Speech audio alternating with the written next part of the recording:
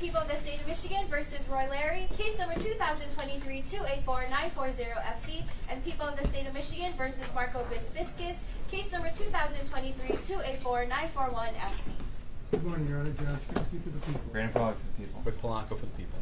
And Jim Thomas on behalf of Mr. Bisbicus. Michael Lyon on behalf of Mr. Bisbicus. Mr. Rivera on behalf of Roy Larry.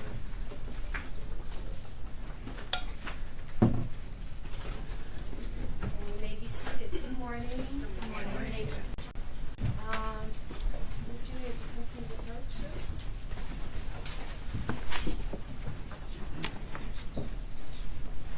Please raise your hand. Do you solemnly swear that the testimony you're about to give before this court upon penalty of perjury is the whole truth? Yes, ma'am. Thank you very much. Please take a seat. Please stand. And state your name for the record. My name is Roy D. Larry, L-A-R-R-Y. Okay, thank you. Go ahead, Mr. Blanco. Good morning again, Mr. Laird. When we last left off yesterday, we were talking about some statements that you had made to the police. You remember that? Indeed. And in fact, those statements that you were referring to, those were made when you were at the hospital. Isn't that correct? No, sir, it wasn't. Okay. You're saying that. Well, where were you when you made those statements, I sir? was concealed on the ground. Okay. And so, just specifically, just want to make sure. So, you were on the ground when you made these statements about Tracy and about Detroit escorts. Is that correct? Correct. And when you were on the ground, are you referring to the scene of Oak Park on James Street? Correct.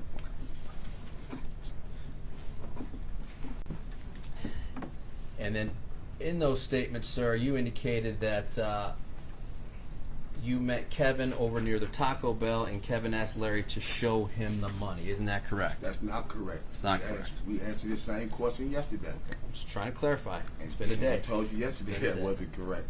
All right, so let's go back to that incident, June 1st, when you were taken into custody. You remember police officers came up to you and they kind of drew you down at gunpoint. Remember that? No, they did not. Okay. Do you remember telling them your name was Roy? Indeed. You remember telling them that you had been shot. Indeed. Okay.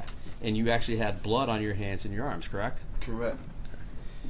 And I think you said yesterday that you were just looking for help from the police, correct? I asked the mailman to call the police. Sure.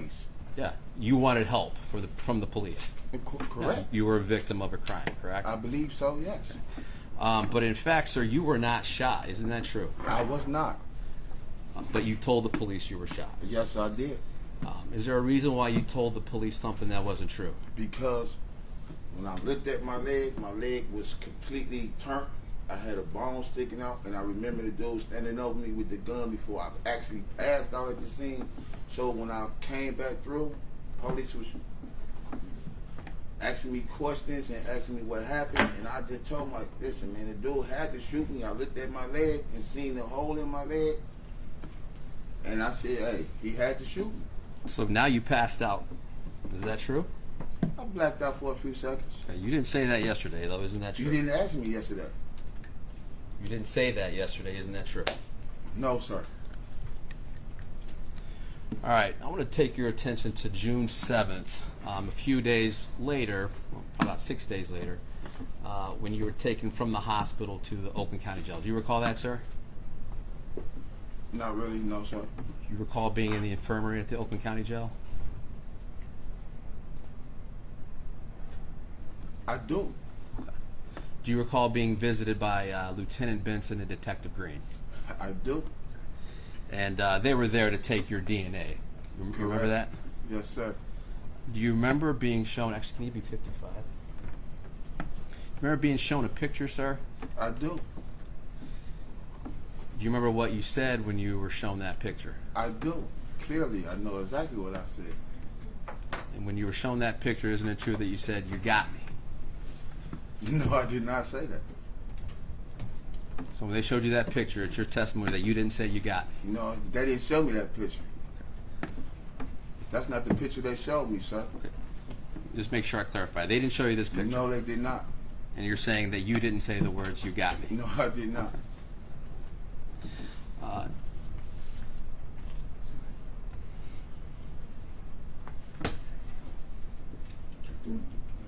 right now, we still have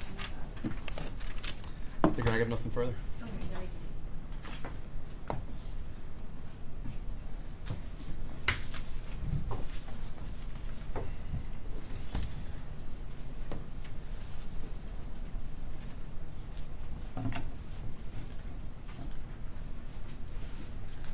Mr. Larry, yesterday there was an issue with regard to whether or not a police report contained information regarding a Detroit escort named Tracy. Do you recall that? I do. Okay. And did you speak to a detective by the name of Deskewicz or Deskewicz? I don't know if he was a detective or whatever. I probably did, for sure. I probably did. And did you tell him about Tracy? I told a couple officers about Okay. that. Did you tell him about little Kevin? I did. And did you tell him you were there to meet Tracy and buy some marijuana? I did, but the point of that was they said, oh, you're lying. You're lying. We searched you. You didn't have any money in your pocket. Okay. And I'm like, what? Then they take the picture of my clothes with the money in my pocket. They don't put the money in evidence. They say, you're lying. You're lying. You couldn't have did this because you didn't have any money. You was out there with no ID, no phone, no money. So how'd you buy weed? And then they take the picture with the money and evidence. Everything I told them from day one has not changed. I never changed my story. I never lied to them, not one time. Mr. about Larry, nothing. did they ask you if you were the shooter? Yes, they Did you did. tell me you were not the shooter? Yes, I did. I have no further questions. Mr. Thomas, anything? I don't. Thanks, Judge. Just one, based on what he said. So you indicated that you were going to buy $20 worth of marijuana, correct? I didn't say $20 worth of marijuana. No, I did not, sir. You did I not said say a that. dime bag of worth of marijuana, sir. Sir, isn't it true you had $14 worth of cash on your person? I have more than $14 worth of cash if you really want to know the truth about it. I have nothing further. Okay, you may step down. Thank you, Mr. Thank you, ma'am. Why don't you step? Yes, ma'am. We have no additional witnesses. Mr. Thomas, anything? No, Your Honor, we don't either. Do you want to, for the record, what I have is the exhibits from you are the photo of marijuana bud. A, B was a photo of the Grass Lake Girl. Exhibit C was the consumer injury policy. D was the Secretary of State title. G was a photo of Darnell Larry in a Givenchy t-shirt, and H was a photo of Darnell Larry with rings from Lakeside. Your Honor, pursuant to a stipulation, the Hutchinson wire summary and cash of checks, that is going to be Exhibit E. We stipulated that. And these are, I'm sorry, what are these numbers? It's a summary of the distributions for Hutchinson by Mr. Bisbicus. Okay. Do you have F as the Articles of Incorporation for HJ? I don't have anything as that. F is the Articles of Incorporation for HJ Pawn and Exchange by stipulation. That's correct. F is in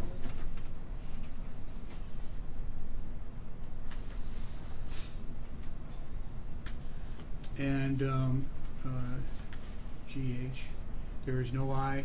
And I have J, which is money transfers to Al Bravo Films, and I'm going to submit it to the prosecutor. These are the numbers that you guys put in the stipulation. You can have Bravo stipulation. Yeah, This is just a summary that we did to show the dates of the transfers. okay, that's fine. And so, What's I? with agreement I. What is And it? that is a summary of transfers for the movie Wish Granted by Mr. Bisbicus on behalf of Al Bravo. Is that the one that it became Skeletons in the skeletons closet. in the closet? Yes, sir. Yeah, Wish Granted turned into Skeletons in the Closet. And I is admitted? All right, move to admit then those exhibits, and then at that point, Judge, I'll rest. E, F, and I are all admitted. Okay. Any rebuttal? Yes, Your Honor. This time people call Lieutenant Dan Batora.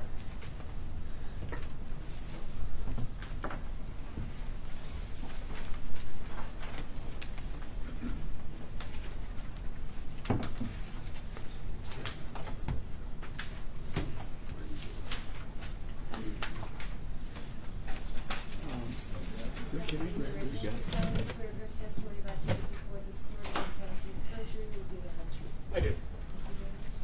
Please take a seat and state your name for the record. Daniel Batora. Last name is B as in boy, A-T-O-R-A. Good morning, sir. I want to talk about June 1st of 2022. You recall that day? I do. The subject that was taken into custody on this matter on James Street. Do you see that person here in court this morning? I do. Can you point to him and Stipulate to ID. thank you, Your Honor. And explain to the jury your first encounter with Mr. Larry on June 1st of 2022. When myself and Detective Deskowitz first approached him, he was laying on the ground. Judge, so they're even over direct examination. I'm just trying to lay some foundation here, Your Honor, for the questions I'm going to ask. Yeah. So as we approached him, he saw us, he got up, and he appeared to be trying to flee, but he couldn't. He had what I would call an obvious injury. We approached him at gunpoint. We ordered him to the ground. He complied. While he was being secured in handcuffs by Detective Deskowitz, I began speaking with him. He told me his name was Roy. I saw that he had blood on his hands and arms. Okay. Let me stop you right there. So he did identify himself as Roy, correct? Correct. And you also said you observed blood on his arms and his hands, you said? Correct. Okay. Did you ask Mr. Larry what had happened? I did. Okay. And what did he say? How did he say he suffered that injury? He said he had been shot. Okay. And after him telling you that he had been shot, what do you do? I called for an ambulance, and then I began to check him for a gunshot wound. Did you, in fact, find a gunshot wound for Mr. Larry? I did not. Okay. And explaining, did he explain further about how he obtained that injury, how he obtained being shot? Yes, I asked him to be more specific about where he was shot at. He told me his leg. I was checking his leg. I still couldn't find a gunshot wound. Then he was even more specific and said his ankle. I pulled up his lower left pant leg, and I saw an obviously broken bone. Okay. Did he say where he had been, where he had suffered that gunshot, that wound? Or the alleged gunshot wound, I should say. He told me that he was fleeing from attempting to buy some marijuana at the Taco Bell. Okay. Did he indicate to you how much money of marijuana or how much money he was going to buy of marijuana? $20 worth of marijuana. Okay. Can you pull up 160? Lieutenant Bator, I'm showing you what's been admitted as People's Exhibit number 60. Do you recognize this photograph? Yes, I do. Okay, what is this a photograph of? It's a photograph of the clothing and belongings that Roy Larry was wearing and had on him at the time he was taken into custody, but for that Beaumont property slip that they fill out when you take property from them at the hospital. Okay. Do you see some cash in this photograph? I do. How much cash is there? It's 14. There's actually a screen right in Yeah. front of you, too. It's $14 and some change here. Looks like just short of $15 total with the change. Actually, it's, I think, just over $15, maybe $15.03. When you first, so you said how much? $14? It looks like $15 with the change. If those are quarters, it looks like approximately $15.03. When you first encountered him as well on June 1st of 2022, did he mention a woman by the name of Tracy to you? Did he mention Tracy to me? Yes. No, he did not. Thank you. I have nothing further.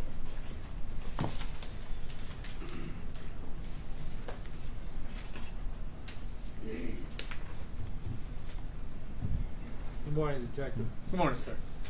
So you stated that you saw an obvious broken left leg or ankle, correct? Yes, it was his lower All right. left leg, ankle area. I don't know exactly what bone was broken. And Mr. Roy or Mr. Larry indicated to you that he was going to see a guy by the name of Kevin Smith. Is that correct? He did. Okay. And he denied that he was a shooter. You asked him that, correct? I asked him. No, did you ask him if he was a shooter? No, I did not. Did your partner ask him if he was the shooter? I don't believe so. Okay. Does your police report reflect that Mr. Roy indicated he was not the shooter? I don't believe so. I believe he indicated he didn't have a gun. Do you work as a team with other detectives? I do. Did you work with Detective Deskevich? Deskowitz, yes. Deskowich? Okay. When you guys work as a team, do you exchange information so you can continue your investigation? Yes. And did you and Mr. Deskevich or Deskowitz talk about or investigate somebody by the name of Tracy? Not that I recall. Are no. you familiar with Deskevich's report where Mr. Larry related to him that he was going to meet a Detroit escort named Tracy? I haven't reviewed his report since around the time of this incident. I do not recall that. Okay, so you're saying you did not review Deskevich's report, correct? Not in preparation for this trial, no.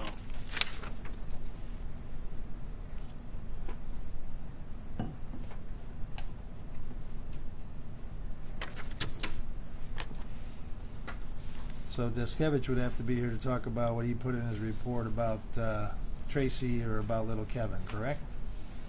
I couldn't speak to his report, no, sir. Is $15 enough to buy a dime bag? It depends on the seller, sir. Do you know what a dime bag is? Dime bag of marijuana, it's a Yeah. gram of marijuana. Yeah. How much does a dime bag cost?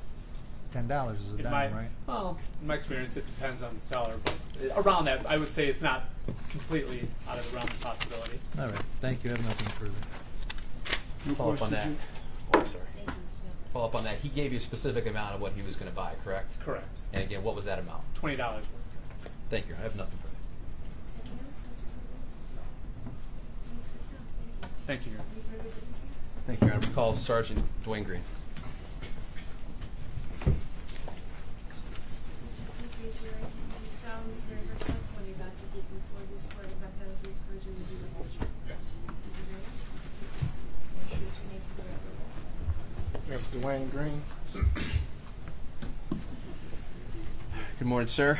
I'm going to take you to June 7th of 2022. You recall that date, sir? Yes, And were you working on that day? I was. And who were you working with on that day? Lieutenant Benson. And did you have an opportunity to visit the Oakland County Jail on that day? I did. And what was the purpose for you visiting the jail that day? A search warrant was obtained to collect the DNA sample from Roy Larry.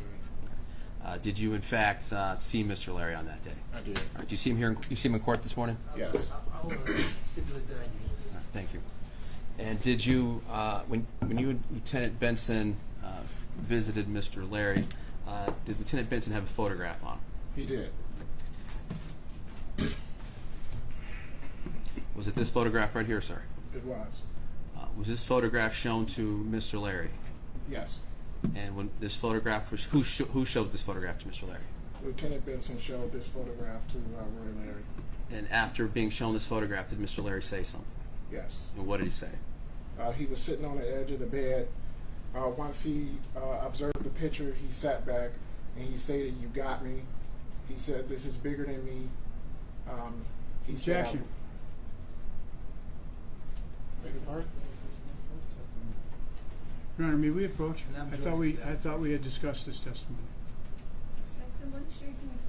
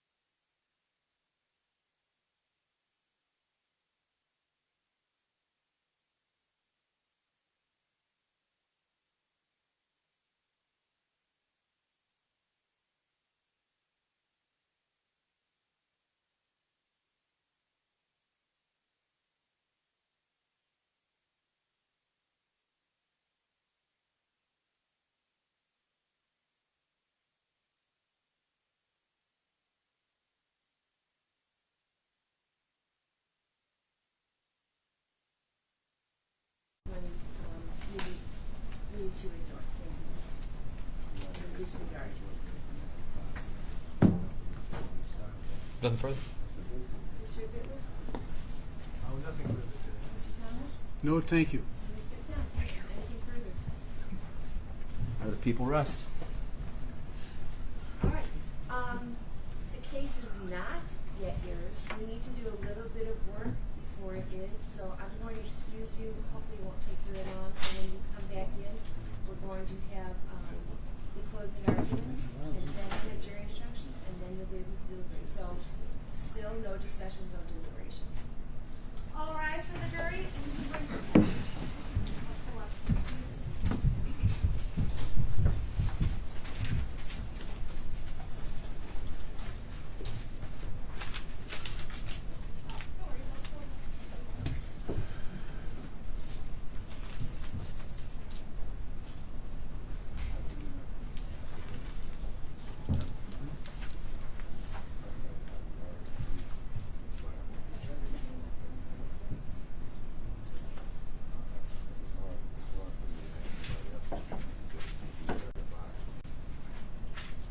You may be seated. Does anyone have any instructions to give me? Excuse me, Ms. Grant, if I may, please. We had a discussion yesterday, and you see what I'm saying? They keep doing it. Y'all just had a sidebar, and they left the picture up there on purpose for the next 3 minutes. And then they coaxed Mr. Green to say something that I never said. In that statement, I exactly said, he said, "This you?" I said, "No." He said, what you say? I said, "When my DNA come back, am I going to be cleared?" I never said anything about you got me or I did this. I exactly asked this man, when my DNA come back from this scene, and y'all know that's not me, are y'all going to let me go? Now he's sitting up here making a false statement on stand of perjury. And I told the jury to disregard it, and the juries listen to what judges say. And when they say disregard it, they know they have But to. they cannot disregard you. I know you said it, I but know. when you hear things in your head, we using common sense. We're not using anything, this common law. That's why he keep doing it. That's why he keep doing it. He know you gonna say, "Your Honor, disregard that." But how can you disregard this when I heard it and the police is presumed to be of correct when he know he's doing things that's not ethical? He knows he's not ethical, and he's steady making a mockery of the court. If you I'm using his terms. If you got me, you got me. It ain't nothing else to it. Don't lie on me. Don't say I said something or I did something I didn't do. And he knows for a fact I've never said them words. And Mr. Whoever this officer is knows. I said, when my DNA come back and it exclude me for not having anything to do with this case, will y'all please let me go? That was my exact words to him and Mr. Benson. So they keep trying to bring evidence in that Mr. Benson haven't testified. So whatever Mr. Benson said, I said, it's hearsay. He's not here. Okay, thank you. You made your record. Anyone, or is that how we're going to do it? Because I need to have it. That's how I'm going to read it. What do you need? See, we put it down. I didn't know that. Thank you. Is there a difference in the two packets? Huh? I also have a packet here from Mr. Thomas. Is there a difference in the packets? Well, Well, first off, this packet, Mr. Thomas' packet is not the form that's called for, so we'll do that in a second. All right, so I'm going to read the prosecutor's packet, and then we'll go back to anything that's missing. You don't need to stand. You don't need to say anything. If you agree on the instruction, you don't need to say anything. It's assumed to agree on it. However, if you disagree with the instruction or object to it, you need to say so. Do you understand that? Yes, ma'am. Mr. Thomas? Yes, What's and your favorite part, right? 3.1. one moment, please. Thank you. 3.2. 3.3 as to Mr. Gizbikis only. Are you gonna write that, Joe? Yeah, I'm going to do it right here.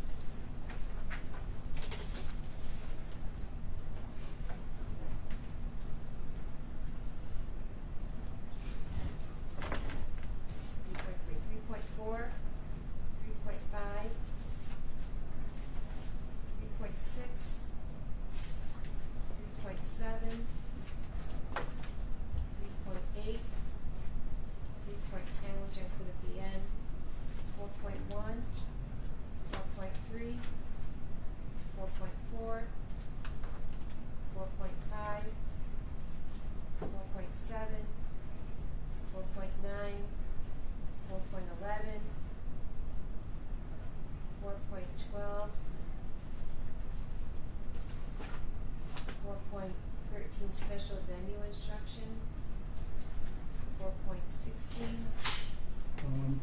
Judge, can we go back to 4.12? 4 point, which one? Yes, 1, 2, okay. not a problem, thank you. Not a problem? Okay, Nope. thank you. 4.13, 4.16, 5.1, 5.2, 5.3, 5.4, 5.6. And again, can we go back to 5.4, please? Sure. Yes. Okay. 5.6, 5.10, 5.11, 5.13, 7.1, sorry, 7.8, 8.1, 8.2, 8.4, 16.1, 16.5, 16.21, 11.34, 10.01, 10.2, 10.4, 10.5, 17.3, 17.8, 17.10, 17.11, 11.34, 11.34B, bring back in 10 there, and 311,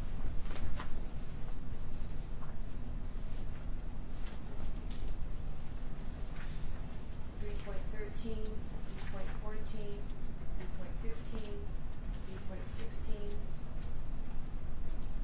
3.22, 3.23, and then a verdict form reads People of the State of Michigan versus Roy Dante Leary. There are 5 counts in this form. This form is 2 pages. You may only return 1 verdict for each count. I go in the box. Count 1, first degree premeditated murder. Then it reads the order guilty. Reason word not guilty. Guilty first degree premeditated murder. Guilty of the lesser crime of second degree murder. Count 2, possession of a firearm with the commission of a felony firearm. Reads not guilty. Guilty of felony firearm. Count 3, conspiracy to commit first degree premeditated murder. Not guilty or guilty of conspiracy to commit first degree premeditated murder. Count 4, assault with intent to commit murder. Not guilty or guilty of assault with intent to commit murder. Count 5, possession of a firearm with the commission of a felony firearm. Or either not guilty or guilty of felony firearm. Second verdict form reads People of the State of Michigan versus Michael Speakus, and it reads it's exactly the same as the form for Mr. Leary. Any objections thus far? 1. Okay. As it relates to Bezbikis's jury form, we have a verdict form. We have 3 choices. I believe that there should be 4, and that is not guilty of is 1, guilty of first degree murder, or guilty of second degree murder, and it should have not guilty of second degree murder. I think we should delineate as to each of the offenses guilty, not guilty. Disagree. No, it's appropriate the way it is. Thank you. All right. Thank you. Any additional instructions that you wanted? No, Judge, you covered everything that I'd asked for. Okay. All right. Y'all ready to start your closing, or do you need any? So should I slow walk this so you can set things up? Sure. Okay.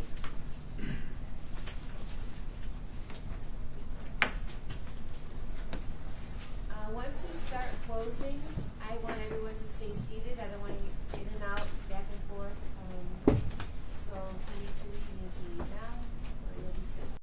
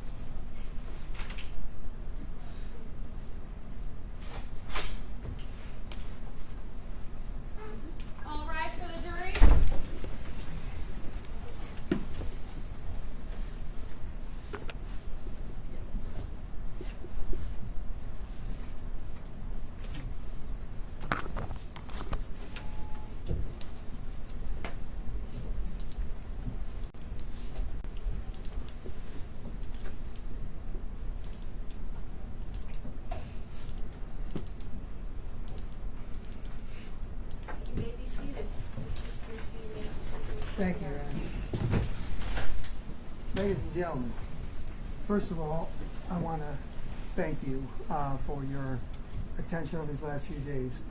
We've been watching you too, and I see that you are paying attention, taking notes, so this is important. You understand that, and I'm sure the defense attorneys feel the same way, and they'll tell you the same thing. So just thank you. Thank you very much for what you've done the last few days.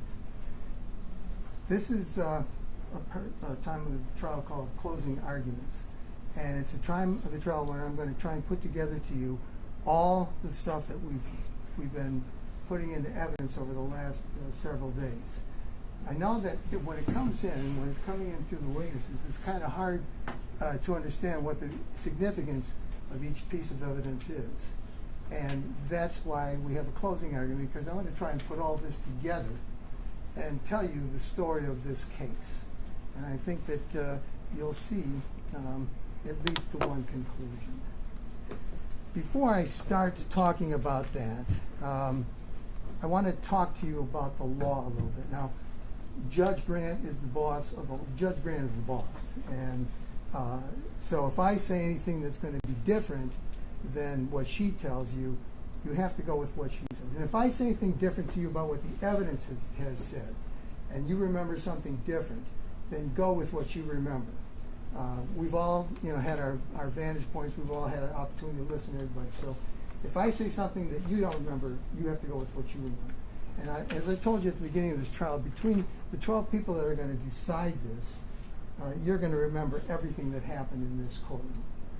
And as far as the law is concerned, you're going to get a copy of these instructions from the court. So again, if I say something that's wrong, go with what the judge says. The first thing I want to talk to you about is this concept of aiding and abetting, because that's the theory under which we've charged Mr. Visbickas.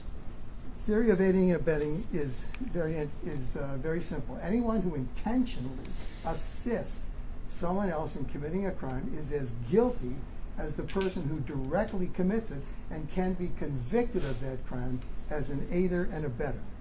So if you help somebody, if you knowingly help somebody else commit a crime like murder, you are just as guilty. Even though you don't pull the trigger, you are as guilty as though you had pulled the trigger. That's the law in this state. It's called aiding and abetting. And so that's what we're going to talk about as far as Mr. Visbickas is concerned. He didn't pull the trigger, but he helped the people that did. He helped the person that did. And that's Roy Larry. That is Roy Larry.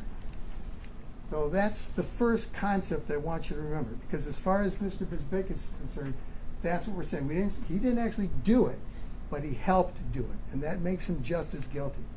The next thing I want to talk to you about are the things that I have to prove in order to show you premeditated murder. Remember, they're charged with 5 counts. They're charged with premeditated murder and felony firearm. They're charged with assault with intent to commit murder and felony firearm. And they're charged with conspiracy to commit murder. So those are 5 charges. And I want to just discuss with you those charges for a second. Each of these crimes are constructed of things called elements. And in order to prove that crime, I have to prove each element beyond a reasonable doubt. And the burden's on me. I'm the prosecutor. These lawyers have been calling me the government. I wish I was, but I'm the prosecutor. I'm the prosecutor in this case. And so the burden's on me.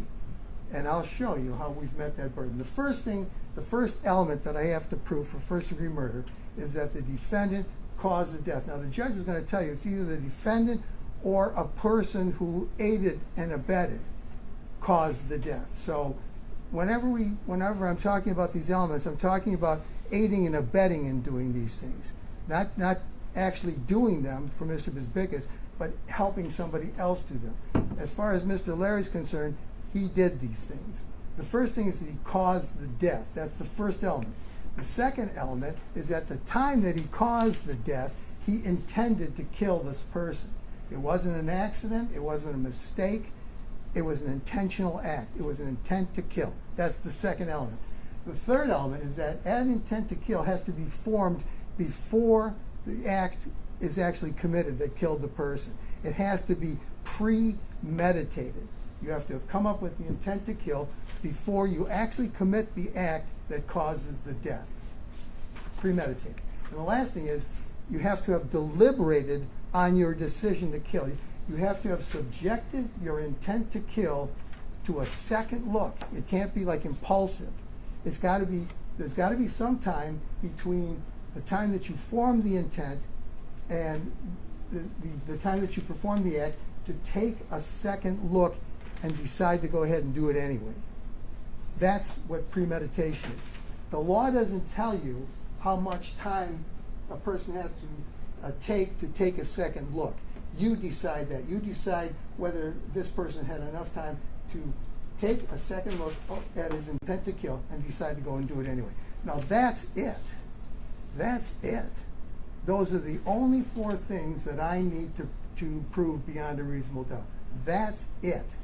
That's first-degree premeditated murder. That's all I have to prove.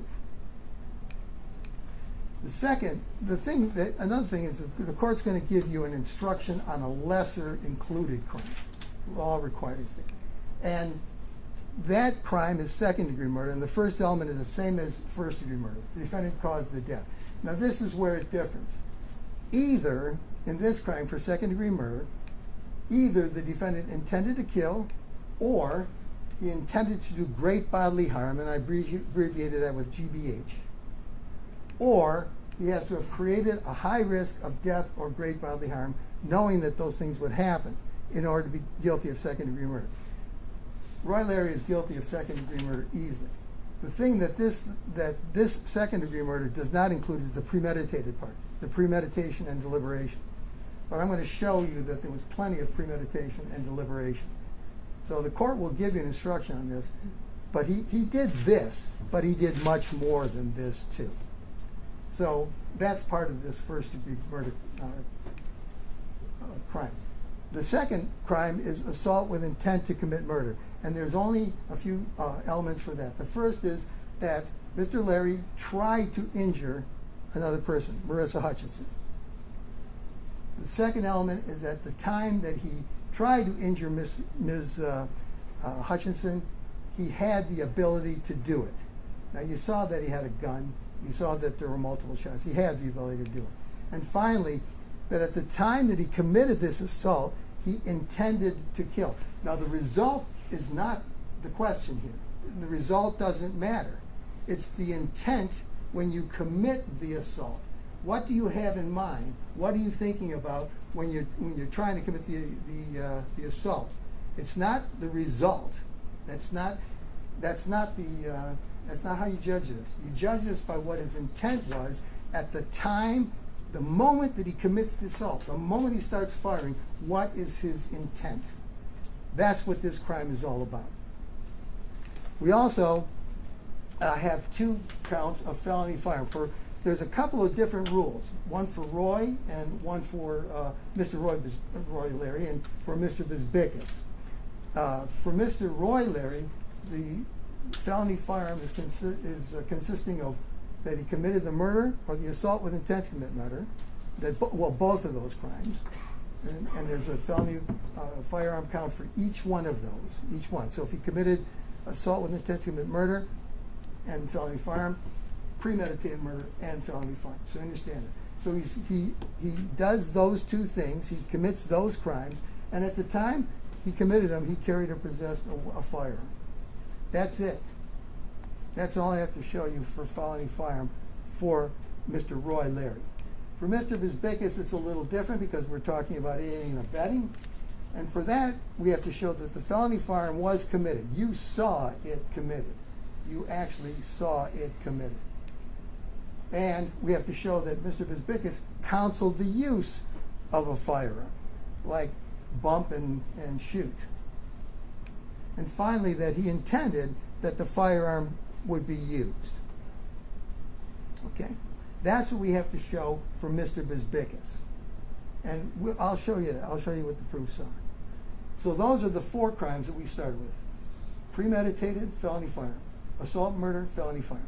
Now the last crime he's charged with is conspiracy. Now a lot of people don't understand that a conspiracy is nothing more than an agreement to commit a crime.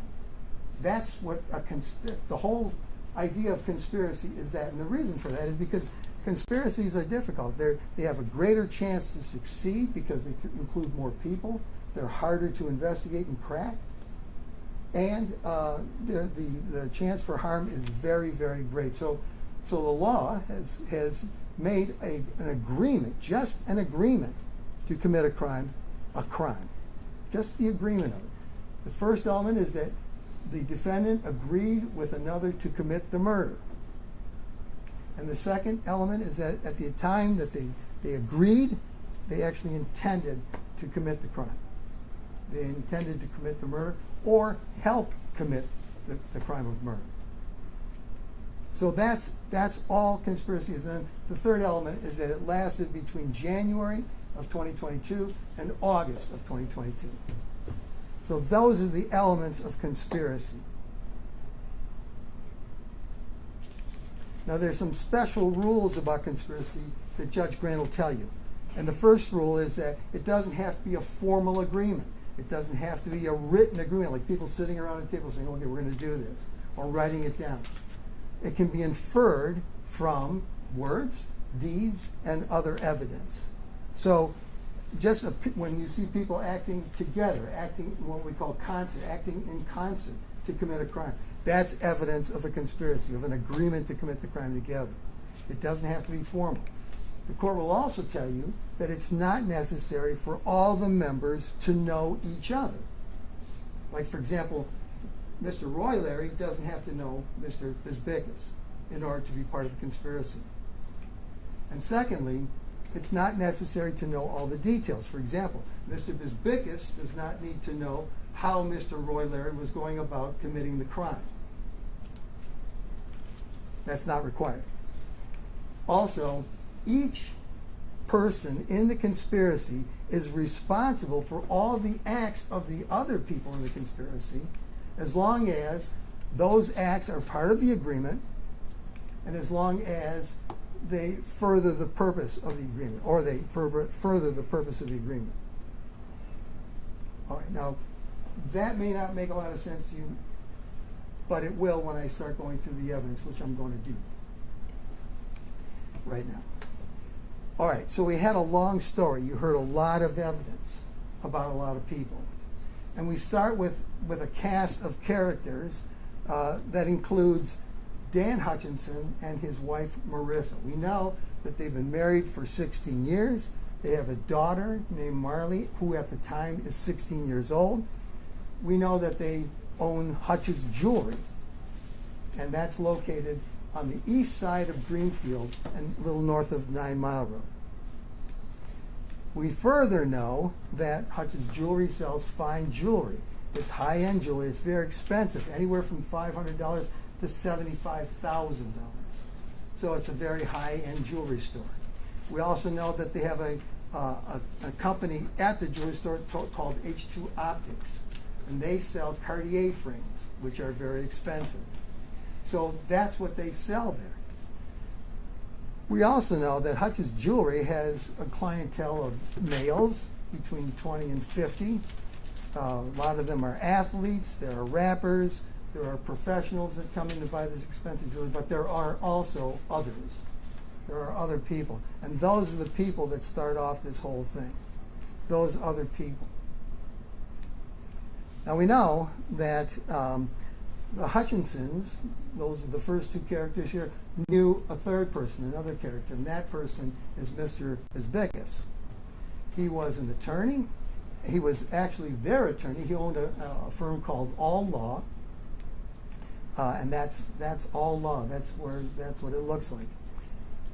We know that that was on the west side of Greenfield, just down the street from Hutch's Jewelry, down the street from the pawn shop, and that he had been their attorney for 5 to 6 years. He did work for them that included family matters, that included he acted as general counsel for their business, for Hutch's Jewelry. They socialized with him. They were friends. They were friends. And that's kind of a theme that you're going to hear throughout this whole thing, is that Mr. Bezbikis ends up being friends with people, very close friends, very trusted friend of all these people.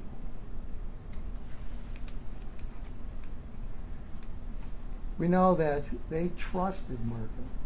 They trusted him. And they sought out his advice. And Mrs. Hutchinson told us that Dan Hutchinson had more contact with Mr. Bezbikis. He called him more often. But they often talked about the business. They talked about what was going on with the business.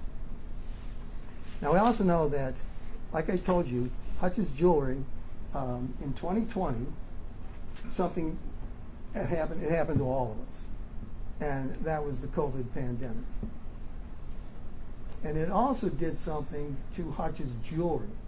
They went from a gross revenue of about $7 million, and it shot up to $21 million in 1 year.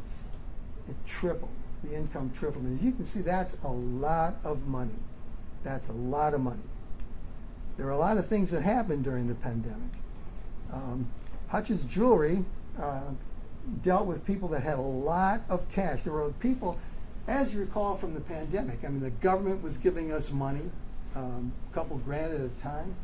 There was a lot of money floating around. They were trying to keep the economy going. There was a lot of money, a lot of cash everywhere. And Marissa told us that people were itching to spend their money. Now, one of the things that Mrs. Hutchinson told us about was that there are IRS 8300 forms. And the importance of that is this. If you have a cash transaction that's over $10,000, the people that are involved in the transaction have to fill out one of these 8300 forms. That you have to, the seller of the item is noted, and the buyer of the item is noted, the name, the address, the social security number. The Hutchinsons were required to fill these out for transactions over $10,000 in cash. And that identifies the customer. But the Hutchinsons didn't do that. Mrs. Hutchinson told you they didn't do that. They were not making their customers fill out those 8300 forms. Now, remember I told you about those other customers besides all these other, and we don't know exactly where those people were getting their money. But we know that they came in with tranches of cash that were far in excess of $10,000. But the Hutchinsons let them slide. They didn't require them to fill out these IRS forms. So they were not identified. Now, where they were getting their money, we don't know. Could have been drug money, their cash sales, bringing in a lot of money. Could have been, we don't know.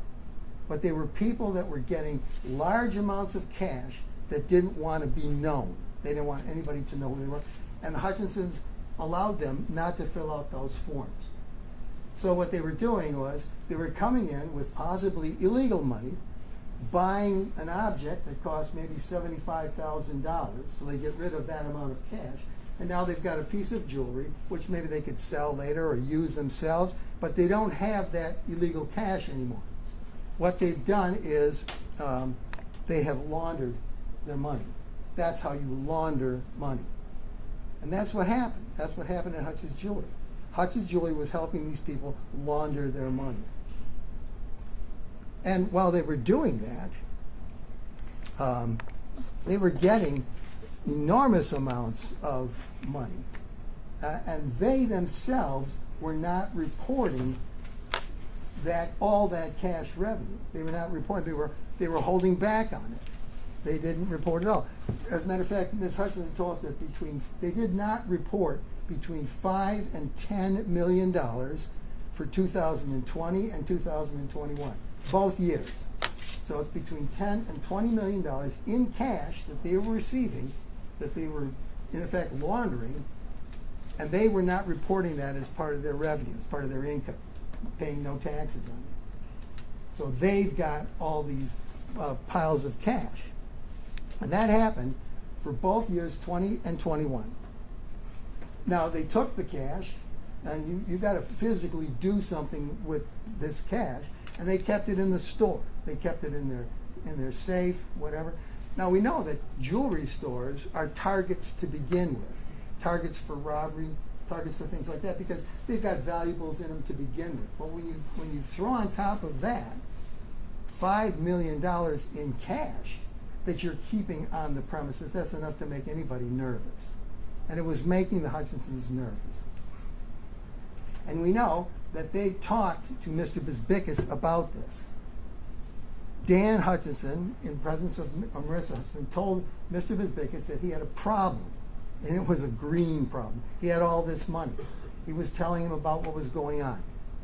He discussed it thoroughly with him. And Mr. Bisbicus suggested something to them.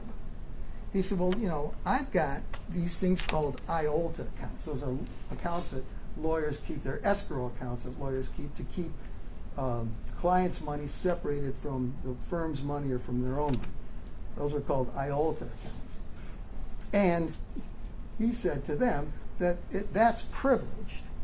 Now, whether it is or not is beside the point. He told these people that that's privileged. The identity of the people that have that money in those IOLTA accounts is privileged. He doesn't have to give that out to the police or the IRS or anybody else. So he said what he would do is he would pay through the IOLTA accounts for things that they wanted. He said that he would keep this in IOLTA, or he would keep it in a place that he called Fort Knox. And he described that to Mrs. Hutchinson as being a place like a big building where you could actually drive in, and he kept the cash there. And they were making deposits to him for between 4.5 and 5 million. Now we also know that there was no record kept of any of this, and you can understand why. You don't want to keep a record of money that's maybe illegal, money that you didn't report, money that you laundered for somebody else. You don't want to keep records like that. You want to keep your records loose and vague. And that's exactly what she said they were doing. Mr. Bisbicus suggested to them, just bring the money here. Just bring it here. I'll put it in Fort Knox, and then when we want to do something, we'll put it through the IOLTA account. And that way, he's money laundering for them. So they started doing that. They brought, now this picture was taken on July the 21st of 2020. And Mrs. Hutchinson identified this money as that's money that they gave. She identified the hand sanitizer in the brown bottle. Said that, you know, she liked it, and Mr. Bisbicus gave her a bottle of that stuff, and she said that's the way they would bind their money. That's the way they banded their money, just like that. And again, this goes exactly right, and exactly what Mrs. Hutchinson said was happening. This is 2020. They brought over these tranches of cash often. They would bring them over in backpacks, in strap sacks. They brought it over in this. This is, I think, Exhibit 185 or something. But she identified this as the bag that they brought. This is 185. And that's right there in the picture.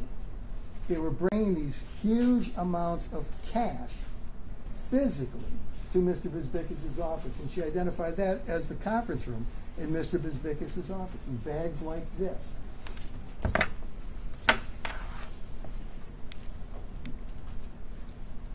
Another picture. And Mr. Bisbicus is taking these, I don't know exactly what these are, vanity shots, I guess, maybe, with all this cash that's coming over. And these photos are taken in 2020 and 2021. That's the amount. And Mr. Bisbicus is all over it. His name is written all over it. All these cash. We know that he mentioned Fort Knox, and we know that on his phone, the FBI found this picture. Mrs. Hutchinson estimated that there's about $1.5 million in cash in this cabinet. They were bringing these amounts, but this was happening. This was happening. So We know that there were no receipts, there were no records. Mrs. Hutchinson said that all this stuff was very informal. They would write down a number on a scrap of paper and show it to each other, and they would just nod, and that was it. That's the records they kept. Mr. Bisbicus knew that this money was not being reported by the Hutchinsons. He knew that this was basically illegal money. We also know, like I said, that they gave him between $4.5 and $5 million. But that's an estimate. And because there are no records, there are no receipts, and like I told you, purposely so, that's just an estimate of the amount of money that they gave him, between $4.5 and $5 million in cash. Mr. Bisbicus took that money, and like I said, he laundered it for the Hutchinsons. Through the IOTA account, he took care of the mortgage on their Sanilac place. He bought a boat for them. They paid off a house on Talbot Street for one of the in-laws. They had their own property in Marathon, Florida. And this is stuff that he is taking, the cash that he's taking, putting it in the IOTA account, and then paying for these things. So he's doing all of that. In Panama City Beach, I think there was an in-law that lived in Panama City Beach, had a house down there. Also, he would purchase the inventory for them. And when we talk about inventory at a jewelry store, you're talking about Rolex watches, you're talking about diamond necklaces, you're talking about diamond rings, you're talking about diamonds themselves, buying all this stuff. It's big inventory. It's a very expensive inventory. And he's buying the inventory with the money that they're giving him, that he filters through an IOTA account for them. They also bought equipment with this stuff. They had a Cartier account. They had to pay for the frames, Cartier frames, which Mrs. Hutchinson told us are extremely expensive. So they were using this money to do those kind of things. And we also know that the Hutchinsons gave Mr. Bisbicus $2.1 million to invest in a movie, which later became known as Skeletons in the Closet. So all of this money he was using, sometimes for their benefit, but basically he was laundering it. In addition to Skeletons in the Closet, the last thing that we talked about was the pawn shop. Remember, the pawn shop cost almost $600,000 in cash. All these cash transactions going. And that came about too. All this money that they're giving him in cash, when he's doing these things, all that money is laundered. That's money laundering. That's what Mr. Bisbicus is doing for the Hutchinsons. So that's going on. All that's going on with those three characters in our story here. But we also know another character in the story, and that's Angelo Raptopoulos. We know that he and Mr. Bisbicus were related. We also know that Mr. Raptopoulos had kind of a rough bringing up. He only had a third grade education. And he and Mr. Bisbicus were godbrothers. In other words, Mr. Bisbicus' parents were Angelo's godmother and godfather. And in the Greek tradition, he told us, that those people take their responsibilities seriously. When Angelo was left on his own, basically, when his father was deported and his mother left, he was basically on his own. And Mr. Bisbicus' parents, his godparents, took him in. And as a result of that, he and Mr. Bisbicus were godbrothers. They were brought up together. He looked at Mr. Bisbicus as a big brother. He said that they were best friends.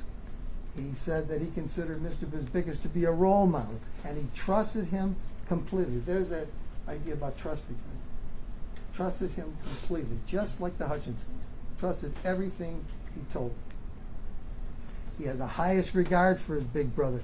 He says he was always loyal to him, and when he testified on the stand, he said that's one of the hardest things he's ever done in his life, because he still loves his brother. That's Angelo Raptopoulos. And that's his relation to Mr. Bisbicus. We know that there was another operation that was being run by Mr. Bisbicus, and that was at, ironically, a place called Grass Lake. And it's ironic because what they were growing at this farm was grass. They were growing dope. They were growing marijuana. There you see them. That's the dope farm. And that's the dope. And you can see Mr. Bisbicus and Mr. Reptopoulos. And you can see quite a change on Mr. Reptopoulos from that picture. Because he's been doing something very difficult this whole time. He has to testify against his brother, his mentor, his idol, the person he trusts. And there's another. They can look at him. Look at the difference. That's the same person. That's him at the grow operation. And there's Mr. Bisbicus at the grow operation. So we've got that going on too, while we've got the money laundering going on. Okay? Now we bring in another character, and that person is Darnell Larry. And we found out a few things about Mr. Larry. We found out that in 1991 he was involved in a murder, and he went to prison. He got out, and he got in touch with Mr. Bisbicus. Mr. Bisbicus knew about this past. He also knew that Mr. Larry, Mr. Darnell Larry, did not testify against the other people. He was not a snitch. He had been involved in a murder, and he was not a snitch. And Mr. Bisbicus knew this. He knew these things about Darnell Larry. He'd been in prison for a long time, and he's cousins with Roy. He and Roy are cousins. Both of them said that. And we know that they will participate later on in this murder together.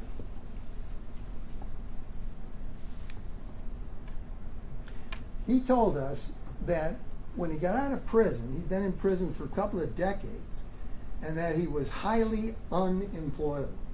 I mean, you hire a guy that's got a murder rap on his record, I mean, it's hard to get a job. And he said that. And not only that, I mean, he's been in prison for 20 years. He said he picked up some skills in prison, some carpentry skills. But he got out of prison, what do you got? And what do you know? You've been out of it for 20 years. No bank account, no insurance, no house, no car, sometimes no family. As a matter of fact, that's what he was saying. He was squatting in an apartment building in Detroit. And there were a couple of guys that were involved, a guy named Marvin who owned the building, and later on a guy named Sam Ali who bought the building. And he said that he met Mr. Bisbicus through this apartment building. Mr. Bisbicus was the attorney for both Marvin and for Mr. Ali when they were running these buildings. And that's how he met Mr. Bisbicus. That's how Mr. Bisbicus finds out his story. So what happens is that, as Darnell Larry tells us, he got a settlement from Marvin, because Marvin wasn't paying him for the maintenance work he was doing. He paid him as a supervisor of the building, but not for the maintenance work he was doing. And he got a settlement. When he had that settlement, he said he took that money and he bought a car. He bought that Camaro.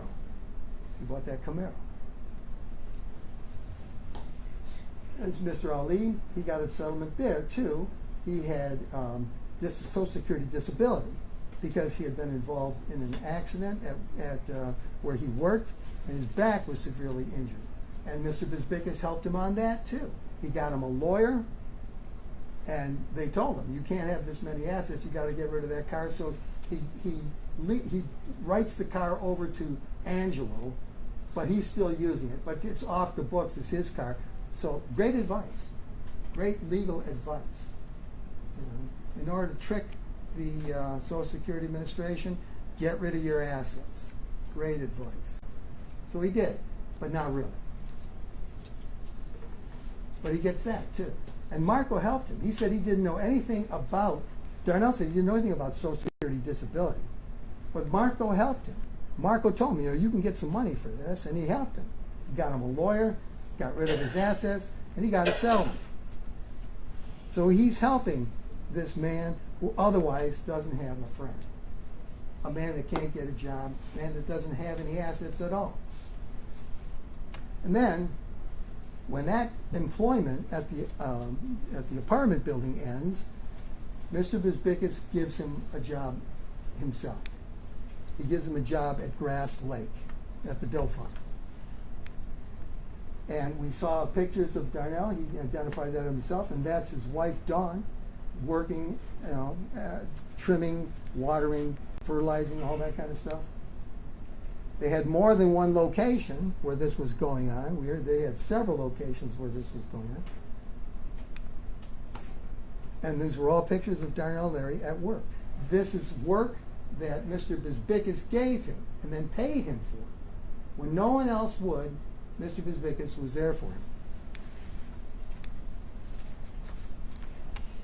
As a result of this, Mr. Darnell Larry started getting, very, very emotional and connected with Mr. Bisbickus. He said he felt love for Mr. Bisbickus. He was loyal to him. He said that he had respect for him, that they were family. And he had no other family. Roy had not been around a long time. That's what he said. But this guy was being his family. He was helping him get money. He was giving him a job. He said that he trusted Mr. Bisbickus, and there's that word again, trusted. Just like the Hutchinsons, just like Angela. And now we have Darnell, same thing, trusting. Mr. Bisbickus even attended Darnell's wedding. And you heard what Darnell said. He was the only person that attended Darnell's wedding. Again, this is a guy with no friends, no family, and this guy, Mr. Bisbickus, he befriends this guy, gives him things, gives him a job, gives him some hope. And he, in turn, develops love and loyalty to Mr. Bisbickus. He's their family. They always said that they would have each other's back and protect each other. And Darnell Larry's Facebook page even read, Darnell Larry is with Marco Bisbickus. There he is. And he told him, among other things, he says here that he's talking about stop consigning for love. I'm going to post some pictures of those men that I'll go to the end of the world for, believing in what I stand for. I post a few pictures of some of the men who stand in the center of my world. I will post the second part of this post with a picture of those I miss. And he posts his wedding pictures. There's Mr. Bisbickus in that big picture to the right with Darnell and with Dawn. There he is standing, Mr. Bisbickus standing with his arm around Dawn and her arm around his shoulder. Those are all pictures from the wedding. Darnell Larry is with Marco Bisbickus. Another post where he says, it's few men in this world that I'll step outside of my box and make a sacrifice. These men are not your average men. They stand above most, and they're worthy of any sacrifice, and I will definitely put my life on the line without question. And Marco writes back to him, and he says, I'm very honored reading your post and cannot stress it enough. We are family. And I don't say that loosely. I truly mean it. The love and respect is mutual. We never know what's going to happen in the future, but what I do know is that whatever it is, I will have your back and be there for you as you have always been for me too. These last few years are just the beginning. God put us on the same path for more than one reason. We have more stories to make. Now imagine getting something like that from somebody, a lawyer, who's got his own business, walks around in suits all the time. And here's a guy who's got to feel like the lowest thing on earth. Out of prison, murder, no job, no nothing. And here's this guy, right here. We are family. Me and you are family. We got each other's backs. How would you feel about that guy?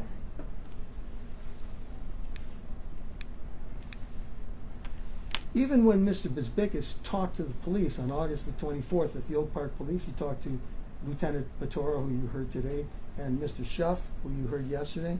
You don't know that? He told him. He said, this guy's a good guy. He's not involved in this. They were talking to Mr. Bezbikis about the murder. He said, no, this guy's a good guy. He's not involved in this. He's got Mr. Darnell Larry's back. That's how you get somebody's back. That's how you cover somebody's back. That's what you do. That's what that means.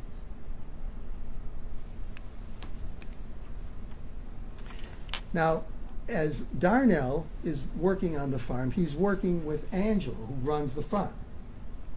And they work together, and Mr. Raptopoulos, Angelo, he said, the illegal part about this thing is that we're selling this goat. We're selling it on the street. And Darnell Larry was the person that was doing that. He had the connections on the street. He had some dope convictions himself. He knew how to do this. That's one of the abilities that he had to make a living, to survive. That's what he's doing. There you got it. I mean, 100%. Darnell Larry, 100%. Angelo and Marco. So in the initial part of this story, we've got these four people, and they're all bound up together, and they're bound up through their common association with one person, and that's Marco Bezbikis. So that's our cast right now. Those are the people that are involved at first, and that's how they got involved. Now something happens on January the 27th that seems to change the whole thing. On January 27th, Dan Hutchinson texts to Marco this. He says, "Hello, sir. I have an opportunity to buy a building that I can do pawn in also. He wants me to look at it tomorrow. Are you free anytime? It's between 8 and 9 on Greenfield." This is the pawn shop. This is Pay Benny. This is the pawn shop that they're going to buy. This seems to change everything for some reason. Because shortly after that, in late January, Mr. Raptopoulos tells us that he and Marco are together after everybody's gone home at All Law. They're in the kitchen together. And he says that Mr. Bezbikis comes in and he tells him this. He says, "I got a serious problem. You're not going to like this." Now this is right after Dan Hutchinson's text. This is what Angelo Raptopoulos is telling us. And he says that he introduced Hutch to some people out east, people that are in the mob. And he says in the tri-state area, that's New York, Pennsylvania, and Jersey. Okay? So he introduced him. He vouches for him. That's what Angelo says. You introduce somebody to do business, you're vouching for that person. So Marco vouches for Dan to these people out east. And they do some deals. They do some diamond deals, he said. But then he said that Hutch gets in trouble with the feds. He said he had a heroin problem. We don't know whether that's true. It's probably not. But he said that Hutch gets busted by some guys from the feds. And so in order to get himself out of trouble, he starts cooperating. He agrees to testify. This is what Angelo is listening to from Marco. This is what Marco's telling him. He says that I'm third on the indictment list. I'm high up. I'm high up on this indictment list, and the reason for it is all because of Hutch. Hutch got into trouble, so he's turning over a bunch of people to save himself. That's what Marco is telling Angelo. He said a lot of people are going to go to jail, and New York wants Hutch dead. They don't want him to testify. This is what he's telling Angelo. We don't want him to testify.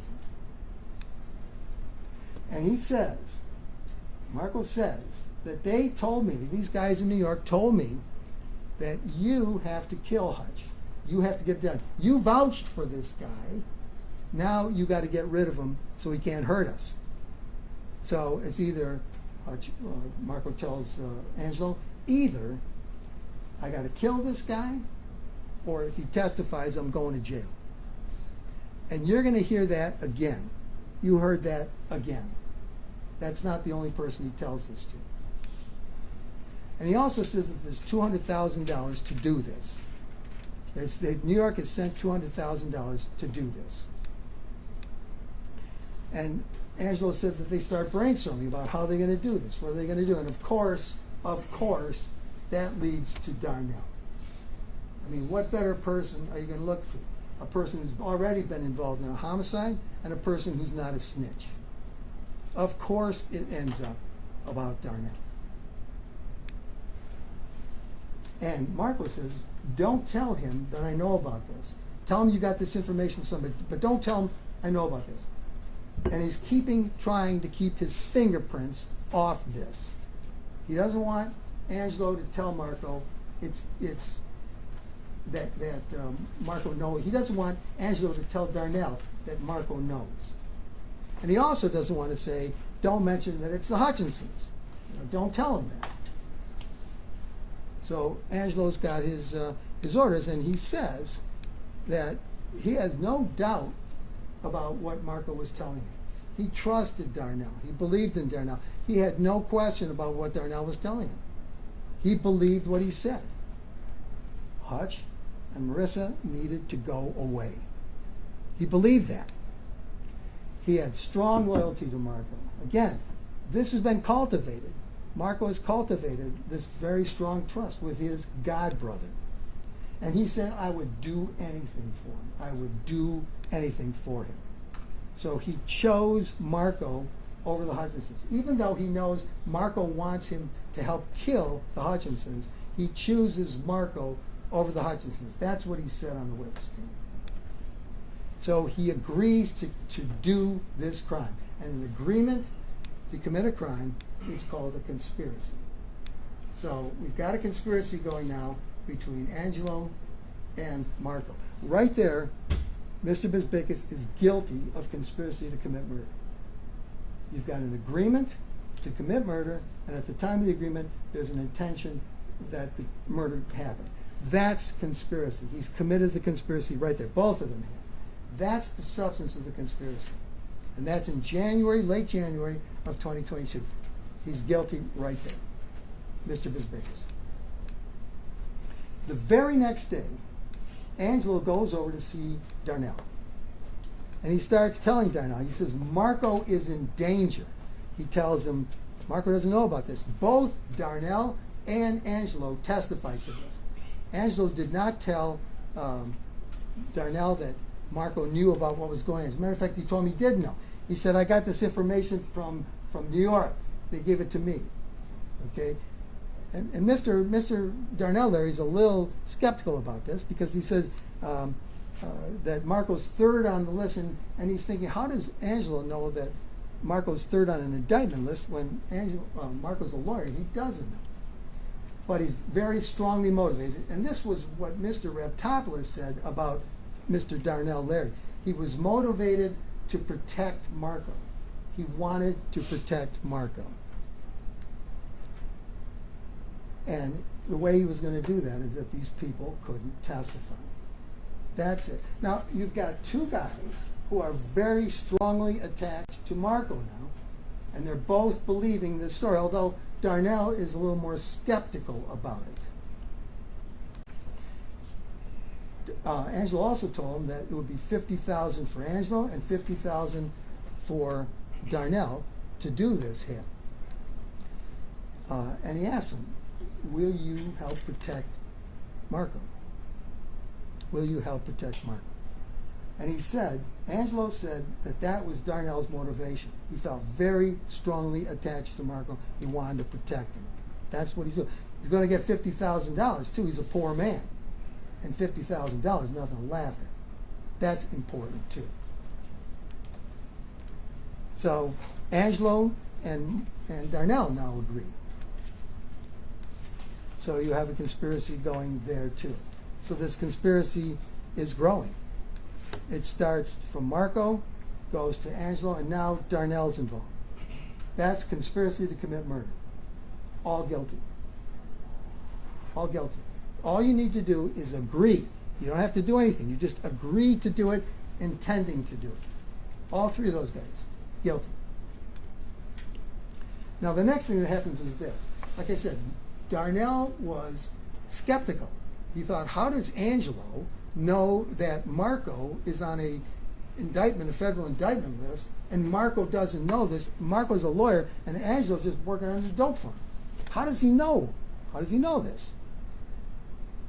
So he decides on February the 8th, he said, he sent an email to Mr. Bezbikis, and the email says, are you in the office? If so, I need to bring you something. He wanted to bring him his cell phone with the information on it that he had about this conversation that he had with Angelo. Marco says, yeah, I'm here. So he said, Darnell says, I go to the office. And I said, did you really send Angelo to me to ask me to harm some people? Did you really do that? And he said, Marco looks at him and goes, I appreciate that you volunteered to do this. Remember he said that? I appreciate that you volunteered to do this.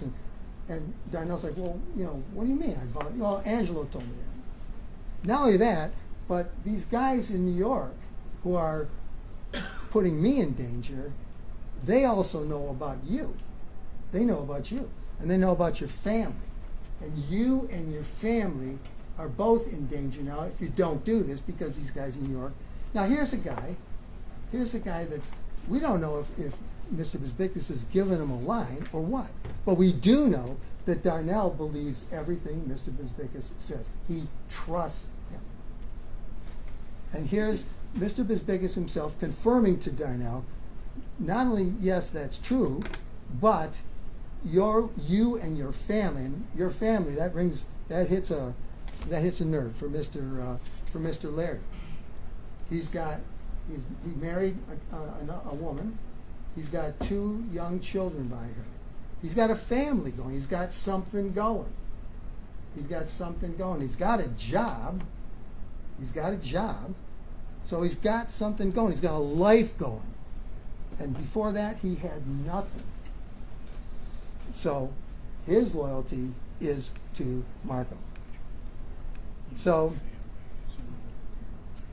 Marco tells him that Hutch had this heroin problem, that Hutch is going to be testifying against me. A lot of people are going to jail.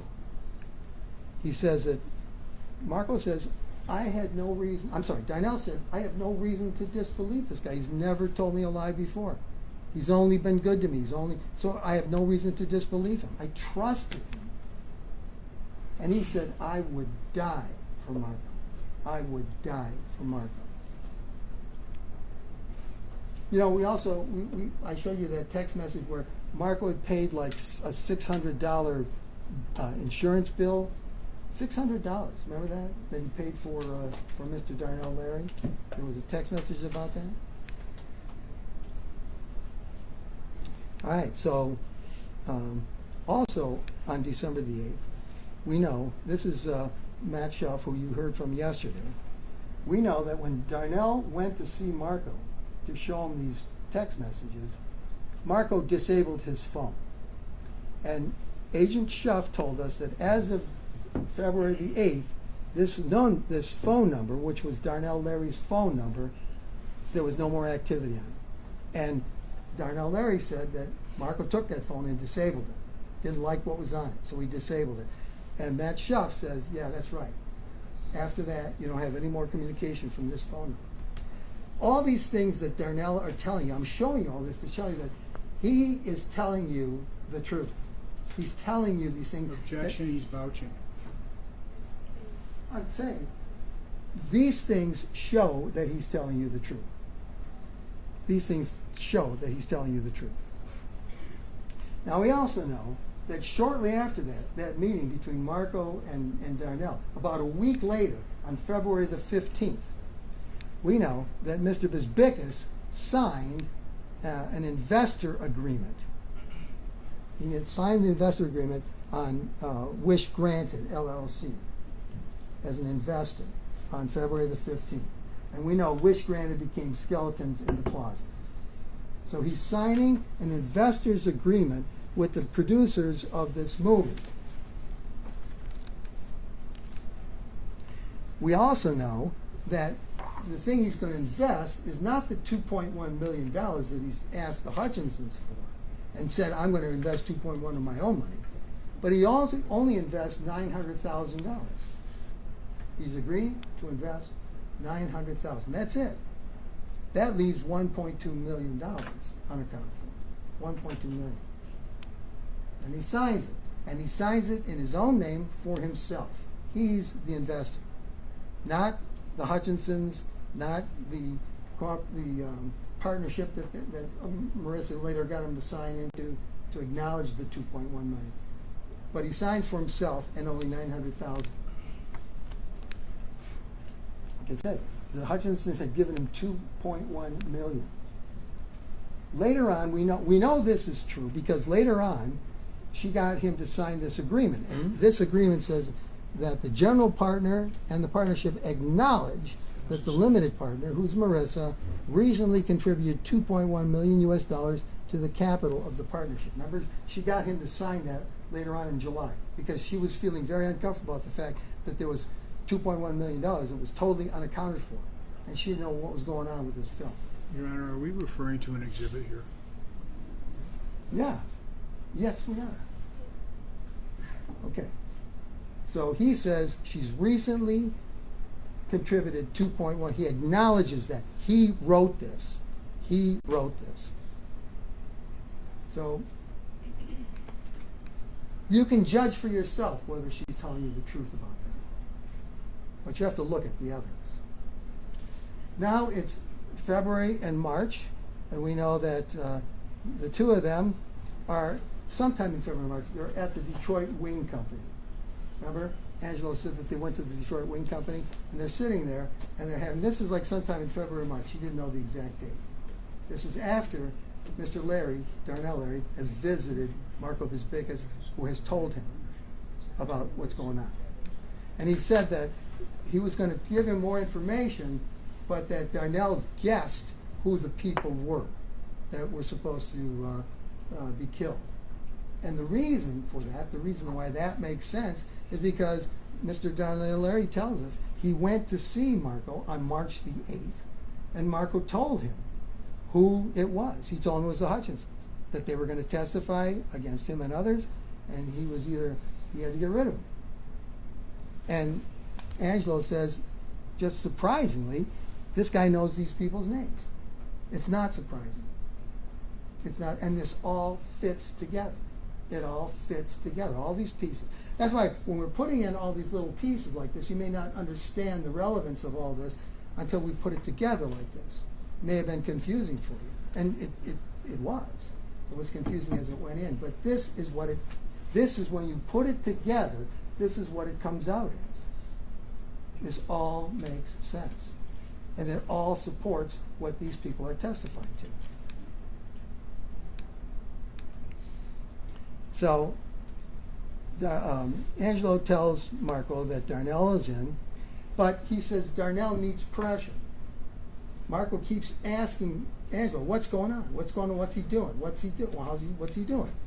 And he said that Marco decides that he wants direct involvement now with Darnell. Rather than being this person that doesn't know this stuff's going on, he wants direct involvement. That's what he tells Angelo. So Angelo says the cards are in play, and Marco tells him now is the time. Now is the time to move on this plan. This is what I want. So Angelo brings Darnell to all law. That's what he testified to. And he said that they discussed this bump and shoot thing. That you come up from behind, you hit him, when you pull over, you get out and you shoot him. That's what Marco wants him to do. Bump and shoot. And when he encourages him to get out and use a firearm, he is aiding and abetting in the felony firearm. He's encouraging him to use a firearm. That's aiding and abetting. This whole plan about run into him, when they pull over, get out and shoot him, that's aiding and abetting in felony firearms.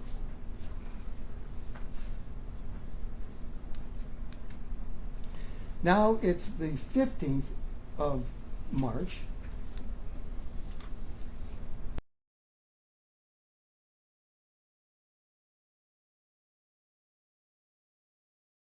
know that, all right. We know that on the 14th of March that something happened at All Law. We know that the Hutchinsons came to All Law to sign some papers. There had been talk about a will, and Marissa Hutchinson said that then suddenly these things were speeded up. They were all speeded up. And that there was, Marco wanted this to happen, and she said that we were talking about, but all of a sudden it's got to happen. So they go to Uzbekis's place, All Law, and they sign a trust agreement, which you heard about, and you Professor Bellion told you about what a trust is. They signed that paper, and in that trust is the jewelry store, is this cash cow, the jewelry store, which produces all this money. And now there's a trust. That's in April. Okay. All right. All right. This is March. I'm sorry, I'm getting ahead of this. This is March 15th. I thought it was April 15th. All right, this is March 15th.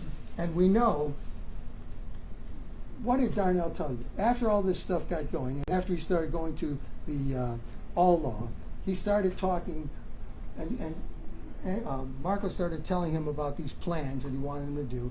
He said he got scared, and he called, remember he said he called the jewelry store. And this is Special Agent Tolzis, who you heard from. And he mapped this out. Remember, on the cast, he can show you where cell phones are and what's going on with these cell phones. So he says Darnell Larry's cell phone, and Darnell Larry's always the green, that he's at home with his cell phone. And he's calling.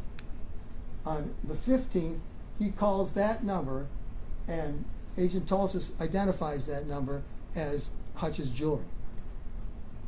He calls Hutch's jewelry, just like he said he did. Here's the proof.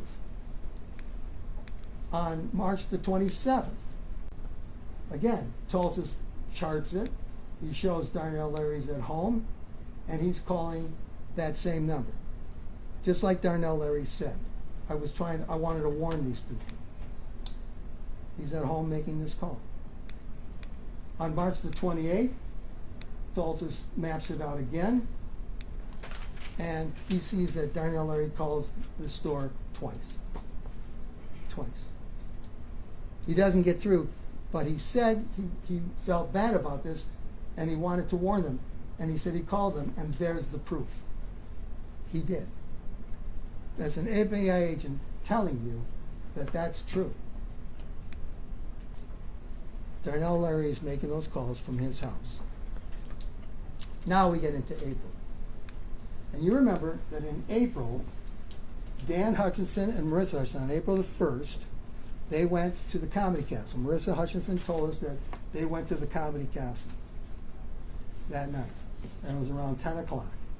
The two of them and a third person went.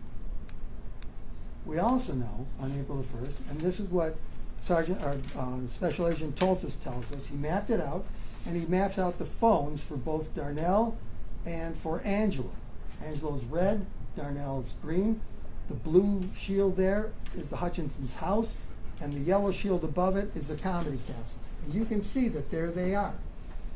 There they are. They're at the Comedy Castle, and that map is good between 9:52 and 10:04. And Angelo told us that he saw them go in there. He was posted someplace. He said he went there, he saw that they were there, then he went and picked up Darnell and brought him back. That's what he says. So now the two of them, you can see their phones are right there in Royal Oak near the Comedy Castle for about maybe 12 minutes. About 12 minutes.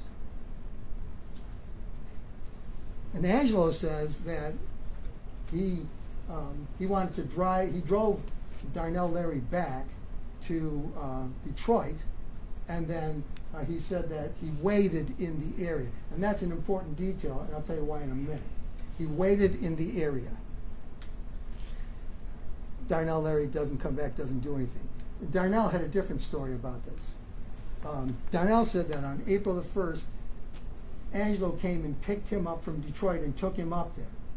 And he said that Angelo wanted him to get out of the car, and when the Hutchinsons came out of the Comedy Castle, to shoot him. And that he would then meet up with Darnell somewhere else and drive him home. And Darnell tells him, the Royal Oak Police Station's right down the street from the Comedy Castle. I'm not doing that. I'm not going to do that. So his story differs a little bit from what Angelo said. But he said afterwards, Angelo took him home. Took him back home. And that's a dud. Nothing happens on April the 1st. But it happened. What Darnell Larry said, what Angelo Reptopoulos said, it happened. Special Agent Toltis proves it. It happened. Now it's April the 14th. Now we're on April the 14th. And Marissa Hutchinson testified that they were talking about a will, but suddenly this will idea came up abruptly from Mr. Bisbickus. She said that it came up out of nowhere. So on the 14th, Darnell Larry is also in the area, and he sends a text message to Angelo. What he sends is, he sent 2 photographs. Now you remember that the way we tell the time, UTC, that's Universal Time, you subtract 4, so 4 from 12 is 8, so it's 8:20 in the morning that this is happening. 8:20 in the morning. And Darnell is sending messages to Angelo. And what he does is he shows him, he said, I wanted to show him I was in the area. So that's a picture from the driver's seat of the Escape, the Ford Escape. And there's the rose on there. We know that's the Ford Escape. And he even takes a picture of himself to show that he's on the job. He's where he's supposed to be. He sends messages to Darnell, or to Angelo, and he says, there's several things he says, but at the bottom he says, they did text me, my phone was off, he got there about 30 minutes ago, in between them moving back and forth. When they leave there, we'll make a move on them in traffic, on him in traffic. And you know what that is. We know what that is. That's the bump and shoot thing. That's the bump and shoot thing. So he's there. He knows the Hutchinsons are going to be there. And he's texting him, I'm on the job. I'll get him. I'll get him. Now we know that the reason why we're there on the 14th, all these people are there. Dan and Marissa are there. Mr. Bisbickus is there. And Mr. Reptopoulos is all there. And they're all at all law. And they're there to sign some papers. And the paper that they signed is the Hutchinsons Living Trust. And we know now that that trust was signed by both of them on that day, on April the 14th. We know that the jewelry store was assigned as assets of the trust. So now the trust owns the assets, owns the jewelry store. We know that that was prepared by Mr. Bisbickus. It says it right there. And we also know that Mr. Bisbickus is named as a trustee for this trust if Daniel and Marissa Hutchinson are unable to fulfill the duties of trust. Like, for example, if they're both murdered, the next trustee is Marco Bisbickus. Marissa said that she didn't know that this was, she said that she just signed this paper like when you sign a mortgage, you know, sign here, sign here, sign. You're not reading the thing, you're just signing it. And that's because you trust the person who's told you about it. And Bisbickus is telling him to sign all these things, and she just signed. She doesn't realize that she's signing a paper that makes him a trustee. And we know from Professor Balian what a trustee is and what it can do. You trust in the trustee because the trustee's got a lot of power over the assets that are in the trust. Basically, the trust owns Hutch's, and the person that's in charge of the trust, the trustee, will own Hutch's on the death of the Hutchinsons, and that trustee is Marco Bisbickus. So when he signs himself in as a trustee in the event of the death of the Hutchinsons, he is going to become the owner of that cash cow, this jewelry store that's bringing all this cash money that you don't have to report, you don't have to pay taxes on. It's free money.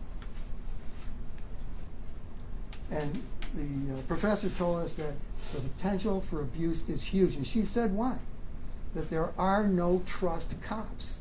There's no way to tell what the trustee is doing. The trustee is legally the owner of the assets of the trust, which includes the jewelry store. And that's why we asked the professor to come here and explain that, because that's important. It's important. It makes him the sole owner of this place on the death of those two other people. Okay, now it's the early morning hours right after they have signed this trust. They signed the trust April the 14th. Now it's early morning hours of the 15th.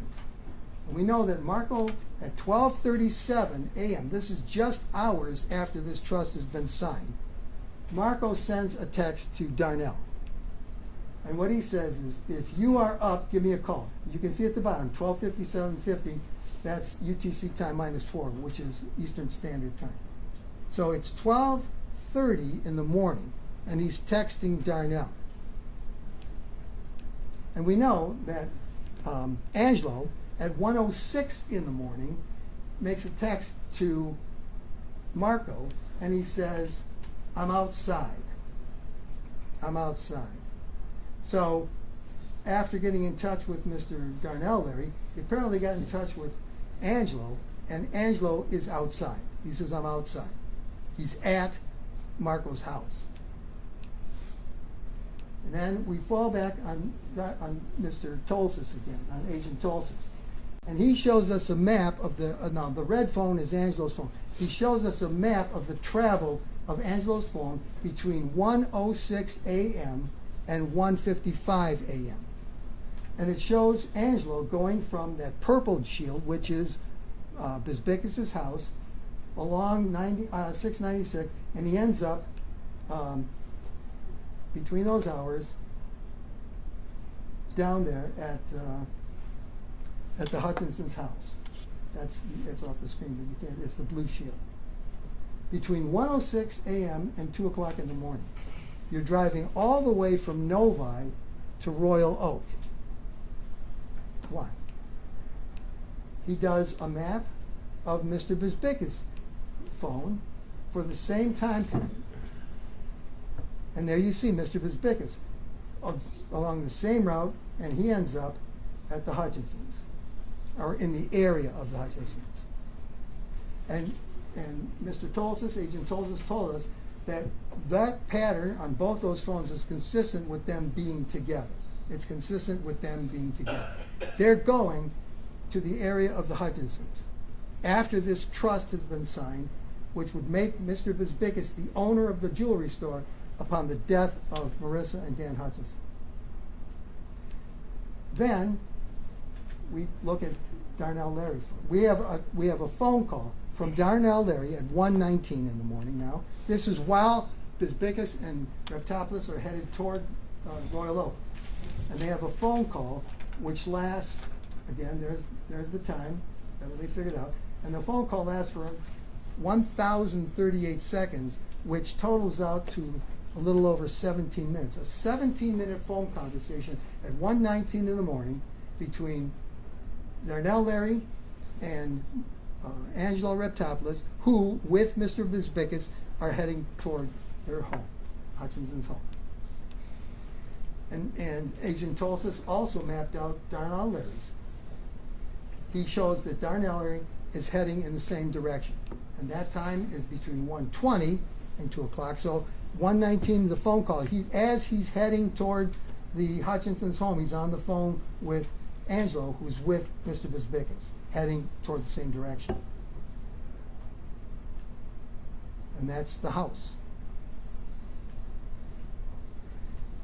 Now, the reason why Darnell knew the location of the house is because he said that Angelo had taken him there many times. As a matter of fact, he pointed to that white van that was parked, remember that white van that was parked out next to All Law? And he said that was the van that we went in, that he showed me the house. So Darnell knows where this house is. He's heading right for it.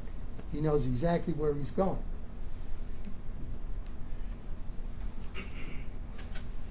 When they're there, they're there between like at about 1:55, about 5 minutes to 2 in the morning. There's the Mr. Darnell area is down there by the house, and up a little bit from that is both phones of Mr. Vizbickas and Angelo Reptopoulos. And I said before that, remember at the Comedy Castle, Angelo said he left him off, but he stayed in the area to see what would happen. He stayed in the area. That's exactly what's going on here.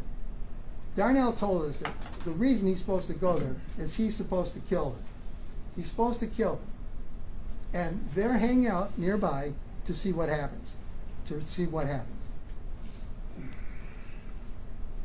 That's the house.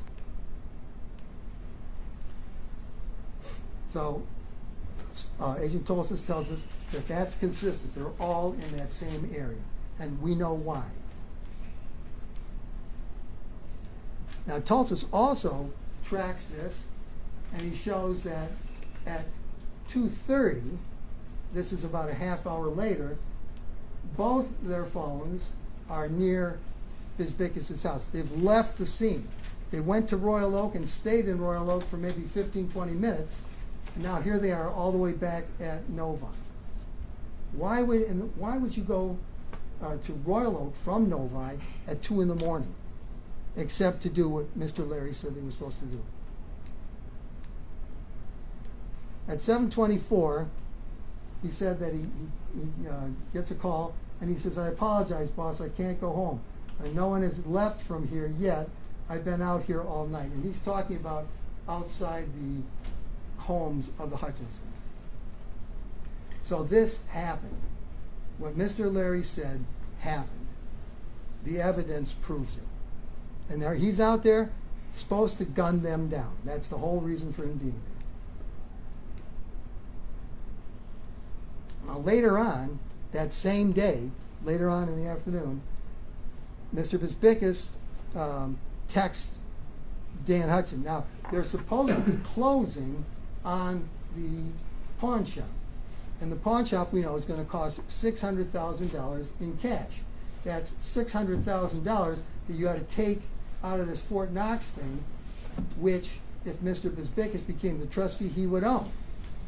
So that's basically $600,000 out of Vizbickas' pocket, if this happens, if this closing happens. And you remember, the whole thing seems to start with the talk about the pawn shop, with the text message from Dan Hutchinson to Marco about the pawn shop. Well, anyway, he texts him, and he says, "I'm going to get a CT scan on my leg. This lady just hit me on Lafayette while I was crossing the street to Comerica. It doesn't feel like I broke anything, but something is not right. I'm going to ask for the closing to be pushed till Tuesday, if it works for you." And Tuesday of that week was April the 19th. Bitch claims she didn't see my 280 pounds crossing the street. Nothing broken, just torn meniscus.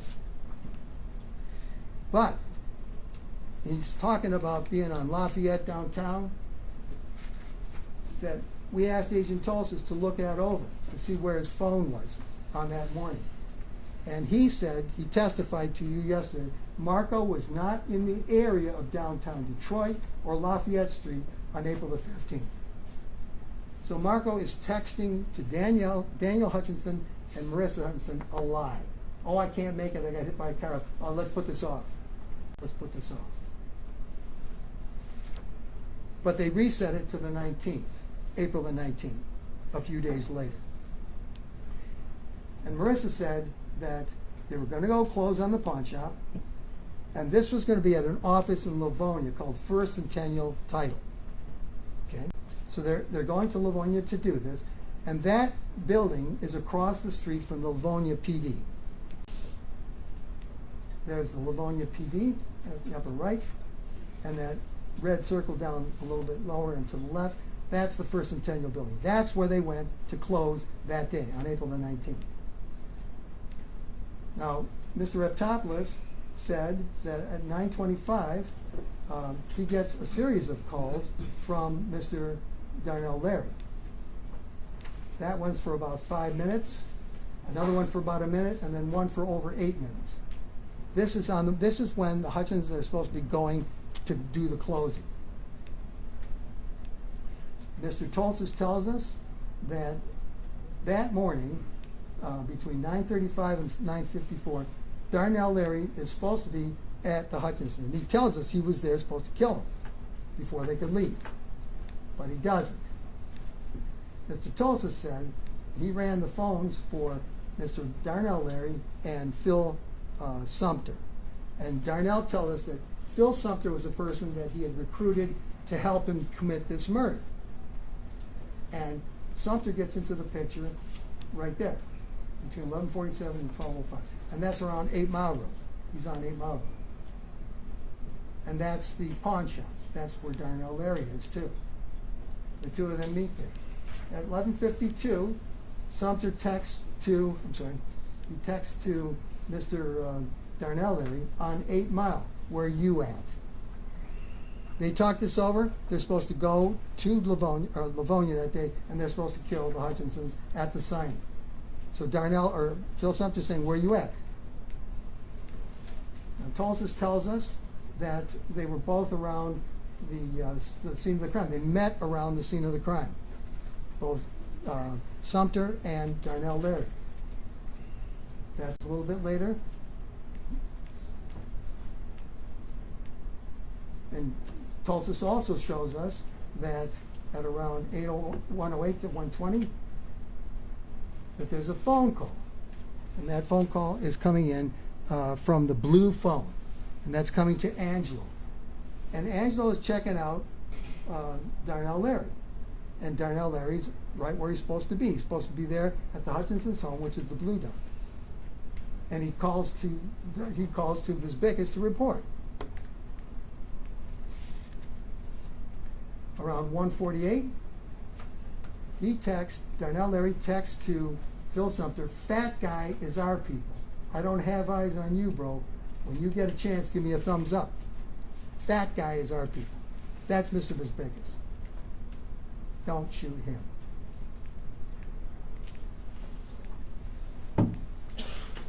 We also see that Mr. Sumter's phone was down there around the area of Livonia, and that this is between 1:54 and 4:16. And we know that Phil Sumter at 2:19, and this is almost exactly when Marissa Hutchinson said that they were at this building to close on this pawn shop. At 2:19, Sumter texts Darnell this picture. And Marissa identified this picture. She said, this is the building where we went to close on the pawn shop. And at 2:19, Phil Sumter is texting this to Darnell Larry. This is on Darnell Larry's Facebook account, along with the message, found him. Found him.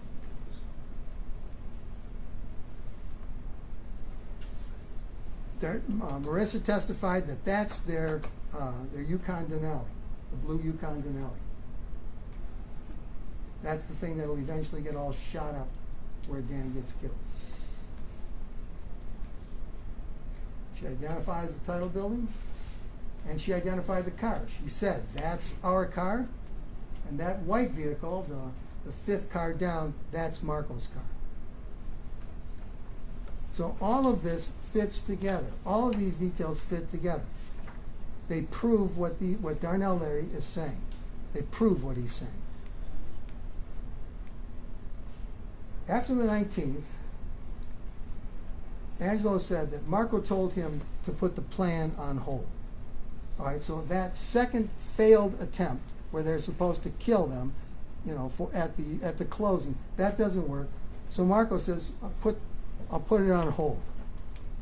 And on May the 2nd, Darnell, who realizes why it's on hold, he texts a very hangdog kind of message to Mr. Visbickus at 4:40. And he says, I just missed you at your office. I came before you left for NYC. I need to apologize. I cost you a lot of money, and that's weighing heavy on me.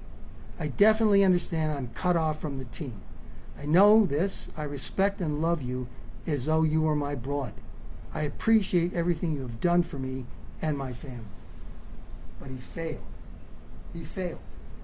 And he says it, you know. And what he's failed at is what happened on April the 1st, on April the 15th, and on April the 19th. He failed. And so he sends this apology. Mr. Vizbickas gets it. The very next day, on May the 3rd, there's an exchange between Mr. Vizbickas and his wife, Anna. And she says to him, "You must have really found something in Vegas worth upsetting your whole family life. How selfish you could really be to disrupt the kids' well-being. Disrupting their lives because you are incredibly selfish is absolutely not better off." And he texts back, "It's not being selfish. I'm dead or going to prison if I stay." Same thing that he told Angelo, same thing that he told Marco. Now he's telling his wife, "I'm dead or going to prison." She says, "It's truly disgusting, the man you've become. Put your own wants and needs above me and the kids."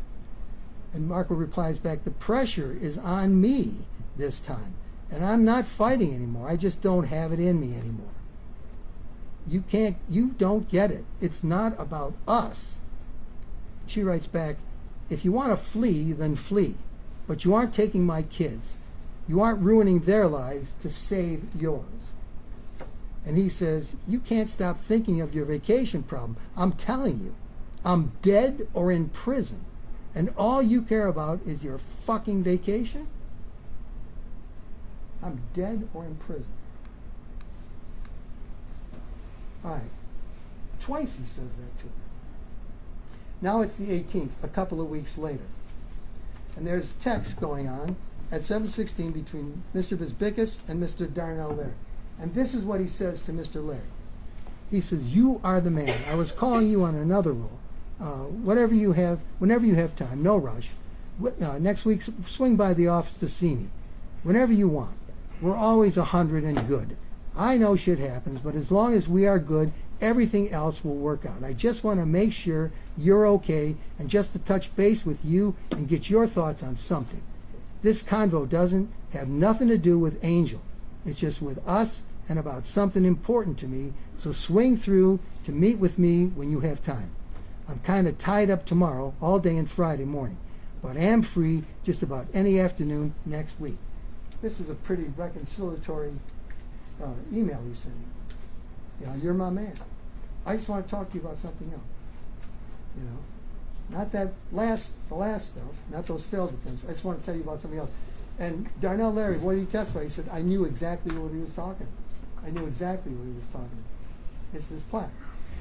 Darnell says, "You just lift a whole burden off me. I appreciate that love and respect." He's relieved because he thinks he's screwed up and that now he's out. He's off the team, like he said. But Marco's reassuring him, saying, "No. As a matter of fact, I want to talk some more about this." And then Marco says back, "You know you are my brother, right? I love you always. We are family. I know you always have my back, and I always have yours. I'm sorry I've been so distant from you in the last month. I had to get my affairs in order and make magic happen, LOL. And have been on the grind since just trying to keep everything together. I've been here before, and it's all too familiar, LOL. But we are survivors, so we always survive. And now we build again. It's easier to bounce back with my team good than by myself. So I just want to run some ideas by you and see if we can come up with some ideas. If we do, great. If not, at least we can have a drink, laugh, and try to get some ideas going. Either way, I leveled everything out so I can get all the pressure off me, and now I can breathe and think. So get with me for a drink or coffee, and we can catch up." Very friendly, just like always. Just like always. And that's May the 18th. Now it's May the 27th, about 9 days after that. And Mr. Hutchinson, Dan Hutchinson, he texts to Marco. And he says to him, "Hey, I need to come see you Tuesday. Let me know when I can come. Thank you." And Marco texts back, "I fly back Tuesday." He's in Jamaica. He says, "I fly back Tuesday. Can we meet Wednesday at 12? Wednesday is June 1st. Can we meet Wednesday at 12? Yes, perfect. Thank you. So now they're going to meet Wednesday at 12. This is May the 27th. He knows this. Now it's 3 days later, May the 30th. And we know that Marco calls Darnell Larry at 12:35 p.m. We know that from the phone records that Mr. Schuff showed us yesterday. We know that that's really 12:35 p.m. And he calls Darnell Larry and he tells him, well, we know that Darnell Larry is getting this phone message too. This is around 12:35 on the cast map, and we know that this is an incoming call. So Marco calls him at 12:35, and he tells him, this is what Darnell Larry testified to us at this call. He tells him Hutchinson's will be at All Law on Wednesday at 12. That's what he tells him. That's okay. Well, I want you to be there. I want you to execute that plan. That's what he tells him at 12:35. This all makes perfect sense. All these pieces fit together. And that's what Darnell Larry said. On the same day that news comes from Marco Visbickas, Darnell Larry's having a barbecue in his backyard. And there is Roy Larry. And Darnell said that he solicited Roy at the barbecue. And he tells him the story. He says they're out in the driveway, away from the other people. They're out in the driveway and they're talking. And he says that he wants to kill Hutch and Marissa. And he's got the whole plan down. It's with a gun. He's talking to Roy Larry about this. And Roy tells him that all he wants is the car. He wants that Camaro. That's what he wants.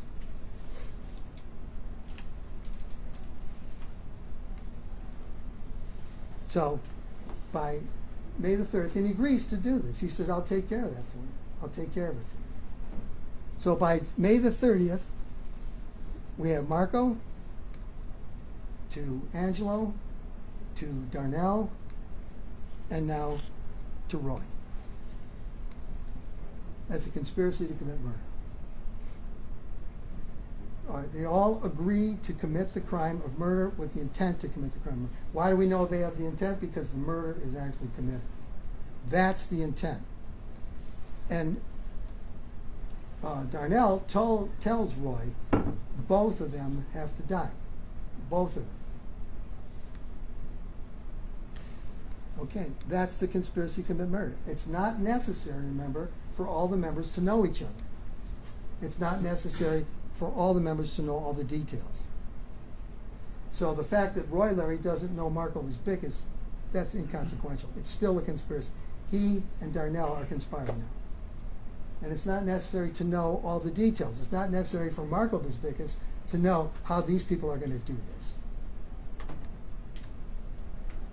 It's now June the 1st. We know that at 8:47 in the morning, Marco calls Darnell. We know that because of the phone records. He's on the phone with him for about 2.5 minutes. And what he says to Darnell is that the time is going to change. Darnell testified to that. Now Darnell testified that he gave him the time 11, but that must be wrong because Mr. Visbickas doesn't know the time yet. And I'll show you why. This phone call comes and he tells Darnell the time's going to change. Darnell does say that. But then Mr. Tolsis testifies that at the time this phone call is made, right there, Marco is on, I'm sorry.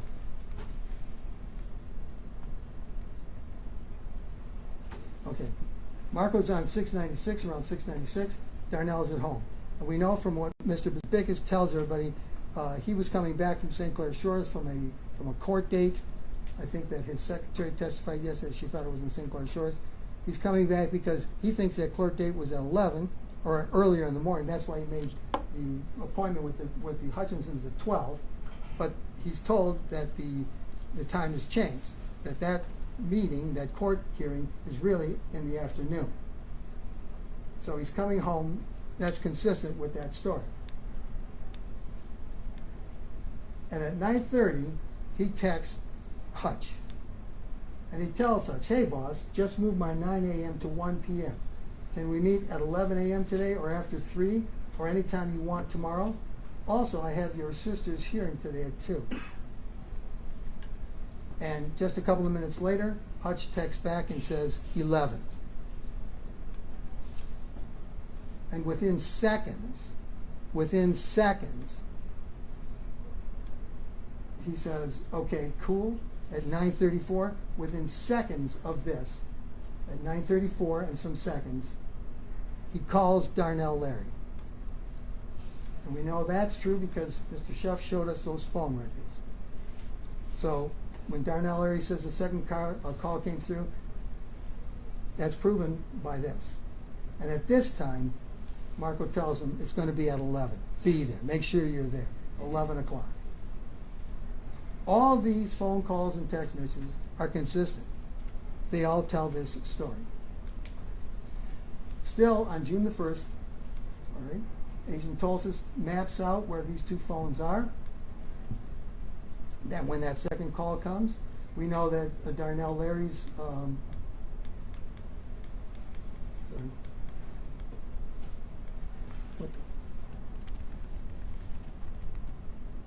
okay.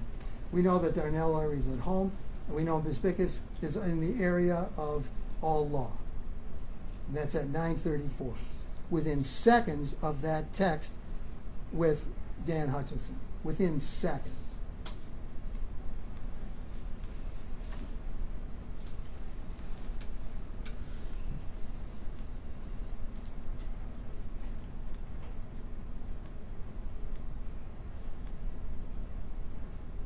That whole transaction goes down in 4 minutes, and it seals Dan Hutchinson's fate.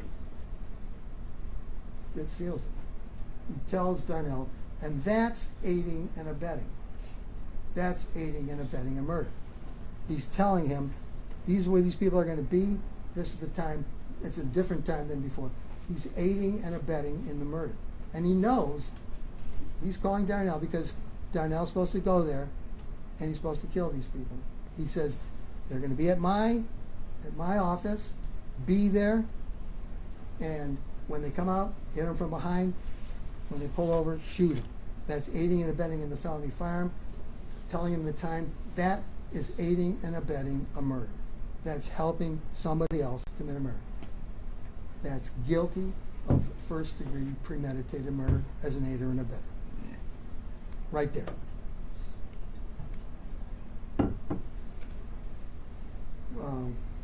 On this morning,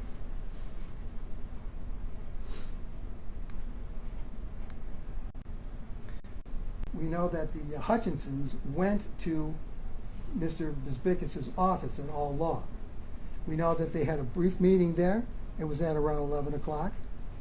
And that they left. And when they left, they were headed to the pawn shop.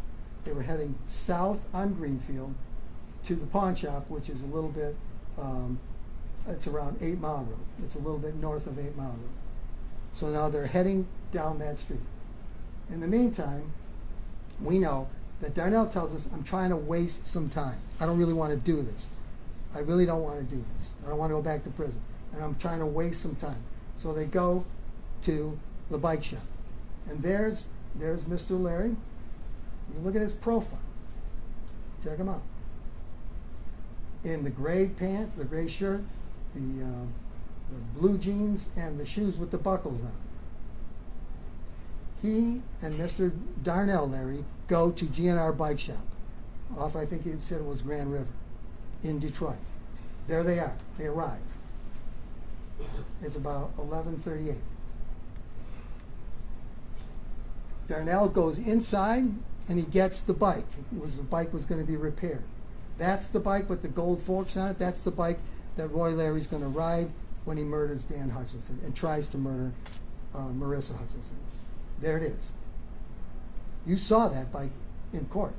It's 11:42 now. 11:42. Okay? As Darnell Larry's bringing the bike up in the right-hand corner, Roy gets out of the car to help him. This is now about 11:47.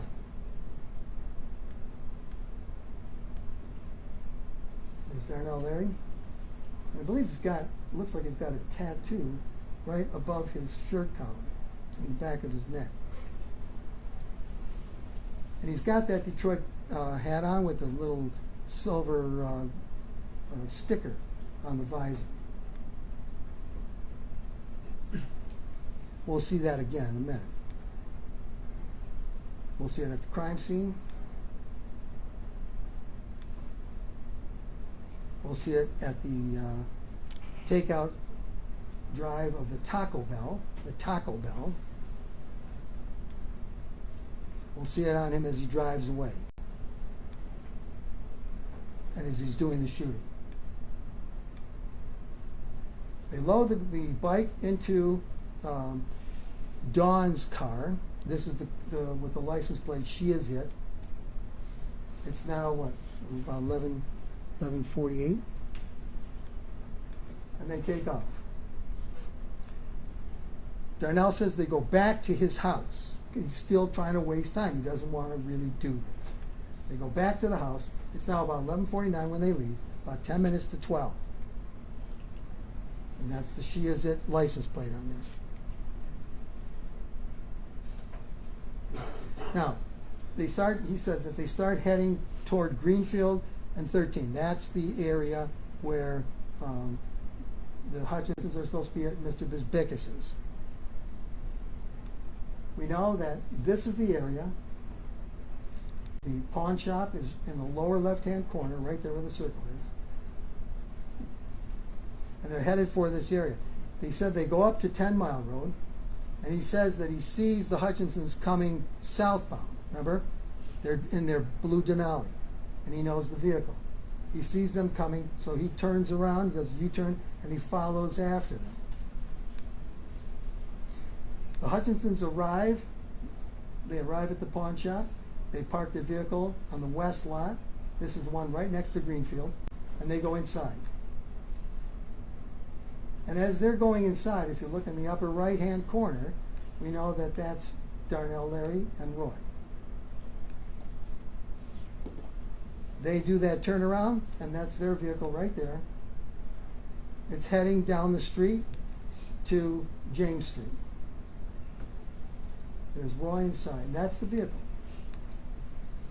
They get to the right, you can see them turning right, about to turn right, onto James Street. If you look from the camera of the back of the pawn shop, it shows the vehicle going by on James Street, one street over. He's heading eastbound. The Hutchinsons, in the meantime, they take care of their business. They come back out, they get into their vehicle, they pull back, they drive toward the driveway, and in the driveway, they're approached by Clarence Lewis, who you talked to, or you saw. He came to the court and he talked. And this is a coincidence. Clarence said he's been married for 16 years. That's why he shouted out 16, because the Hutchinsons have been married for 16 years too. He said he used to go to Pay Benny, which is that pawn shop, and he was there because he wanted some DJ equipment, and he was having a conversation. He walked up and he had a conversation with the Hutchinsons.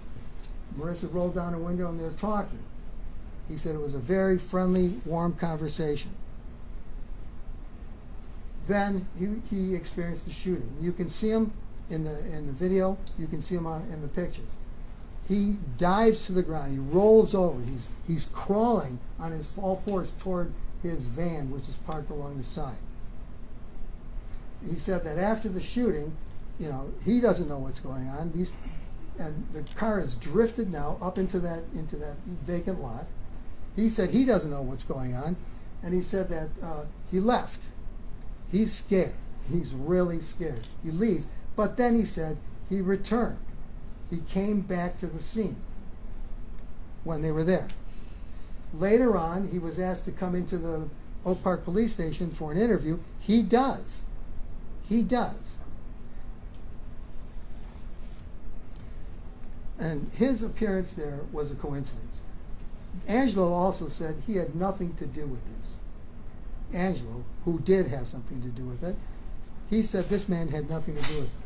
He's been totally cooperative. He came in, he testified, you saw him. As that's happening, we see Roy's coming down the alleyway on the bike. He's coming from where they parked on James. Remember, Darnell said they parked on James Street and that Roy took off toward the pawn shop. And Darnell said, I knew exactly what he was going to do. He was going to kill the Hutchinsons. And he comes down James Street, comes west on James Street. He gets to the alley. He goes south on the alley. Okay, that's consistent with what Darnell just told us, what he testified to. He's coming south, and he gets to that intersection.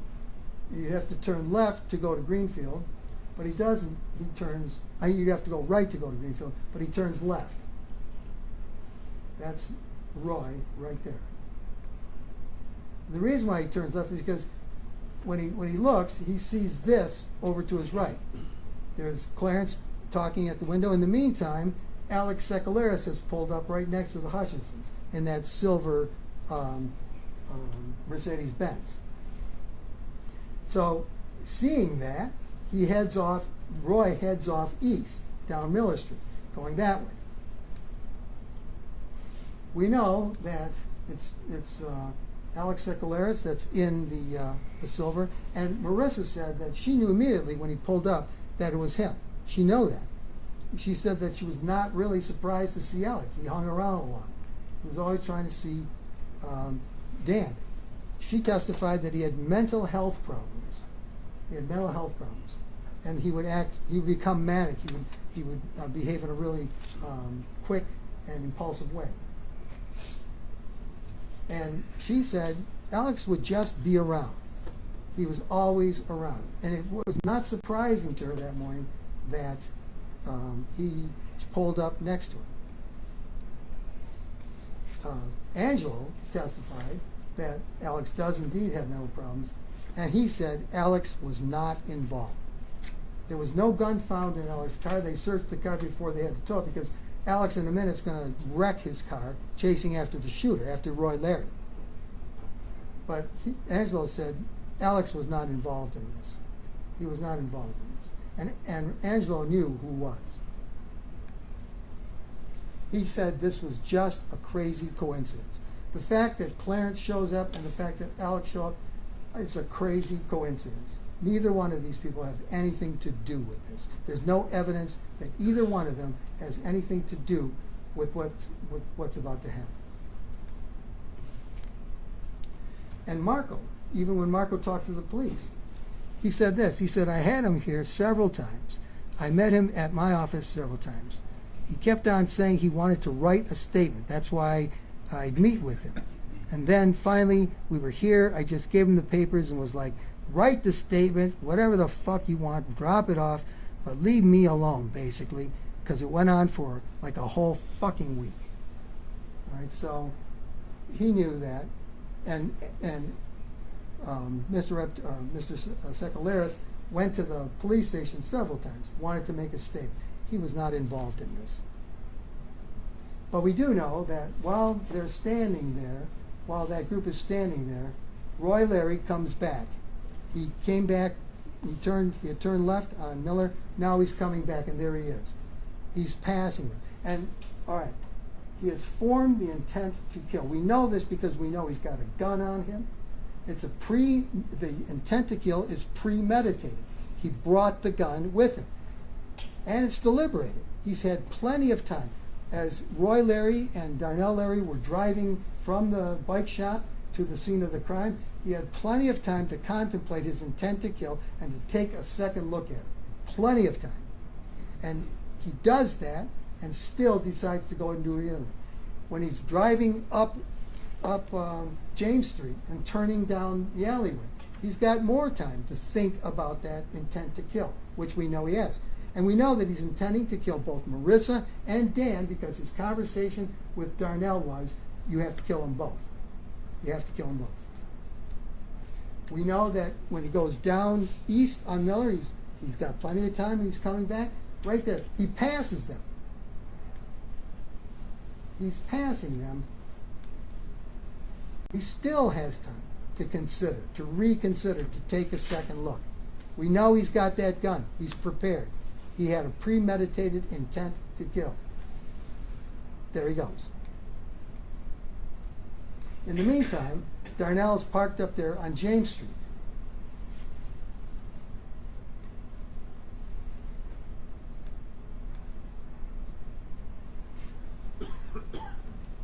There's the Taco Bell right there.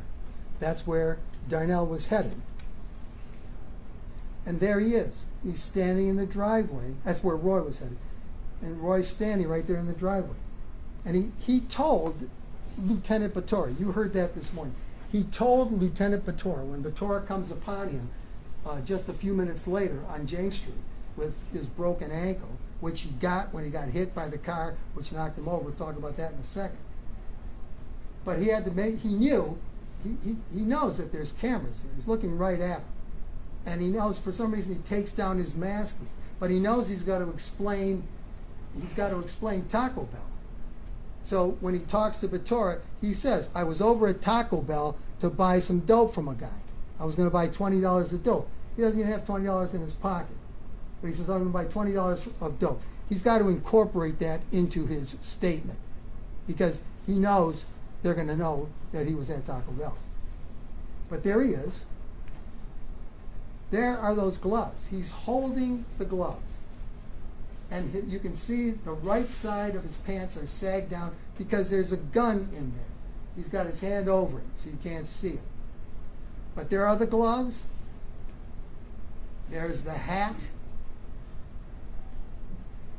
There is the hat, and there's Roy Larry underneath it.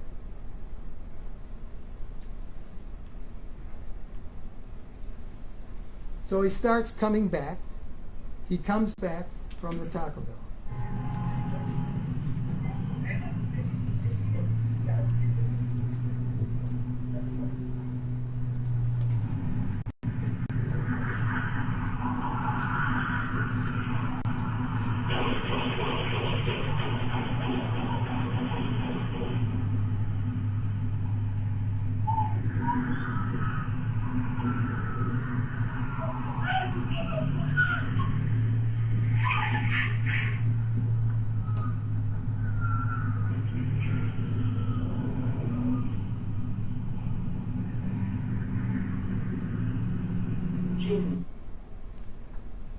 And that's what he does.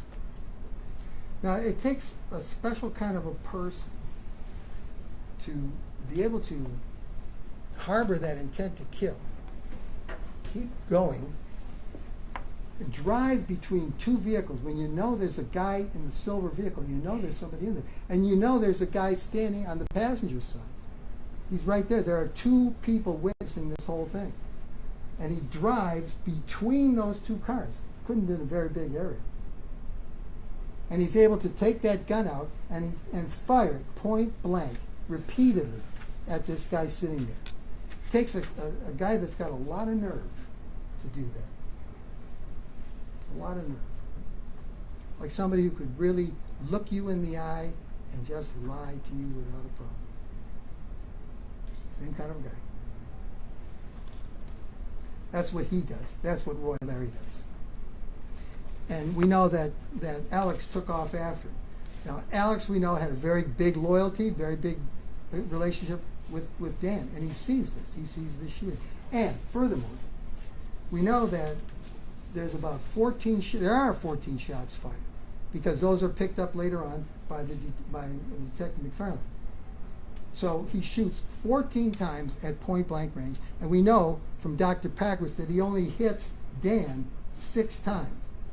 14 times point blank range, only hits him 6 times. Not a very good shot. A lot of guts, not much talent.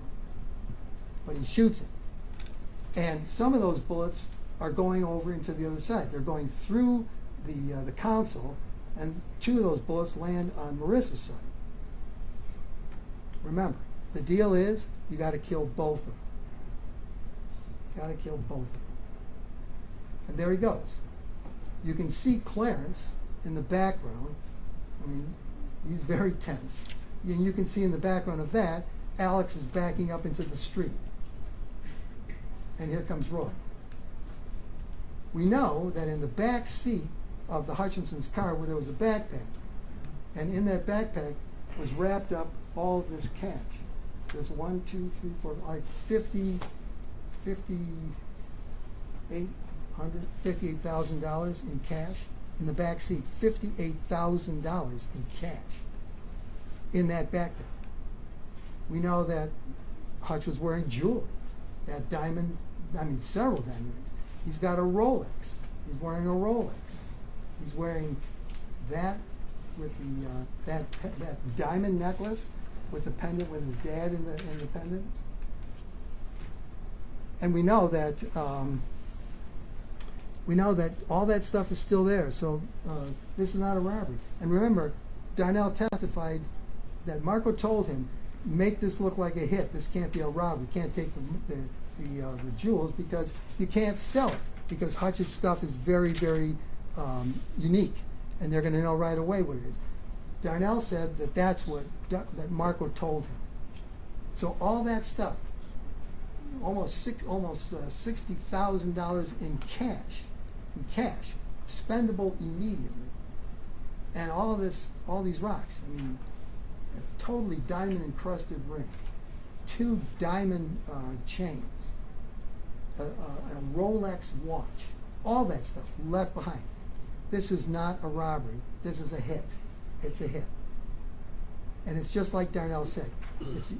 Roy did exactly what Darnell told him to do. But he failed because he couldn't kill Marissa.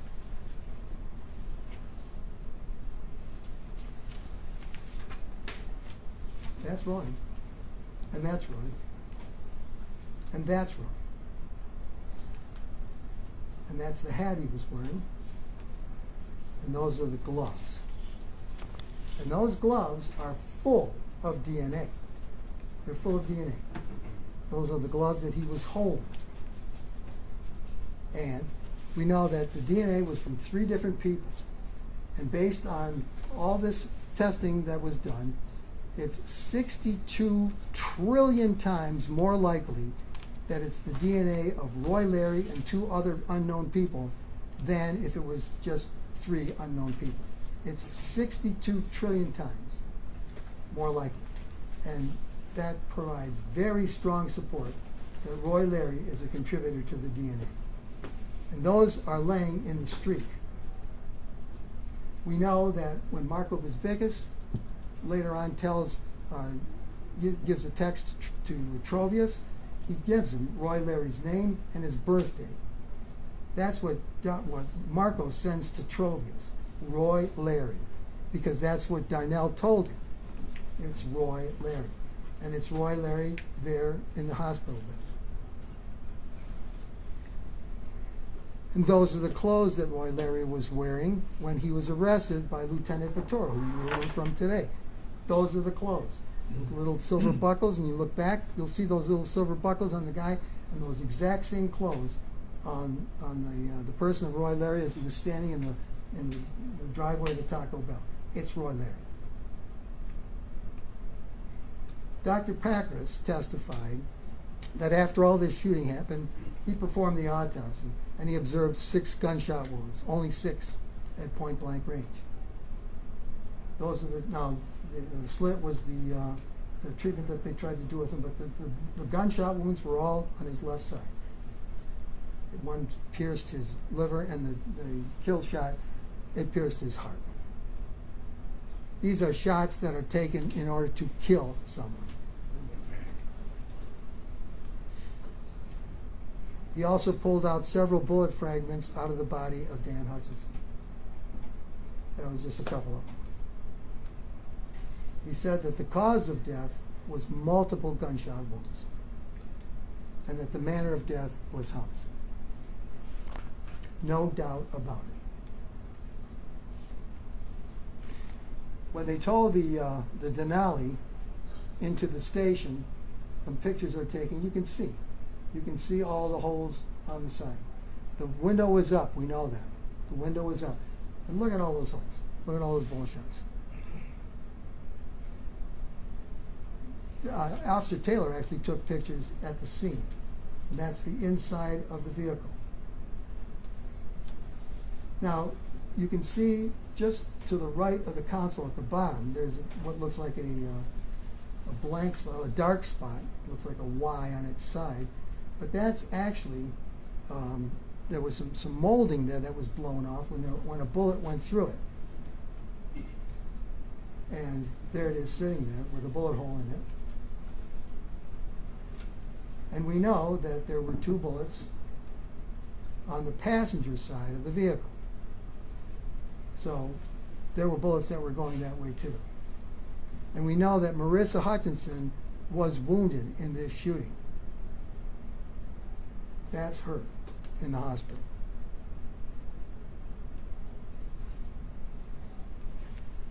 In the meantime, Roy is heading down that street on the sidewalk.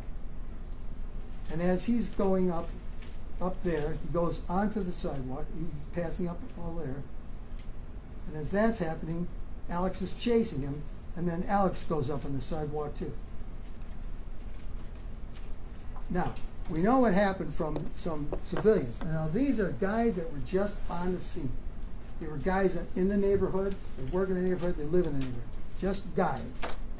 And this was one of them, Henry Smith. He's parked at the curb just ahead of the driveway that leads between Mr. Price's apartment building. And he's sitting on the sidewalk, and he sees that he can see in his rear view mirror, he can see that there's this bike that goes into the street and this car that chases after, and he said the car hits the bike. And he says he sees the hat and the gloves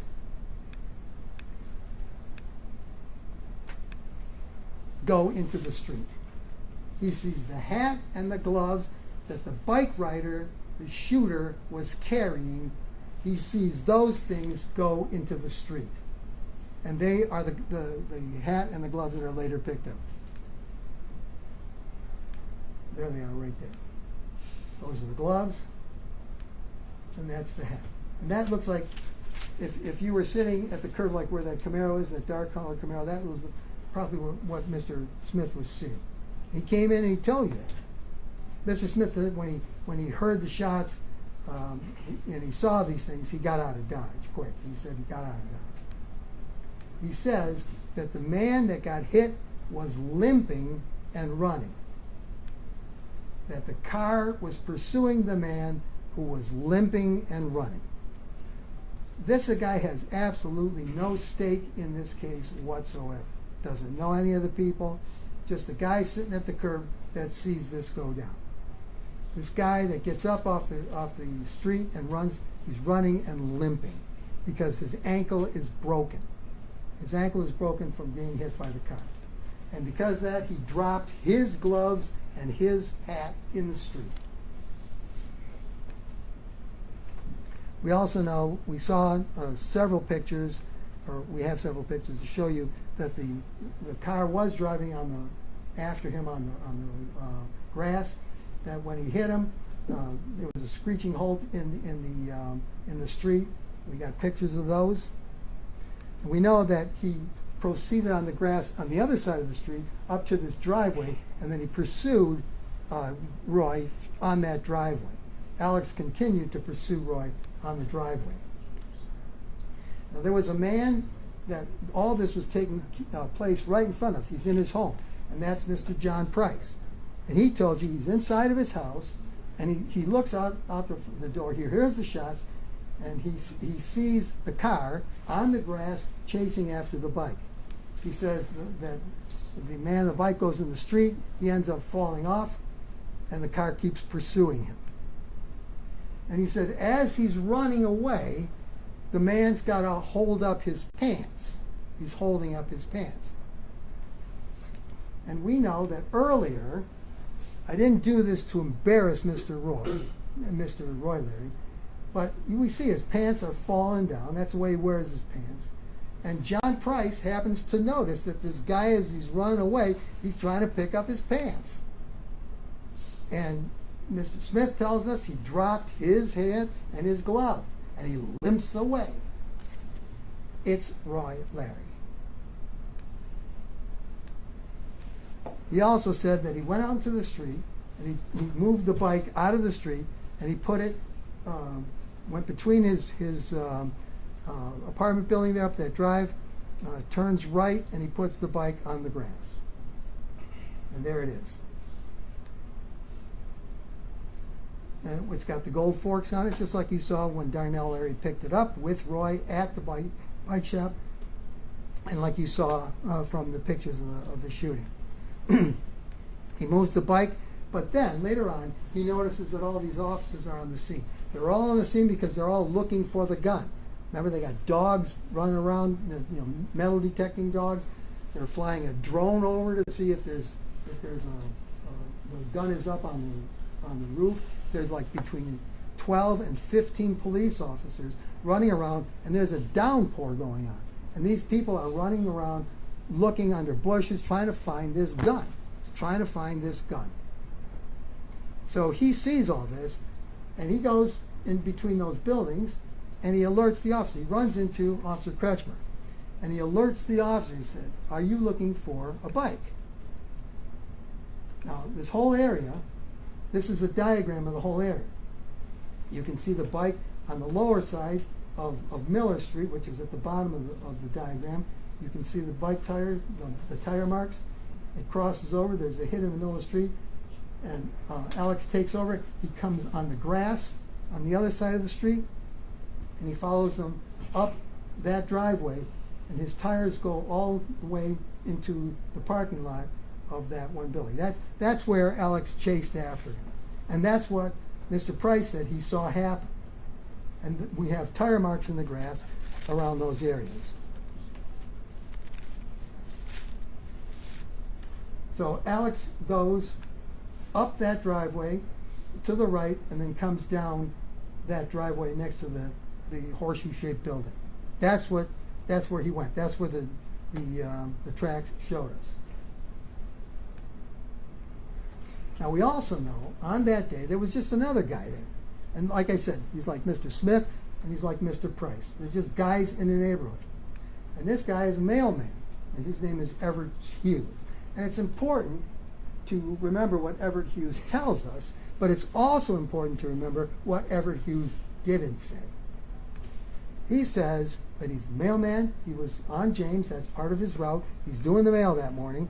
He heard the shots, and he said that he sees a man come out of that horseshoe-shaped building, out of the building, not being chased by anybody, not being chased by a car. He sees this man come out of the building, and that man is limping.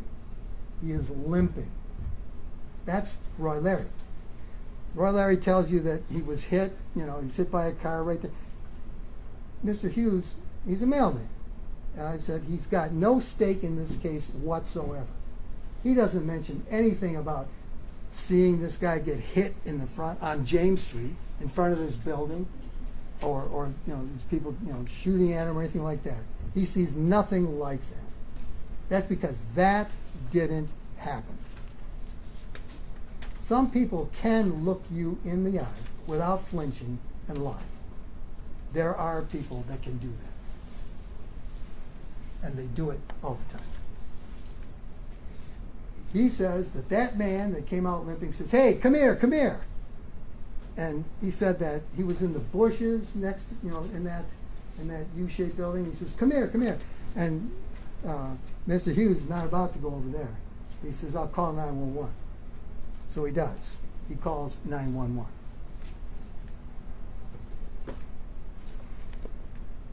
In the meantime, while this is all going on, we know that Darnell Larry is parked on James Street. And there's only one side you can park on, and that's the south side. And that's what he says. He's parked on that south side. Okay? But he also heard the shots, and he turned around, and he left. He said he went down to Greenfield. And this is the back of the pawn shop. It looks down that alley. It looks north on that alley down to James Street. And you can see in this upper left corner that the escape is escaping. Another little irony of this case. He's leaving. There he is. That's Darnell. He told you that's what he did.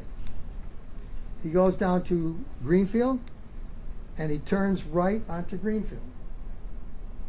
You can see Alex standing right next to the Denali right there. And he keeps heading out, and he's headed toward the turnaround. So there he is in the turnaround, and it just so happens that Marissa has called from the car. You heard that phone call to 911. She was screaming, she was crying, and the first car is now responding to that 911 call, and that's that officer's. You're looking at her dash cam, and you can see Darnell Larry parked right there in the turnaround. Like he said, he was going around. We're looking south down Greenfield, and there you can see that Rose. That's Darnell Larry. That's the same Rose that he texted to Angelo back on the day that the trust was signed. And he keeps going. The officer drives by. You can see her car over on the left, and on the right, you can see that Mr. Larry proceeds out of the turnaround into Greenfield and starts heading south on Greenfield. And that's exactly what he said he did. He went back home. In the meantime, the officers are coming onto the scene, and Dave Thomas is the first one to get there. Dave Taylor. Dave Taylor is the first one to get there. And he sees the vehicle that's rolled up into the middle of the field. He looks, he checks it out. He can see the bullet holes in it.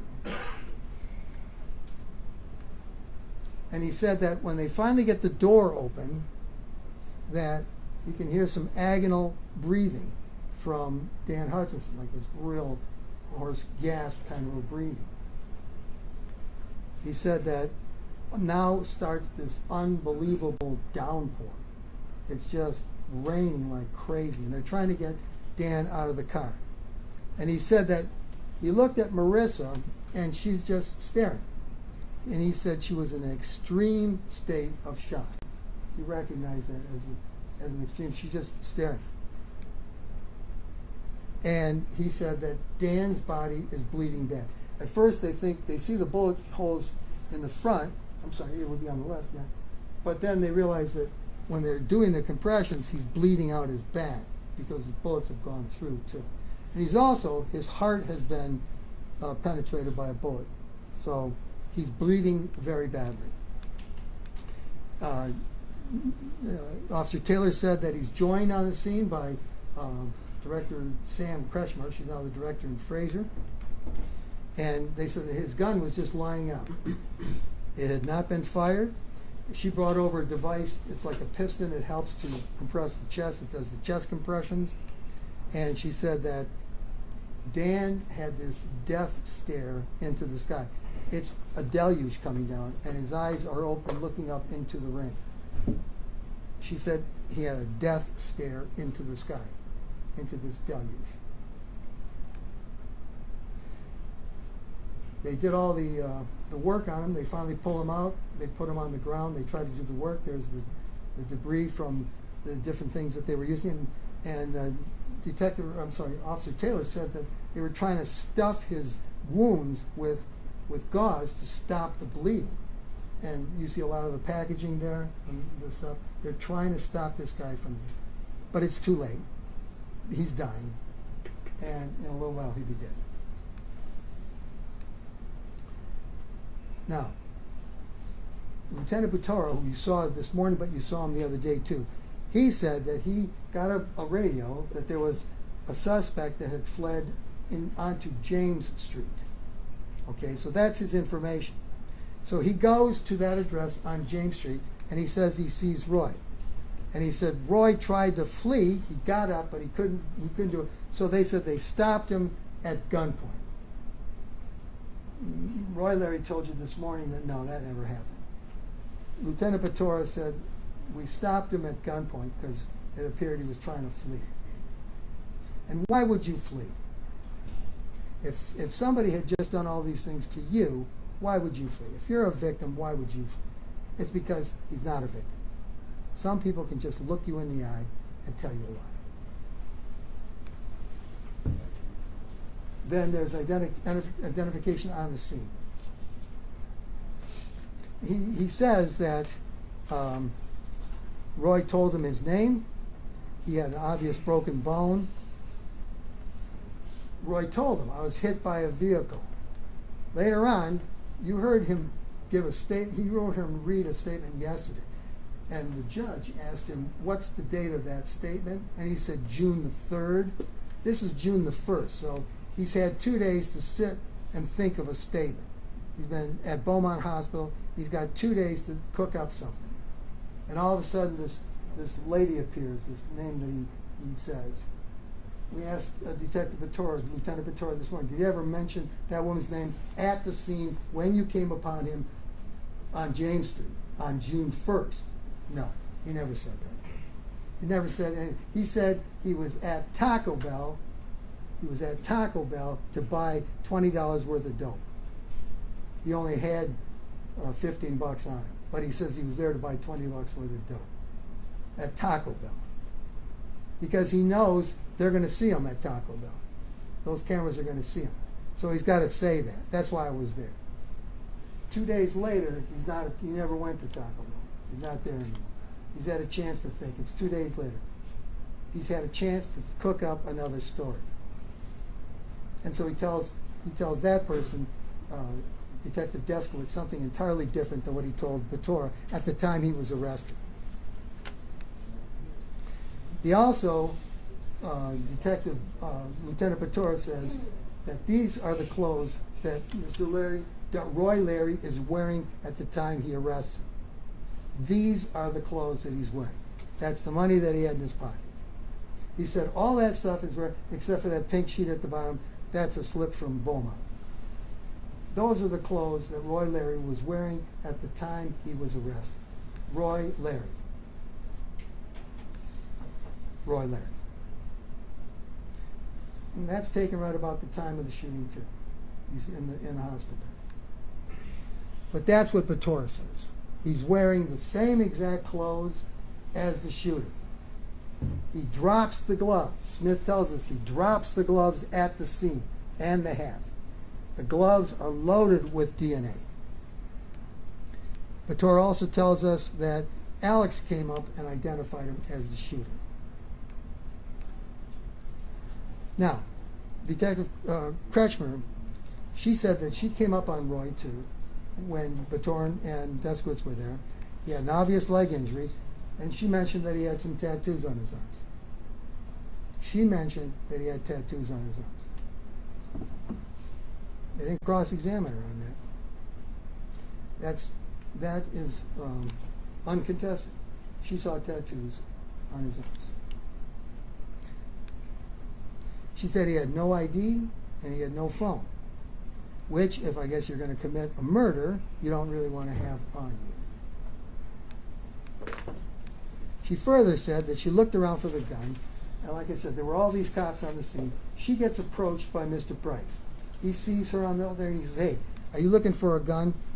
She says, yeah. He leads her to where he's put the gun, and she walks by the gloves and the hat. She sees those in the street, and then she secures the bike.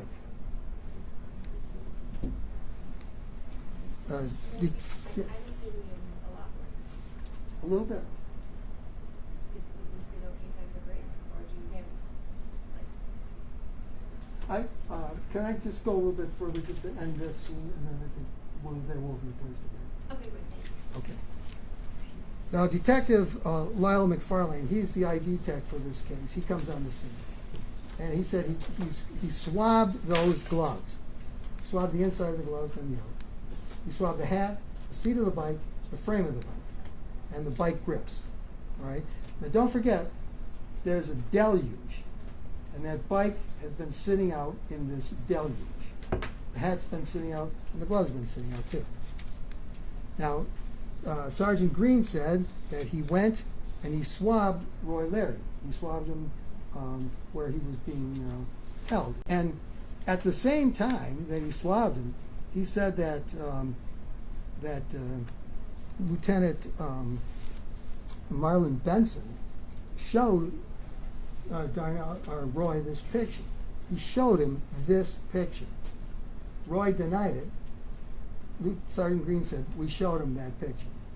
And he said when Benson shows him the picture, he said he kind of sinks back on his bed and goes, I guess you got me. You got me. He says that in the presence of Sergeant Green. He says that to Lieutenant Benson. He said it. You got me. That is Roy Larry. That's Roy Larry. He knows himself when he sees himself. But some people can just look you in the eye and they can tell you a lie. They can just do that. That DNA that was swabbed out of those gloves, like I said, it was chock full of DNA. And that was our forensic scientist, Amanda Fozzie. She came and testified that she analyzed the DNA that was taken from those items. She couldn't find DNA on the hat. She said that the DNA that was on the bike did not match Roy Larry. However, she said that the gloves and Roy Larry's buckle swab, that was the swab that Sergeant Green took from Roy Larry after Roy Larry said, you got me.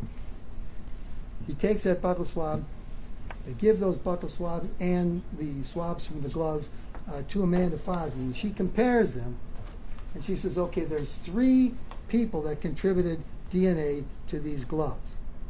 And she says that it's 62 trillion times more likely that it's Roy and 2 other people that contributed to that DNA than if it was just 3 unrelated people. It's 62 trillion times more likely that it's Roy's DNA.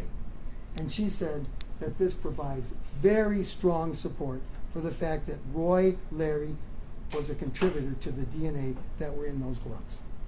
The gloves that Smith tells us he dropped when he got hit by Sacaleras, and he limped away with his broken ankle.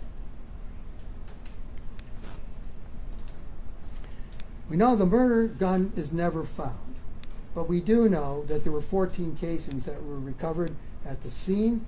They were all right where you saw the shooting take place, and they were analyzed. Those were analyzed by Rob Charlton from the Sheriff's Laboratory, a person apparently very happy with his work, and he says that he analyzed those casings along with a casing that was recovered from Darnell Larry's background, and he said that all those things were shot from the same unknown firearm.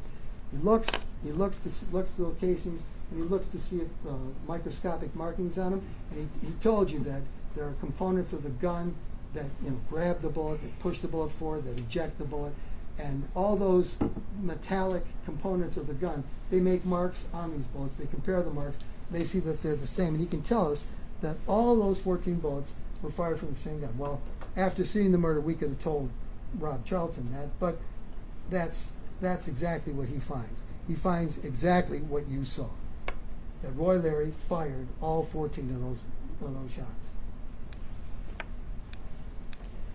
He says that any kind of GSR would be minimal. It won't be much, and it could wash off. And especially, we know that storm was coming, and it was a deluge. We know these people, everybody that was there talking about what a deluge it was. So GSR, that can wash off. We also know from Detective Batora that Alex came to the scene of the crime, Alex Sacaleras. He was brought to the scene of crime with Mr. Bisbicus, and they did a walkthrough. So Mr. Bisbicus, who, as we saw before, was in conspiracy with Angelo and eventually with Darnell, and then subsequently with Roy too, he gets to look through everything that the police know about the scene of the shooting. It's great reconnaissance. And he's going through and he's listening to Alex describe where all this stuff happened and what he did. So Mr. Bisbicus knows exactly what happened. It's a big advantage. It's a big advantage. And at the time, he says that Roy denies, or that Alex denied that they were the shooter. But Alex said Roy is the shooter then. So he's back and forth, back and forth. But we know he is from the DNA, from the gloves, from the clothes, from everything. We don't need Alex Circularis to tell us that. Now, Angelo says that while all this stuff's going on, he wakes up between 1 and 2 o'clock. And he says that he gets a phone call from Darnell, and Darnell says that he needs to speak to Marco. So he goes to Darnell's house, and at 3:14, he texts to Mr. Bisbicus after talking to Darnell, when are you going to be back at the office? And Mr. Bisbicus, who we know is at the scene, walking through the scene, checking out all the evidence, he texts back in 1 hour. And Angelo tells him, me and Unc coming through in a little bit then. And Unc, we know, is Darnell. He's at Darnell Ayer's house, and he's telling Mr. Bisbicus we're going to come. So Mr. Bisbicus, who's checking out the murder scene, now knows that Darnell Larry is going to come. And Angelo says, be there at about 20, in about 20. It's now 4:14 in the afternoon. It's like 4 hours after the shooting. And Marco texts back and says, okay, I'm 15 minutes away. We know that because we know he's at the Oak Park Police Department and at the scene. At 4:44, Angelo texts him back door. And you know the back door he's talking about is the back door of the office where they have that patio. So he texts him back door, I'm here. And he and Darnell are there. Now, Special Agent Tulsa says that he checked this out. He checked it out by a castman. And he said that what that map shows, that all phones, the blue phone, which is Marco, the green phone, which is Darnell, and the red phone, which is Angelo, are all in that area between 4:44 p.m. and 6:37 p.m.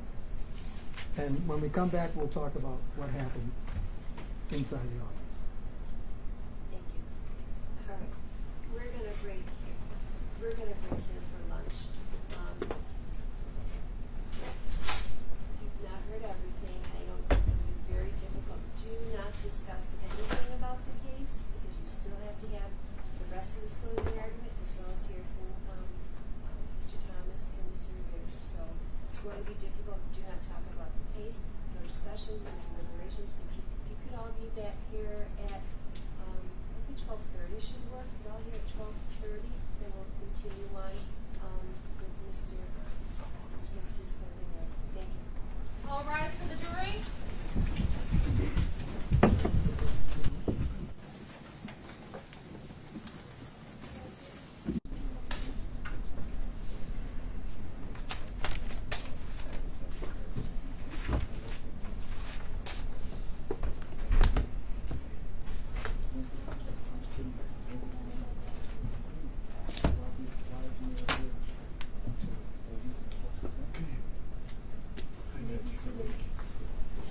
Ma'am, hey, what's up?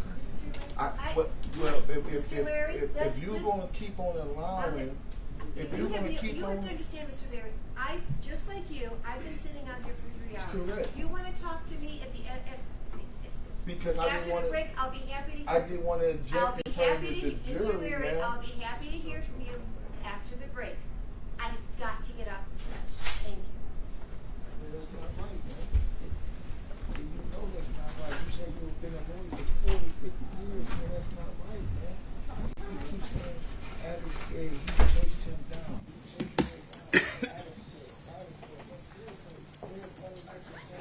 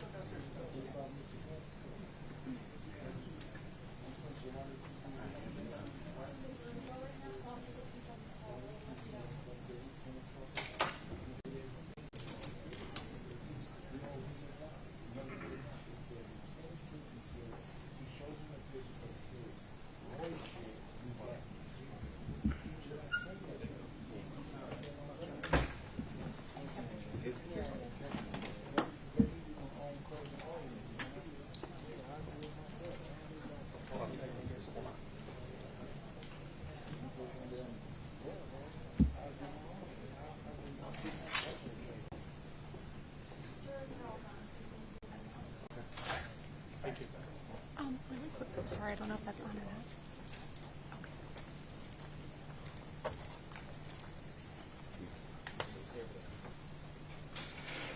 You want to go with that?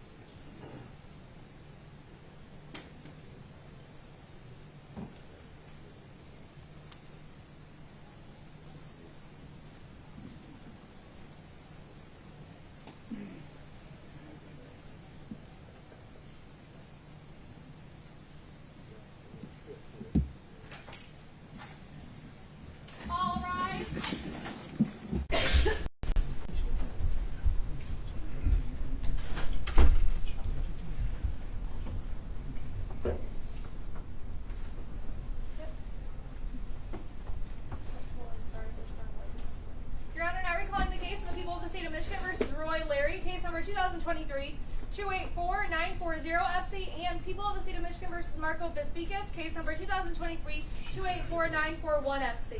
Good afternoon, Your Honor. John Skresky for the people. Brandon Brogdon, that's people. Rick Plonka for people. And James Thomas on behalf of Mr. Bisbicus. Michael Nunn on behalf of Mr. Bisbicus. Mitchell Vitter on behalf of Roy Larry. Ready for the jury? Yes, Your Honor.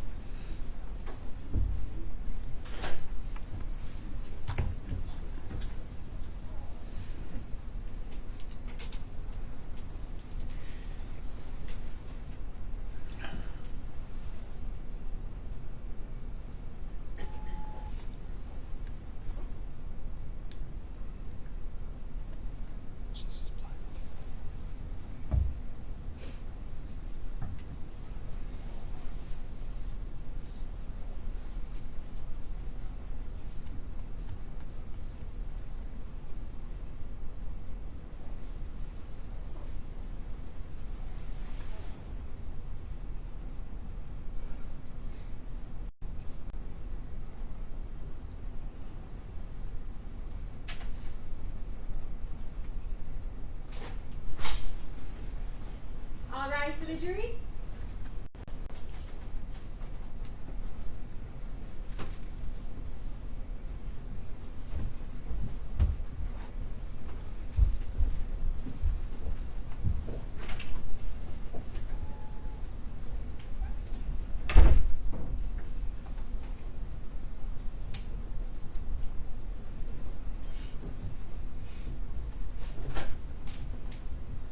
You may be seated. Excuse me, if you may continue with this.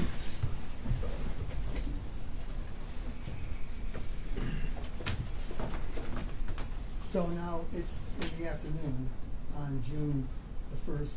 It's the afternoon of the murder, afternoon even. It's 4:44, between 4:44 and 6:37.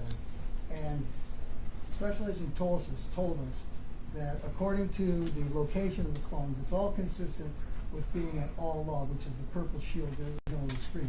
The blue phone is Marco Vesbicas, the green phone is Darnell Larry, and the red phone is Angelo Raptopoulos. So they're there. And it's just like the testimony from both Mr. Raptopoulos and Mr. Darnell Larry.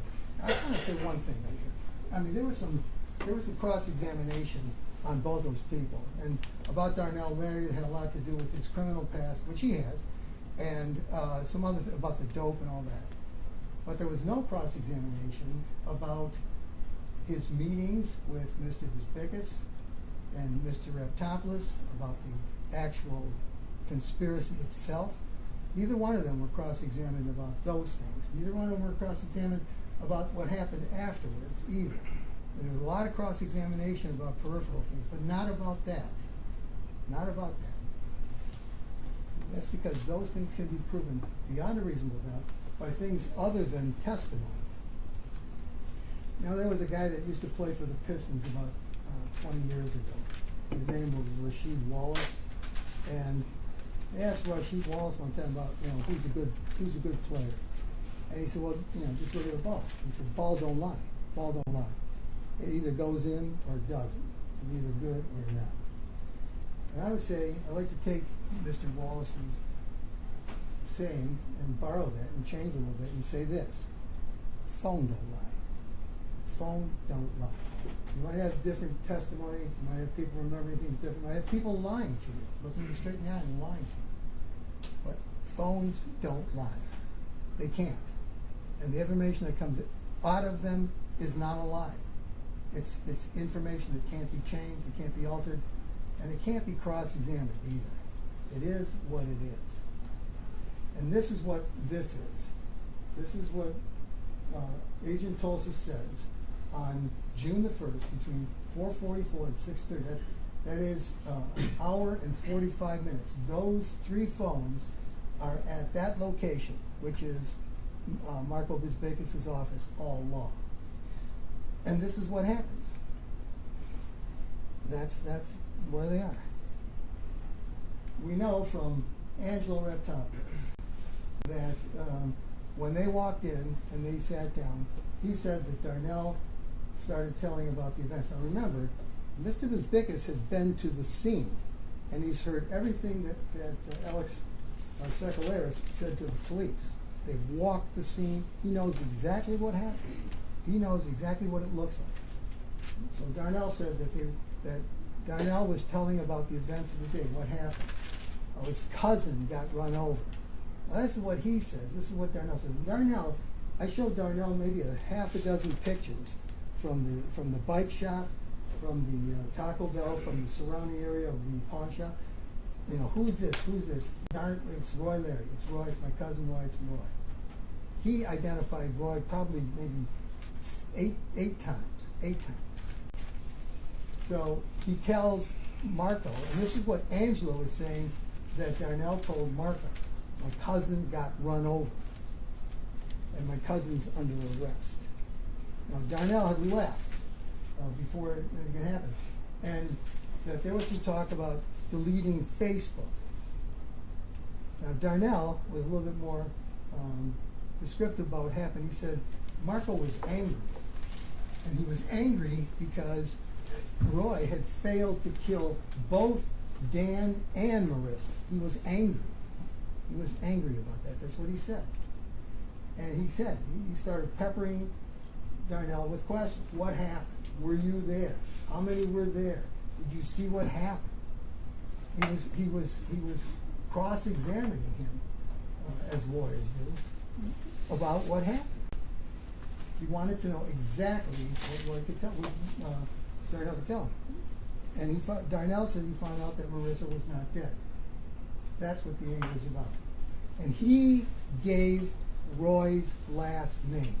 During the course of that conversation at Marco's office on the evening of the murder, Darnell gave Bisbicus Roy's last name, Larry. It's the same as Darnell's name. And immediately, this is a Special Agent Schuff, he testified yesterday that Marco wanted everybody to delete each other on the Facebook. He didn't want any connection between him and Darnell, because that would lead, Darnell Larry leads to Roy Larry. So it makes sense. Take all the connections with me off your phone. And as we see, Agent Schuff told us that was Marco's account number, and the time is 6:25. And that's during the time period that Agent Tulsa says they're at that office. And it shows that Darnell Larry was removed by Marco Bisbicus at 6:25 p.m. on the night of the murder. And we know why now. We know why.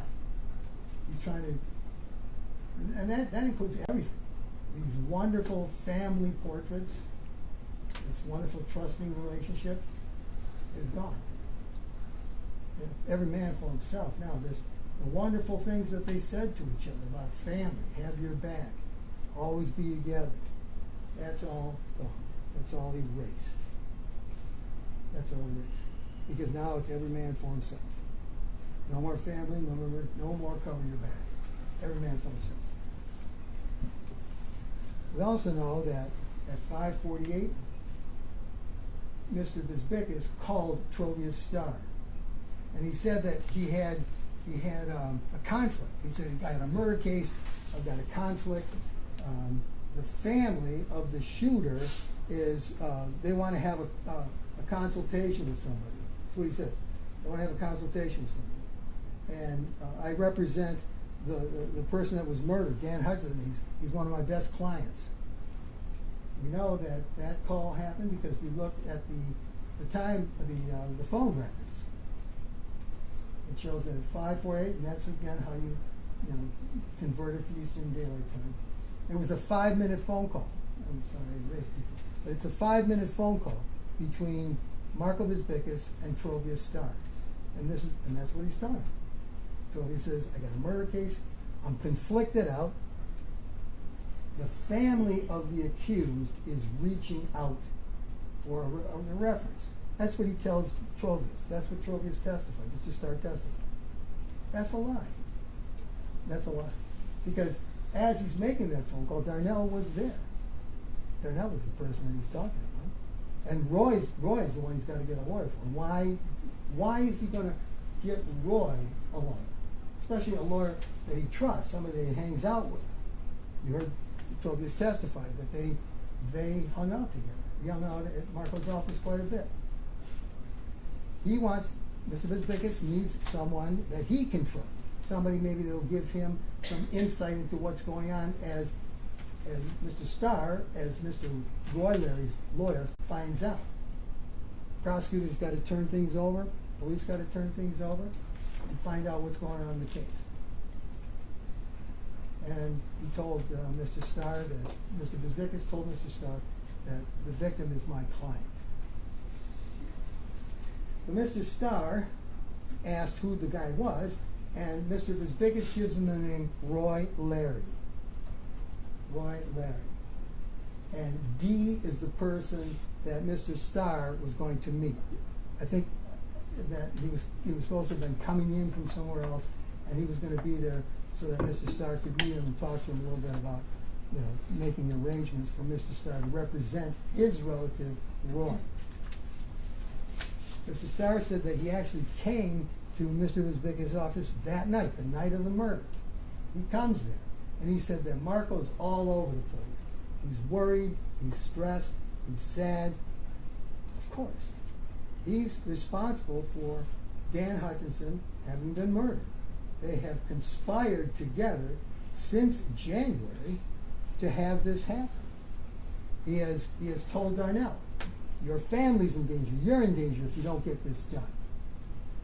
And Darnell turned around and said that he got his cousin, Roy, to participate in this. This stuff's been going around since January. About 5 months or so, roughly. And Marco's all over the place, worried, stressed, and sad. You bet he is. You bet he is. Think about that. If you are responsible for having someone murdered, you know there's going to be police, you know there's going to be all kinds of things happening. And you're going to be stressed, you're going to be sad, you're going to be upset, you're going to be all over the place. Because it's coming down. It's going to come down on you. You know it. Because you know you're the one that started the whole ball rolling. So that's how he feels. He said that when he got there, Mr. Trovius Starr says that Darnell and Angela were gone. They were not there. He didn't even know that they had been there. It was just he and Marco together.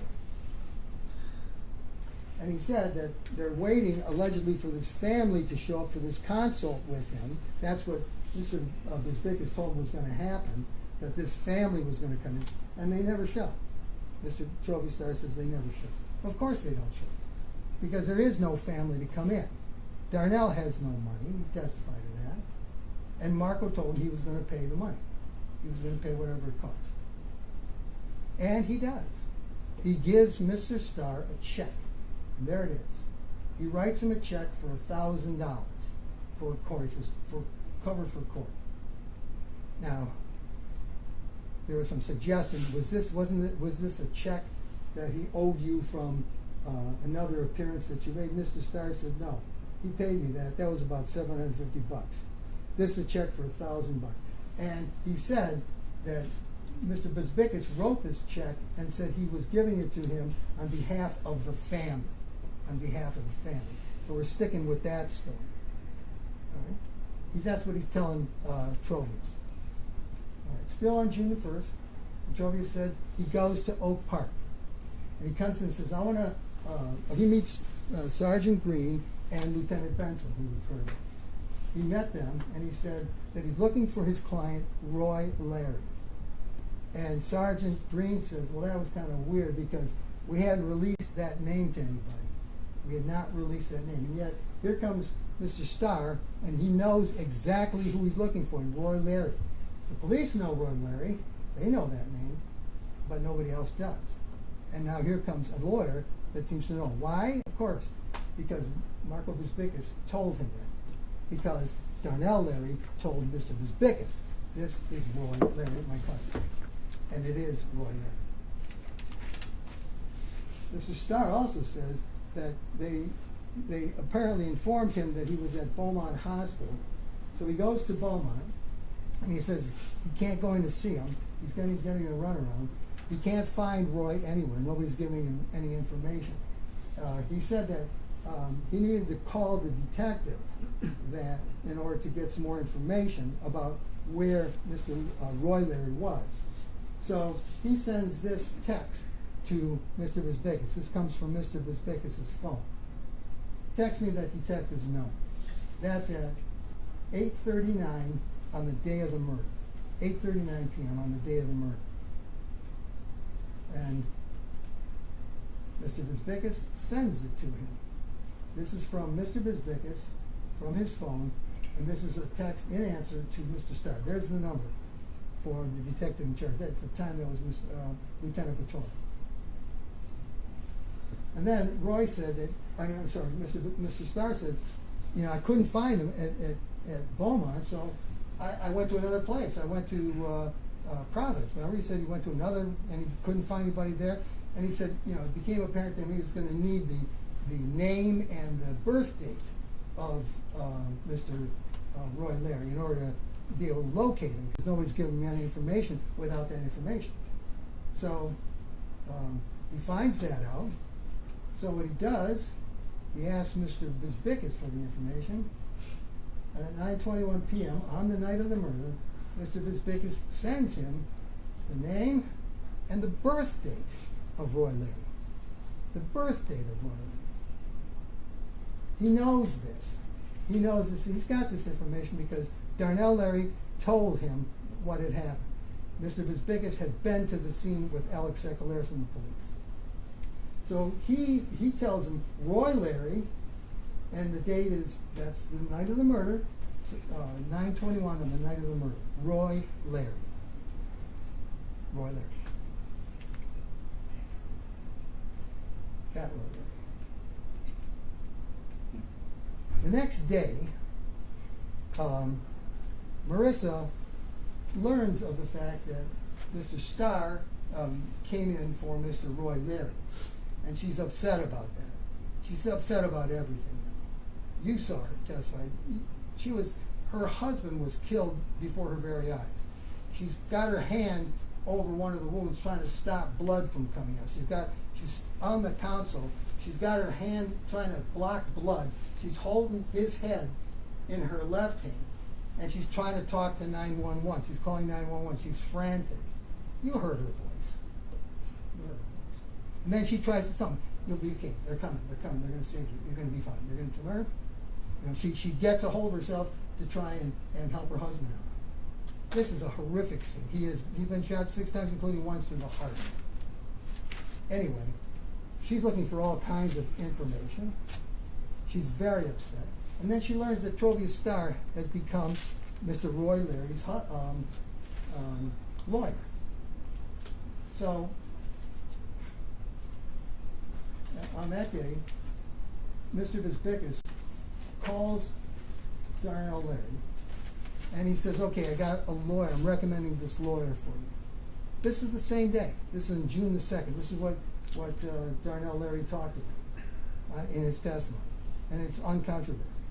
He said that Mr. Bisbickus called him, told him, "Okay, I'm going to recommend a lawyer for you named Trovia Starr." And I gave Trovia Starr $1,000. Now, Darnell Larry is testifying to this. How does he know that Marco Bisbickus gave Trovia Starr $1,000? How does he know that? Because, as he said, that's what Mr. Bisbickus told him. I gave him $1,000 for you. And he says Trovius wants $25,000. Well, Mr. Larry can't pay that. I mean, he's working for on a dope farm for like $300 every 2 weeks. $25,000. And Mr. Bisbickus tells Darnell Larry, "I'll pay for it, but don't tell Trovius that I gave you the money. Don't tell Trovius." And even when Mr. Starr testified, he was still thinking that the family of Roy Larry had paid for him. He still was under that impression. Again, Mr. Bisbickus doesn't want to leave his fingerprints on anything. That's the idea. Don't leave your fingerprints on anything. This is a conspiracy to commit murder. It's not a good thing to be associated with. On 6/2, after Marissa had told Bisbickus that Trovia Star had been retained, Mr. Bisbickus said to her, she testified to this, "Oh my gosh, I know him. I went to law school with him." Like he's very big surprise. When the night before, he had just hired this guy. He knew exactly what was going on. And he says, "He's a good lawyer. I'll talk to him." And try to talk to him not to take the case. Wow. That's, talking out of two sides of your mouth. He's lying to her. Like I say, there's a lot of people in this case that can look you in the eye and lie. People that you trust, people that you love, people that you've had a relationship with, people who have cultivated a relationship with you. It's easy to lie to somebody who loves you because they believe you.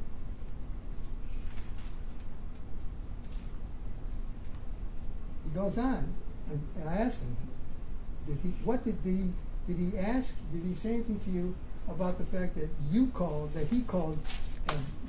Trovia Star the night before? She said, "No, he never said that." I said, did he tell you that he's the one that referred the case to Trovia Star? No. Did he tell you that the night before he had paid Trovia Star $1,000? No. He didn't tell her any of that. He pretends like this is a big surprise. Oh, I'll try and get him off the case. Except I'll also pay him $25,000 to make sure that I know who's got the case, somebody that I can trust, maybe somebody that I can talk to, maybe somebody that will give me some information. He doesn't tell Marissa that he knows Darnell Leary. He doesn't tell Marissa that he met with Darnell Leary less than 24 hours ago about this. He doesn't tell her that. He doesn't tell her that he knows the shooter is Roy Leary, and he knows that the shooter is Darnell Leary's cousin. Doesn't tell her any of that. Of course not. Of course he doesn't. Then he gets the details of the shooting. Trovia Star says either on the 5th or the 6th of June, he went to Darnell Leary's house, or he talks to Darnell. And he tells Mr. Darnell Leary, that his fee's going to be $25,000 minus the $1,000 that he's already been paid. Mr. Leary says, "I only got $15,000. Mr. Starr told you about that. And they settle on $12,000 in bundles of hundreds. This is cash. This is, again, cash, and we know where the cash is coming from." Angelo testified that at that time he got the money from Mr. Bisbickus. He got the actual money. And we know that because Mr. Bisbickus has Fort Knox. It's crammed full of cash, unreported revenue, which he's been laundering for the Hutchinsons. Of course he gets the cash. And he gave the money, up top of this, gives the money to Darnell for Trovia Star. He said that. He said that that was why he was there giving it to him. About June 8th, about a week after the homicide, Marissa hired the private investigator, heard Mr. Mostick speak. There was a Zoom call. And during the Zoom call, Marco Bisbickus was also on the line. And he starts giving Mr. Mostick some leads. He tells them that his man, Angelo, this private guy, the guy that fits in with all cultures, that can talk to people, he'll talk to black people won't talk to white people. This guy can fit in every place. He can get information. Well, there was rumor on the street that there were crackheads from Cleveland that appeared just before this. There were some rumors among the people in the neighborhood that there were strangers on bicycles going through the neighborhood wearing tiger hats before the murder. He said that he had heard that there were drug addicts housed in a warehouse in Warren and being fed drugs. This is what he's telling this investigator, Mr. Mostick, a former Farmington Hills police officer, who's trying to help Marissa to find out the facts. And these are the leads. These are the leads that Mr. Bisbickus is giving him supposedly to help. As a matter of fact, I think at one time Mr. Mostick said that one of the leads that Bisbickus gave him it was ridiculous. The word he used was ridiculous. Maybe it was this one, the one where Mr. Bisbickus tells Mark Mosley, well, the Chaldeans, there's a word that Chaldeans put a hit on Hutch, and that they offered $50,000 before and $50,000 after. And it's interesting, that he's using that figure when that's exactly what he told Angelo, exactly what he told Darnell. Now he's saying, oh, it's the Chaldeans that are offering $50,000 for before and after. And he said Angelo went to the Chaldeans for info, and he was shot at. Remember? He told him that he was shot at.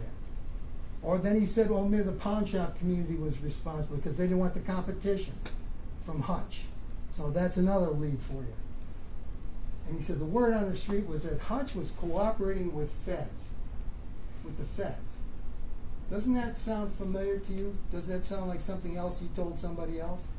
A couple of other people? Just so happens that that's what he tells this investigator. Oh yeah, there's word on the street that Hutch is cooperating with the feds. And Marco says, that's not true though. That's not, I know that's not true. I know that's not true. Even though I told Angelo that, even though I told Darnell that. Oh, that's not true. Steering him away. He never made Angelo, this intrepid investigator, available like he said he would. All these things were dead ends.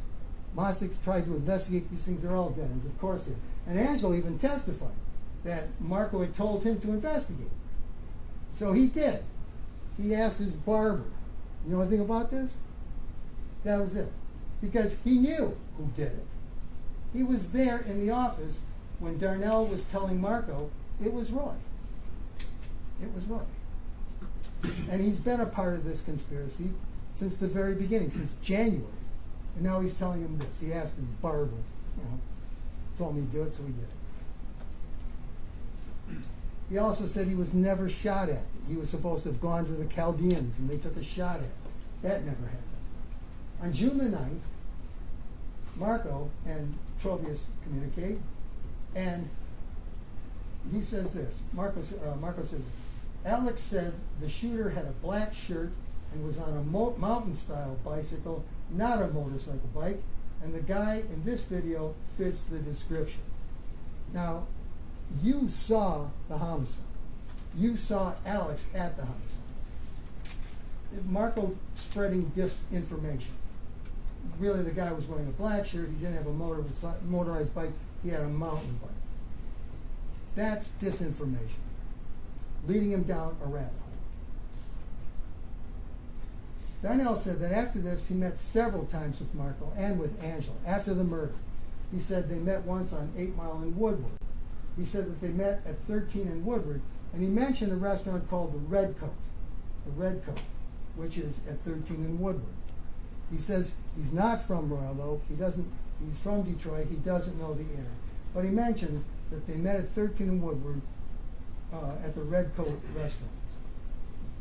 And he said that Marco was telling him that he was conducting an investigation. He was in control of the private eyes who were conducting the investigation. On June 23rd, and Mr. Darnell Larry mentioned that they met at parks, he said, they met at other places, and they talked about, the subject of conversation was killing Marissa, completing the job, getting rid of Marissa.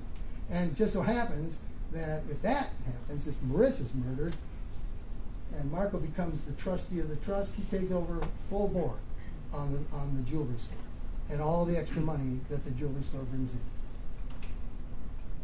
At 5:26, he talks to Trovia Star, and he says, trying to see if you wanted to swing by to see the video and see if I can look at the discovery.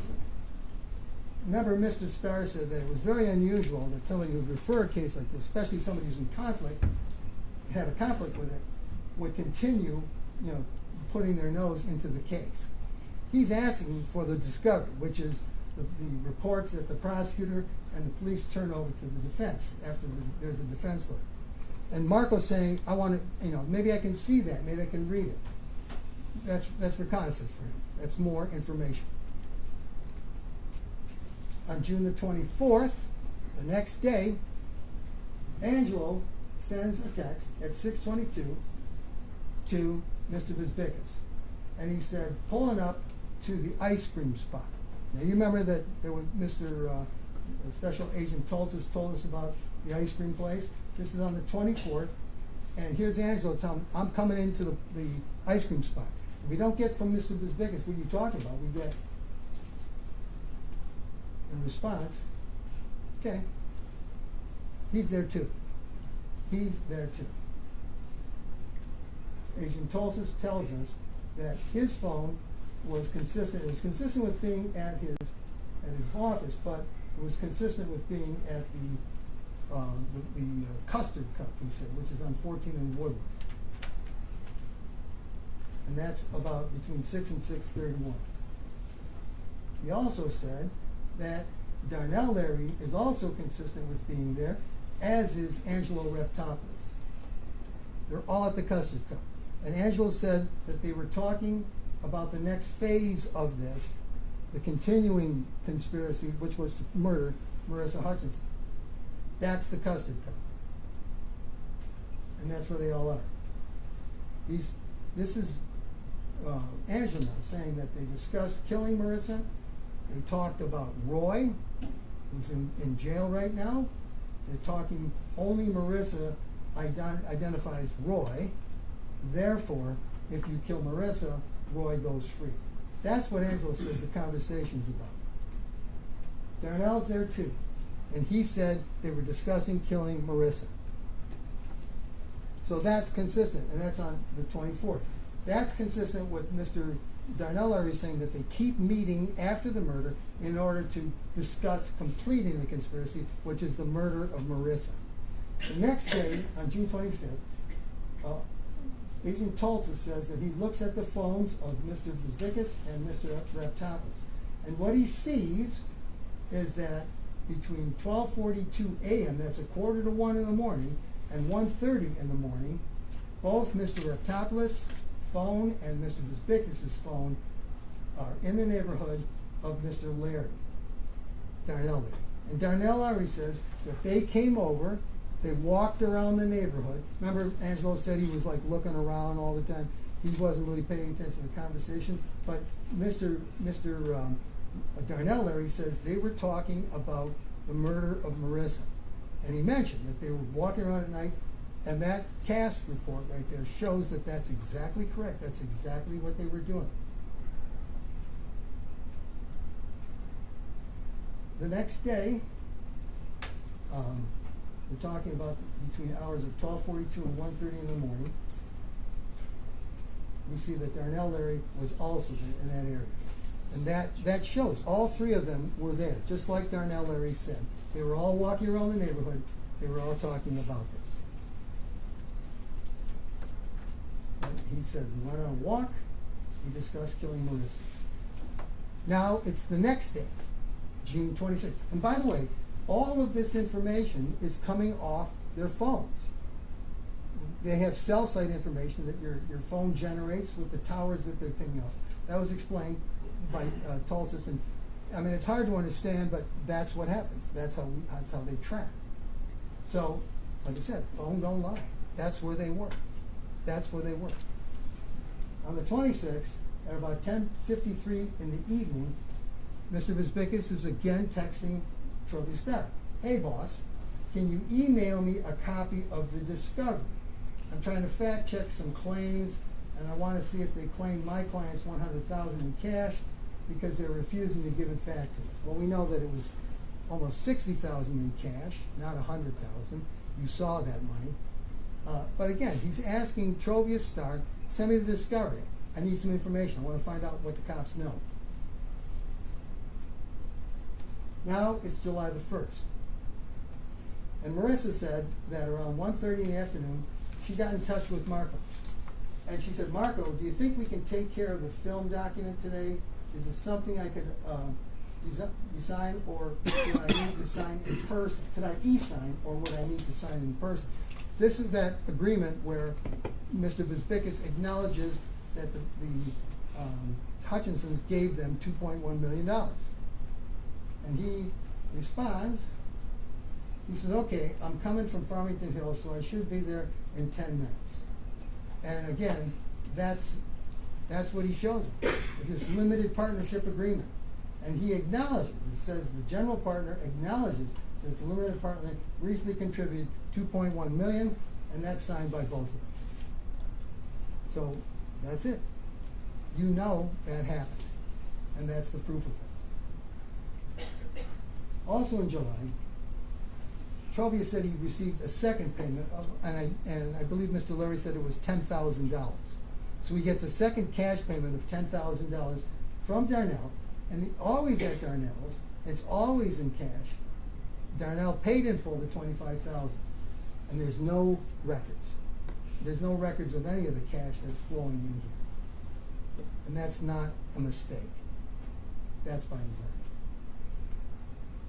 On July the 10th, and again, this is stuff that Darnell Larry talked about, and we checked up on, the FBI checked up on this on the phones. He says on July the 10th, he and Mr. Bisbickus, or he's in Southwest Detroit, remember, with his sons, and they're cleaning out some houses. Remember he said that? They were cleaning out these houses because Marco was going to sell these houses. And he said that Marco suddenly arrives. And finally, he pulls him aside from where everybody else is, and he tells him in the back room, he says, look, I'm about to go to Greece. This has got to get done. We've got to get rid of her. You've got to take care of this. When I come back, she's got to be gone. You've got to take care of this. And Darnell said that he made a phone call to Marissa Hutchinson. Remember that testimony? And came back and said, well, I'm trying to get her to come to Detroit. She won't come to Detroit. So, and we know that on July the 10th, we know that both of those phones were in Southwest Detroit. Special Agent tells us that on June 10th, from 1:05 in the afternoon to 4:05 in the afternoon, both Marco's phone and Darnell's phone are in Southwest Detroit, just like Darnell Larry said. And we also know that there was a phone call from Marco Bisbickus to Mrs. Hutchinson. And that's exactly what Darnell said, that in the middle of their conversation, he left to make a phone call to her. That's exactly what he said. And that's exactly what the records say. Phone don't lie. Phone don't lie. By the 13th, Marissa was getting in touch with Mr. Bisbickus. And she said, I need personal financial things that are piling up. I got a request for payment for my Escalade in the mail yesterday. Rather than figure out alternative financing, I just want to pay it off. Also, all summer property taxes are due. I started the process with life insurance yesterday, but there will likely be a delay due to the insurance company requesting a copy of the police report, which we obviously can't get. Trying to work around that, but the insurance agent has never dealt with this type of situation. I'm going to send you screenshots of everything so you can pay them out of my $300,000 in your IOLTA. How long do you think you will need to handle this? We have time on the taxes, but the card needs to be handled sooner than later. Also, I talked to Kevin, that's Kevin Cronin, who you've heard, about the invoice, and it's fine. Just pay whatever it is. So this is, again, about a $300,000. You don't see him, when Mr. Bisbickus communicates back, you don't see him saying, well, I want $300,000. I don't need $300,000. He says, okay, I'll get things in motion. I'm playing catch up on time from last month. But I will get the cash in the account because Hutch had me holding it in cash in case the pawn shop needed it. I will get it rolling. So he's got that money. He doesn't object when she says, give me that $300,000. He doesn't. As a matter of fact, she sends him another text and says, hey Marco, if it's cash, I'll just scoop it up. Are you around today still, or is tomorrow better? And he says, I got to run over to Fort Knox to grab it. Fort Knox.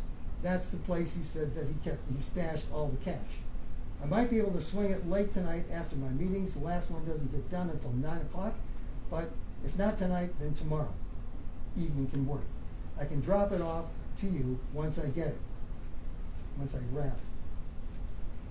And she responds, could you just take the $300K to the store? I have kids and family at the house, so I'm uncomfortable having it here. The guys are there till 5 p.m., so anytime is good. Drop it off at Hutch's Jewelry. And then it's now the 15th. Hey, Marco, will you be able to drop the money off at the store today? And he says, they're still talking. In August, they're still talking about the fact that Marissa still needs to go.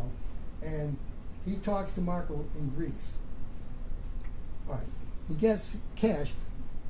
The bottom line was that she testified, Marissa testified, that she never did get the $300,000 back. And as far as the money from the investment on the movie, he invested $900,000 when they gave him 2.1, so that she never got the 1.2 million back either. So that's $2.1 million right there that he's got. 2.1 million reasons to make sure that she gets killed also, which was the original plan. Now, as I said, Mr. Raptopoulos is talking to Mr. Larry. He keeps saying, Marissa's got to go. He's talking to Marco in Greece over the phone, and he gets cash from the safe. He testifies that he got cash from the safe on Marco's permission, not to give it to Darnell, but to take pictures of it, because the idea was they wanted to take a picture of Darnell with the money so he could walk around and tell people, I've got the money to pay you. I've got the money to pay you. We need to kill this woman, and I've got the money, and here it is. And then Mr. Raptopoulos said after he got that money, he took it, and he took it back to the safe where he'd gotten it from. And Mr. Tolzis, he again cast these phones, and he shows that both both Angelo's phone and Darnell's phone, between those hours on the 16th, are there around Darnell's house. So we know that's true too. On 8/24, Marco gets brought into the police station to talk. And he starts to talk to the police. And he says, I get there, they tell me that the client's hearing was moved to the afternoon. I don't remember if it was at 11 o'clock or 1 o'clock, but it was moved to later on that date. And so from there, I went to the office, and then I was at the office until I went back for the hearing time, when the hearing was rescheduled. He did not tell them that he had texted Hutch, that he had texted and called Darnell twice. This is a statement he's supposed to be giving to the police about what happened that day. He says specifically, did you meet with Dan Hutchinson and his wife? And then he said, well, would that be privileged? Because he didn't mention that either. So he's saying that's privileged. It's not. And Alex, you guys go with Alex and me, and Alex walked you through, I don't remember if he said where the shooting happened, but I do remember the course of action that he took pursuing the guy, the shooter. So Mr. Lisbeckus said, I went to the scene, and I followed Alex throughout the scene. He knows exactly what happened. All these tire marks and things, we know where they went. And now Mr. Lisbeckus does too. He said, I was probably there in the parking lot for quite some time with Alex.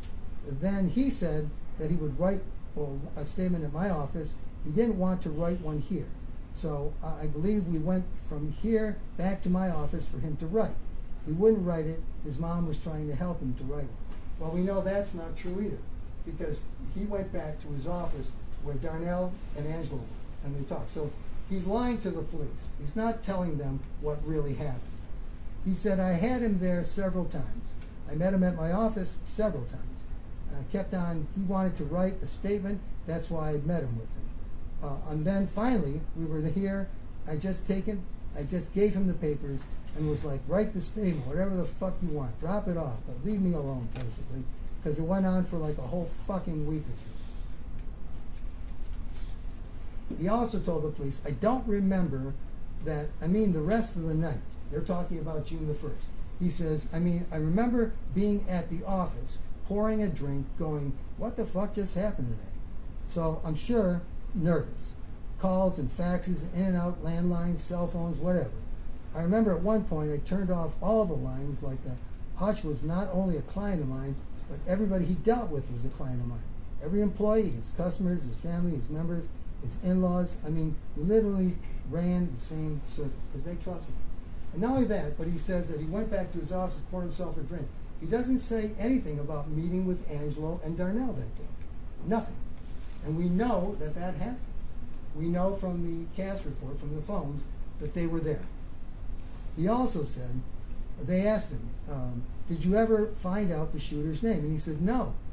I do know who you guys detained, but I don't know if that's your shooter. So, yeah, I know that from every news article. But we know that he was able to text Roy Larry not only the shooter's name on the night of the murder, but his birthday.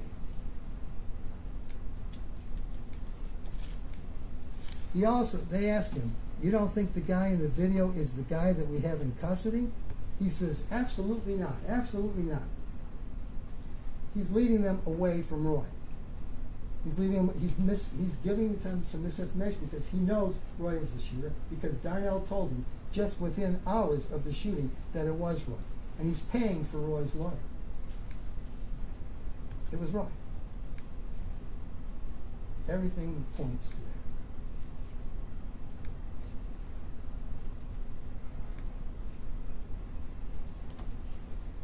And the DNA. He further says, they say, can you tell me what the name is if you remember it all? And he says, the guy that you have in custody, I don't know his full name. I do know his name is Roy. Well, that's a lie. That is a lie. Not only does he know his name, he knows his birthday. One other thing I want to ask you about. Do you know who's that? They give him a picture, and it's a picture of Darnell Larry. And this is what Agent Schuff said, because he was at the interview. He said there's a long pause. Mr. Visbickas is looking at that picture, and he's trying to decide, apparently, what he's going to say about whether he knows Darnell, because this is Darnell Larry, Roy Larry's cousin. And the police are on to Darnell Larry. So he takes a long pause, and then he confers, and he says, yeah, Darnell. And Mr. Schuff says, what's the last name? Larry. What's his relation to Roy? No idea. He knew. He knew this was a cousin. But the police didn't tell him that. They mentioned nothing about that. So Mr. Schuff says, I'm not talking business. You guys hang out on a personal level?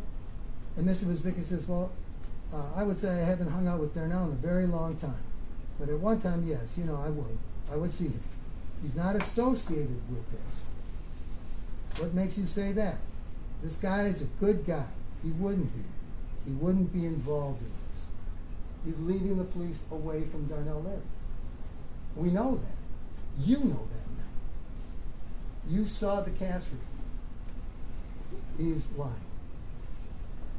He's lying to the police. The police ask him again, do you keep in touch with him? Oh, from time to time. I don't know when the last time I talked to him was. You don't know the last time you talked to him? No. Did you talk to him on June 1st? I don't think so. You know differently. You've seen the evidence. You know differently. You know he's lying. There's the evidence. Do you know, ballpark, the last time you talked to him?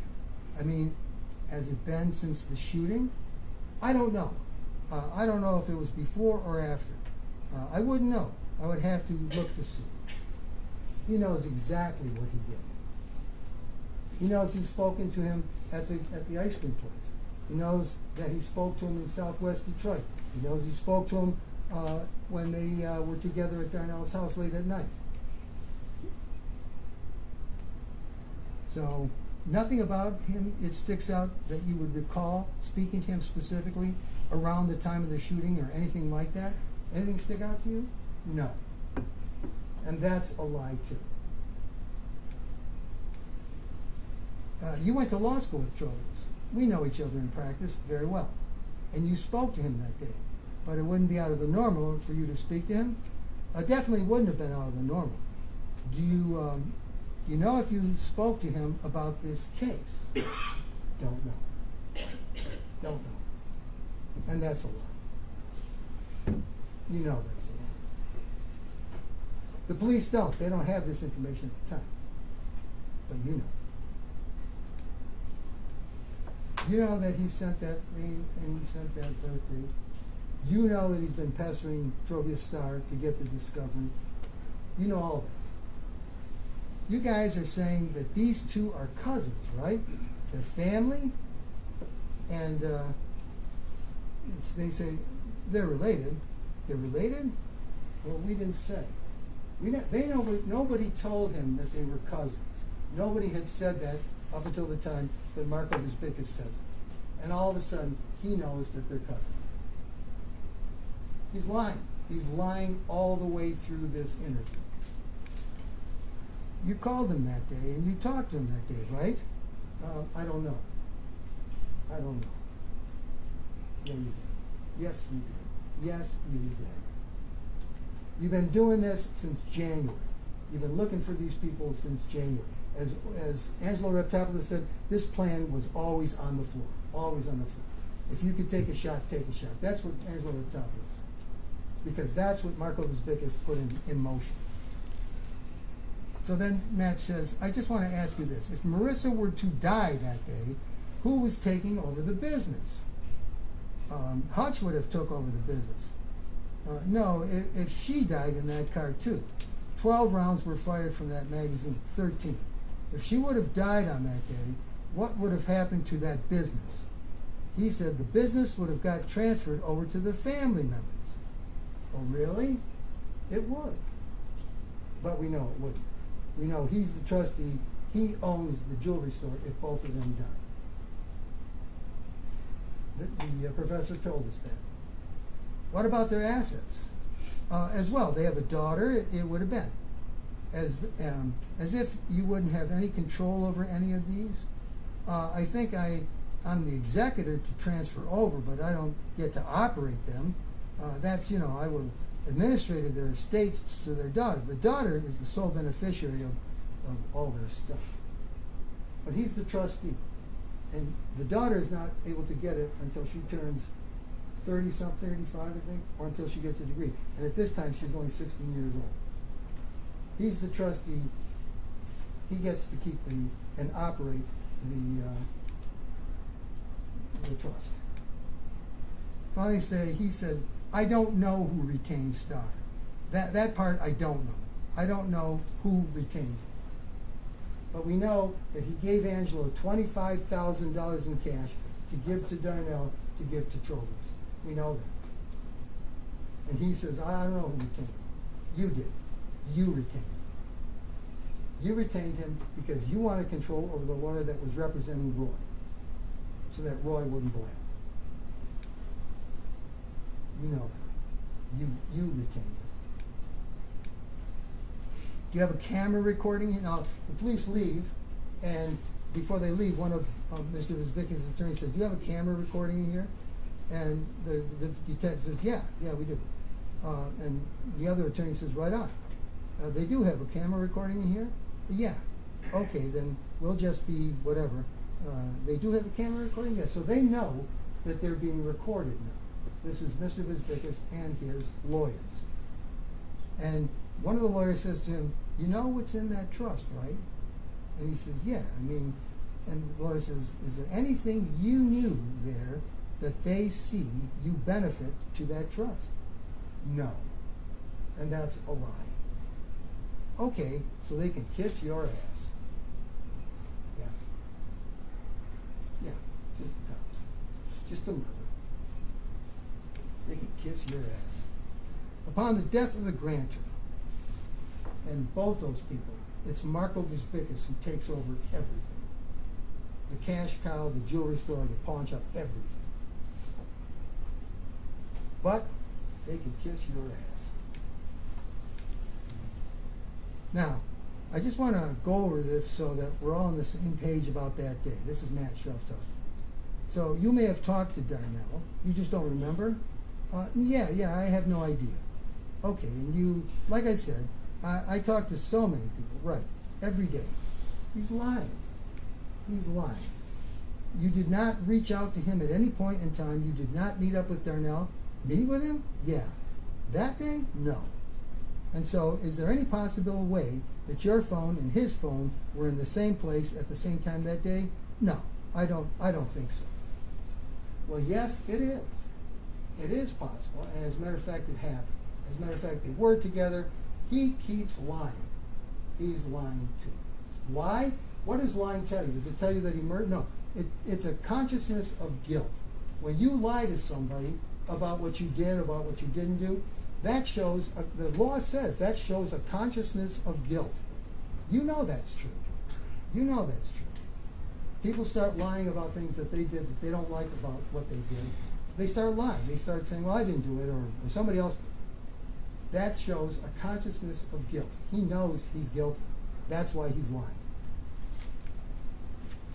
Did meet with him? So if your guys' phones were in the same place, it would be coincidence you didn't see him? Yeah. Well, I would have seen him for sure. I don't. So he's not going to say, if I could have my phone, I could tell you all my meetings that day. You know what I'm saying? Or whatever it was. So he's not going to say, or hasn't said, that he was with you that day, and the fact that it matches what the cell towers say, that you were in the same geographical vicinity at the same time around the time of the shooting. They've got the information. And he's saying, I don't know. No. When you say geographical, talk to me. His lawyer says, talk to me. Within a mile, 10 miles, 5 miles? And the attorney says, or Mr. Bisbicka says, it really doesn't matter. I don't think I've seen him at all. I mean, with everything that was going on that day, I know I didn't see him beforehand, and I definitely don't think I would have met with anybody after. I don't think I would have met with anybody afterwards. Well, that's not true. Okay, do you have cameras in your building at your office? I do have cameras in my building. They have a 7-day loop, though. Okay, I think it's 7 day or 24 hours, 7 days. Do you know? I could find out, says his attorney, but I don't know. Do you know if the PI guys ever looked at that? They did come, and they looked at it, and the time frame didn't go back enough, or whatever. Those things are not available. So he spends a long time after he's stopped at the airport, and the police bring him back to Oak Park PD. He spends a long time, a long conversation with them, and almost everything he tells them is a lie. And a lie is consciousness of guilt. You've been listening to me go on for a long time. This is a very long story. And that's what I had to do. That's why I had to talk to you for so long. I'm afraid I have to talk to you for just a little bit more. If you just hang on, I'm almost done. Was there a motive in this case? Now remember, the prosecutor, the court will tell you the prosecutor does not have to prove a motive. We don't have to show that. That's not required. That's not one of the 4 things that are required for first degree premeditated murder, or the 3 things that are necessary for assault with intent to commit murder, or the 3 things that are necessary for conspiracy. We don't have to prove a motive. However, there was a lot of unreported cash here. There was a lot of money that he took. You saw the pictures. There was a lot of cash that he took. There was no record for it. There's no record that he received it from the Hutchinsons. There's no record that they received it from the people that they sold jewelry to. There's a lot of unreported cash here. Over $1 million. There's the $2.1 million that he had said he was going to take and invest for them. He only invested $900,000, and only in his name. There's the $300,000 that he and Marissa were talking about, which you just saw, and he kept saying he would bring it over and all that, and he never did. So that right there, there's $2.4 million right there. The pawn shop, we know that once there was this text message from Hutchinson to Bisbickas about, hey, on January the 27th, I'm interested in this pawn shop. We know that something changes right there, because right there, that's when the conspiracy starts to form. So there's that pawn shop going on. And that was going to be $600,000 in cash. And if he takes over that store, he's got all that money that's unreported in his cabinet. He gets that $600,000 out of his pocket. That's why he doesn't want that to occur. And then, of course, there's the trust. and the jewelry store that he begins to operate, and the jewelry store bringing in all that extra cash, which you don't have to report. Is there a motive here? We don't have to prove it, but I'm suggesting to you that there's a lot of motive here. It's money. It's about greed. Furthermore, as to Roy Larry, we know that Darnell offered him the Camaro, that Camaro that we showed you before. That was what Roy wanted. So he had a motive too. Now, as the first-degree premeditated murder, we first have to show that the defendant caused the death. We know Roy Larry had a motive. You saw the video. You see that he did it. The clothing that he's arrested in is the same clothing that the shooter is wearing. There are statements that he makes. The statements are all lies. We know that. We heard that this morning. He has this injury, and Mr. Smith said that he saw the guy on the bike get hit, get up, and limp away. And when he's found, he's got a broken ankle. It's from that collision with Alex Sekeleris. He's wearing that hat, same hat. It's in the gloves. The gloves are full of his DNA. We know that Darnell identifies him in these pictures like half a dozen times. That's Roy. That's Roy. That's my cousin. And Alex made the same idea. We also know when John Price sees him run away that his pants are falling down. And we know that same thing, we saw his pants falling down at the bike shop when he's putting in the bike. I mean, that's a little thing, but it's a lot. It's a little thing, but it means a lot. So he caused the death, Roy caused the death. Did he have the intent to kill? Well, he used a gun. He shot at point blank range. He emptied the shot. All of the shots were the chest, a vital area, and he shoots him in the heart. There are abdominal shots too. He's only shooting at the Hutchinsons. There are two other people right there. He doesn't even touch them. He's only shooting at the Hutchinsons because of that pact that he's made, that conspiracy that he entered into with Darnell Larry just before he did this. He empties the clip. He fires every bullet in there. Even as the thing is moving away from it, it's drifting off, he's still shooting after it. He's still trying to shoot. And the fact that he's not a good shot, or the fact that there's not enough time to kill Marissa too, doesn't relieve him from the crime of assault with intent to commit murder. Like I said, the result is not what counts. It's not the result, it's the intent. And we know his intent from the very beginning. So, did he have an intent to kill? Of course he did. He brought the gun with him. He brought the deadly weapon with him. Was this premeditated? Of course it was. He talked to Darnell about it a couple of days before. He had this motive, as we said. He was supposed to kill both of them for the car. He brought the gun with him. He brought the bike with him. He drove around on the bike. There was plenty of time to form that intent to kill. If he hadn't formed it by the time he got on the bike, he had plenty of time to form it. He passes the Yukon, then returns. He goes in between the Yukon. And all this time, he's got time to form the intent to kill. He pulls out the gun, maneuvers between the vehicles, and he doesn't shoot anyone else. This is a premeditated killing. It's that's what first degree murder is.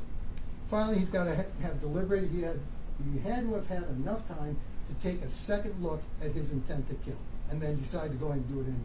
Well, we know that. He formed this intent 2 days ago. He's been thinking about it for 2 days. He had the motive to do it. He brought the gun. He brought the bike. He's getting the bike into the car. He's getting it out of the car. There's all this time to deliberate on what he's doing. And he's doing all of these things in order to kill the Hutchinsons. He's got plenty of time to think about all this stuff. Plenty of time to subject his intent to kill to a second look. He drove on the bike. He turned down one way and came back into. He's got all this time. That's all this time. He passed the Yukon. He goes to the Taco Bell. He pedals up to the Yukon, pulls out the gun before the Yukon, maneuvers between the vehicles, and he doesn't shoot anyone else. He had plenty of time to take a second look at his intent to kill, and he decided to kill anyway. As far as the assault with intent to commit, He obviously tried to physically injure these people. And these are the same things, all the same stuff. And you can see that he's trying to kill. He's trying to kill him. He's firing point blank a weapon, a deadly weapon. And Marissa is injured. He had the ability, quite obviously, he's got the ability to do this. He's carrying a deadly weapon. And finally, he intends to kill. Well, we know that because Darnell told him 2 days before, it's got to be both of them. It's got to be both of them. When he's going there, he's got enough ammunition to kill both of them. He's firing into the side. He's got a motive. He's using a deadly weapon, firing point blank. There are 14 shots, and he does shoot into the passenger side. There are 2 bullets that make it through to the passenger side. And we know that Marissa is injured. So, like I said, it's not the result, it's the intent with which he does the act. And he's intending to kill. As far as felony firearm, as far as he's concerned, as far as Roy's concerned, he just showed you he committed both first-degree premeditated murder and assault with intent to commit murder, and he did it with a firearm. Okay. There he is with the firearm. There he is with the firearm. Now, that's the rule for Roy Larry as far as felony firearm. As far as Mr. Bisbickus is concerned, as I said, we're proceeding on an aiding and abetting theory. And if you help somebody commit a crime, you're just as guilty as if you yourself had committed that crime, and you can be convicted for that crime. And that's our theory against Mr. Bisbickus. He doesn't get his hands dirty. He doesn't put his fingerprints on anything. He gets people who are hard up. They're hard up for love. They're hard up for some kind of support. They're hard up for family. They're hard up for money. He gets those people, and he maneuvers them into a situation where they're killed. He encourages them to do that. He tells Darnell how to do it. Now, as far as aiding and abetting felony firearm, both murder and the assault with intent to murder have to have been committed, and he assisted before or during the crime. And we know that he assisted before or during the crime because he met often with Darnell Larry and told him about this bump and shoot thing. That's encouraging him to use a firearm. And he intended the murder, or he knew another intended the murder and the assault. And clearly, Roy Larry did. So that's the aiding and abetting theory against him. The murder and anyone were both committed, and he assisted before or during the crime. And the assistance that we're talking about happened on the 30th. We know that at 12:35, he contacts Darnell, tells him the time is going to change. First of all, tells him they're going to be at my place in 2 days. On the 1st, they're going to be there at noon. We know all that stuff. All right, now that's 3 days before the murder. He's giving him information about how he can perform the murder. That's aiding and abetting. On the day, he tells him that, it's on the 30th. On the day of the murder, he calls Dan Hutchinson, tells him that, can we meet at 11 or after 3? Dan texts him back just a few minutes later, says 11, and within seconds, he calls Darnell Larry and he tells him 11 o'clock.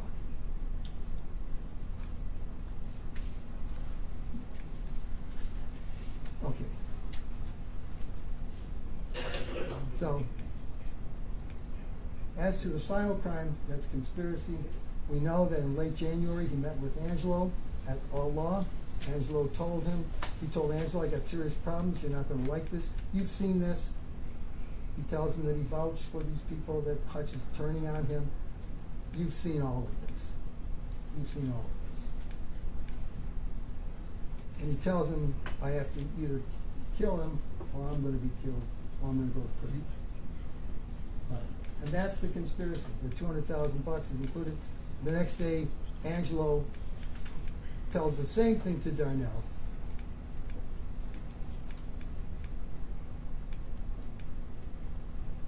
And we know.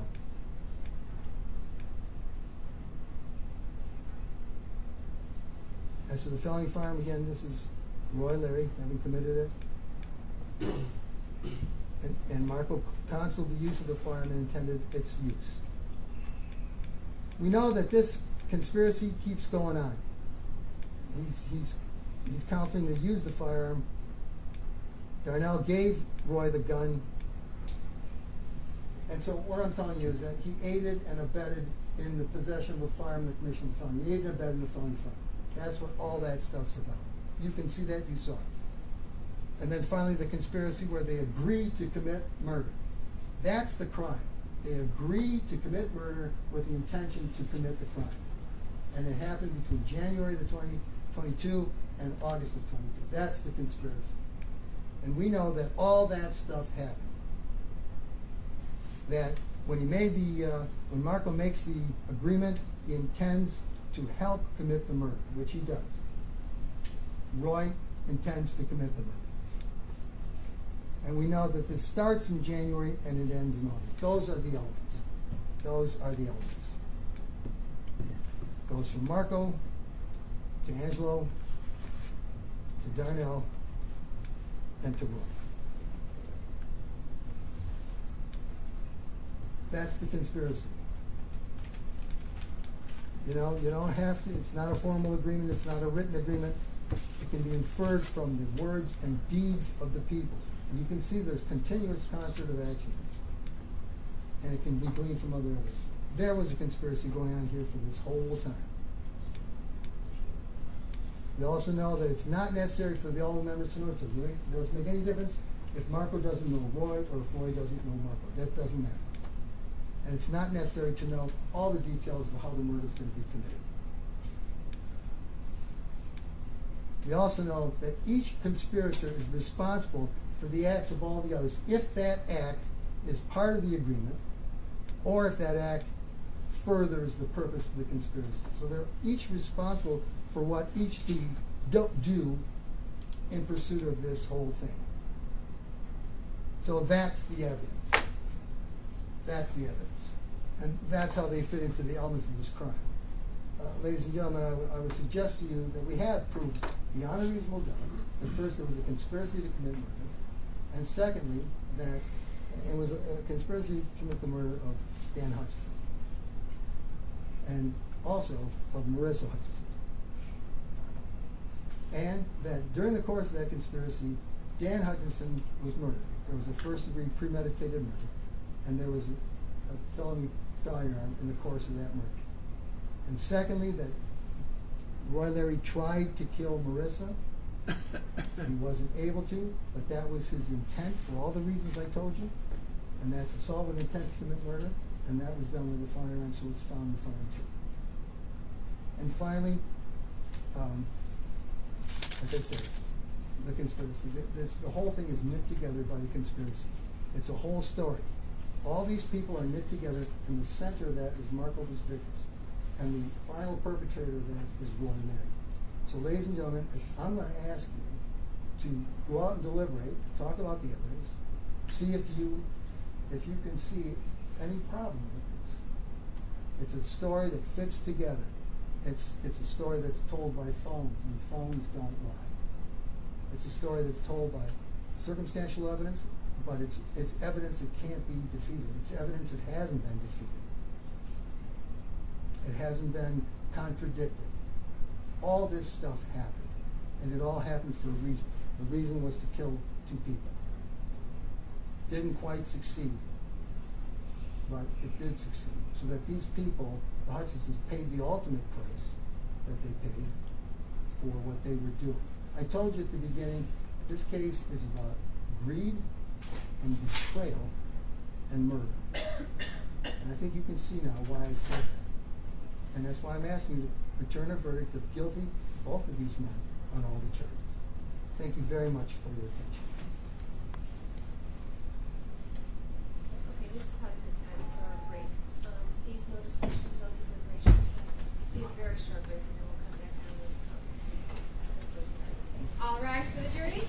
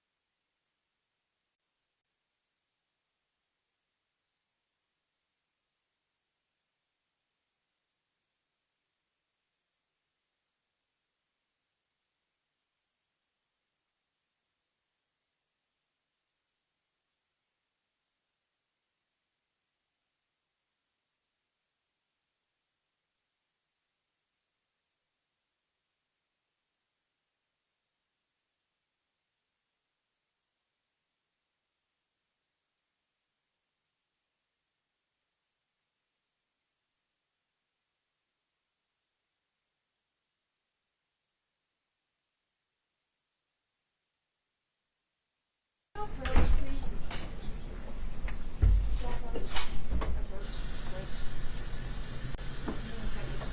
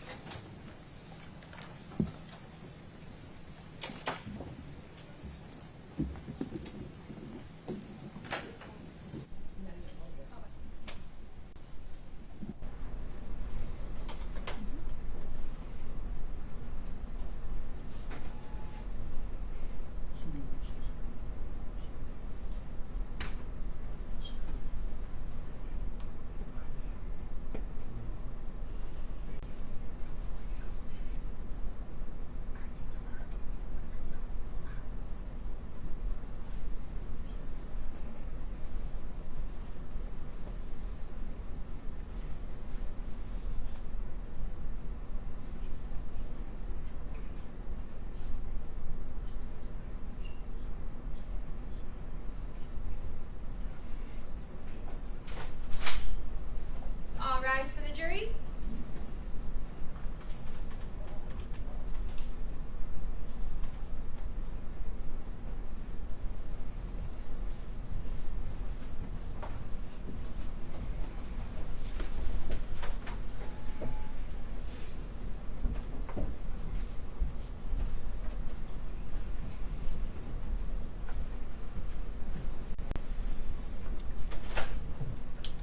Okay, you may be seated. Mr. Whitman. Thank you. You're up to your close.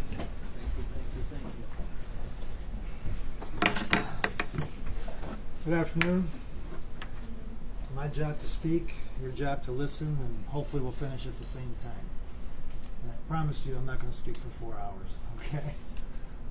So, Roy Larry did not have to testify, did not have to take the stand, but he chose to do so. And he opened himself up to cross-examination by the prosecution. But what Roy Larry did tell you is that he told the same thing to the police on June the 1st of 2022. That he was in the area, and he was there to find Tracy, meet with Tracy, hopefully have sex with Tracy, and then decided to go and buy some marijuana. He told you that here in the courtroom. He had told the police that earlier. While he was in the area, he was attacked. So he was attacked by somebody. A man pulled a gun on him, and he started to run away.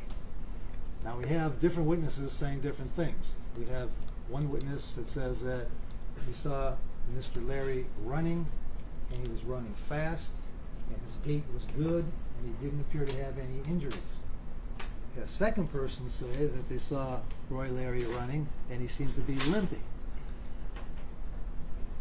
You heard that Roy Larry had a very serious injury, that the police, as soon as they observed him, observed that his leg or ankle was broken. And we heard that subsequent to being taken into custody, he was given medical treatment where he had to have pins, screws, and plates in his leg and have multiple surgeries. So it doesn't make a lot of sense that a guy who has that type of injury, the severity of that particular injury, would be able to run for any distance or even run at all. So the question becomes, and then there was the mailman that was there, and Roy Larry asked the mailman, please get me some help. I need some help. Call 911. And the mailman complies and helps him and calls 911.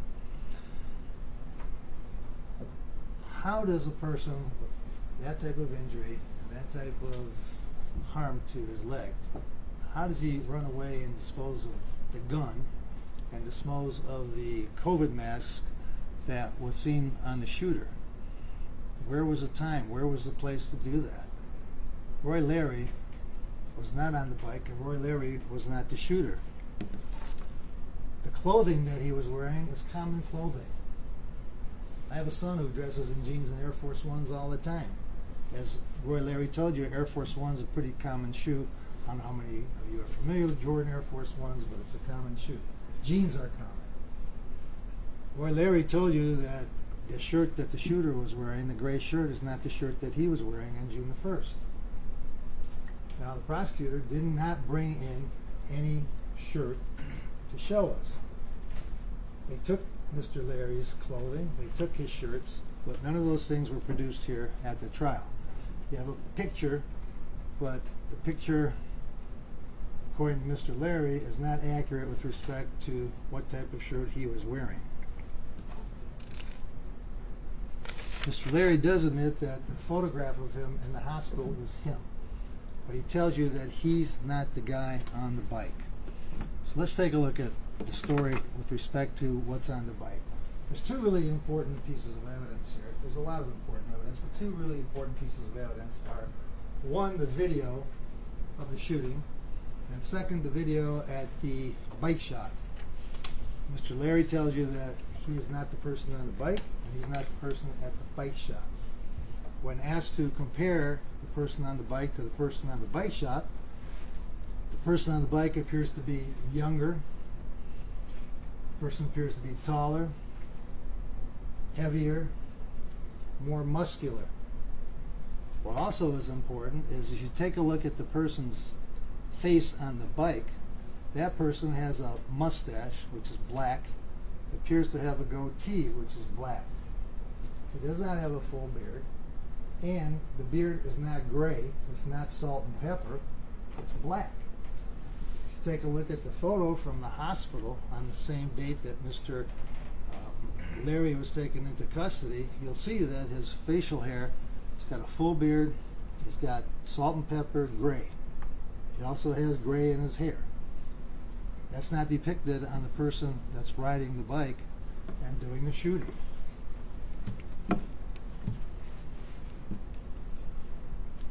The judge is going to tell you that you can judge this case on the evidence that has been presented or the lack of evidence.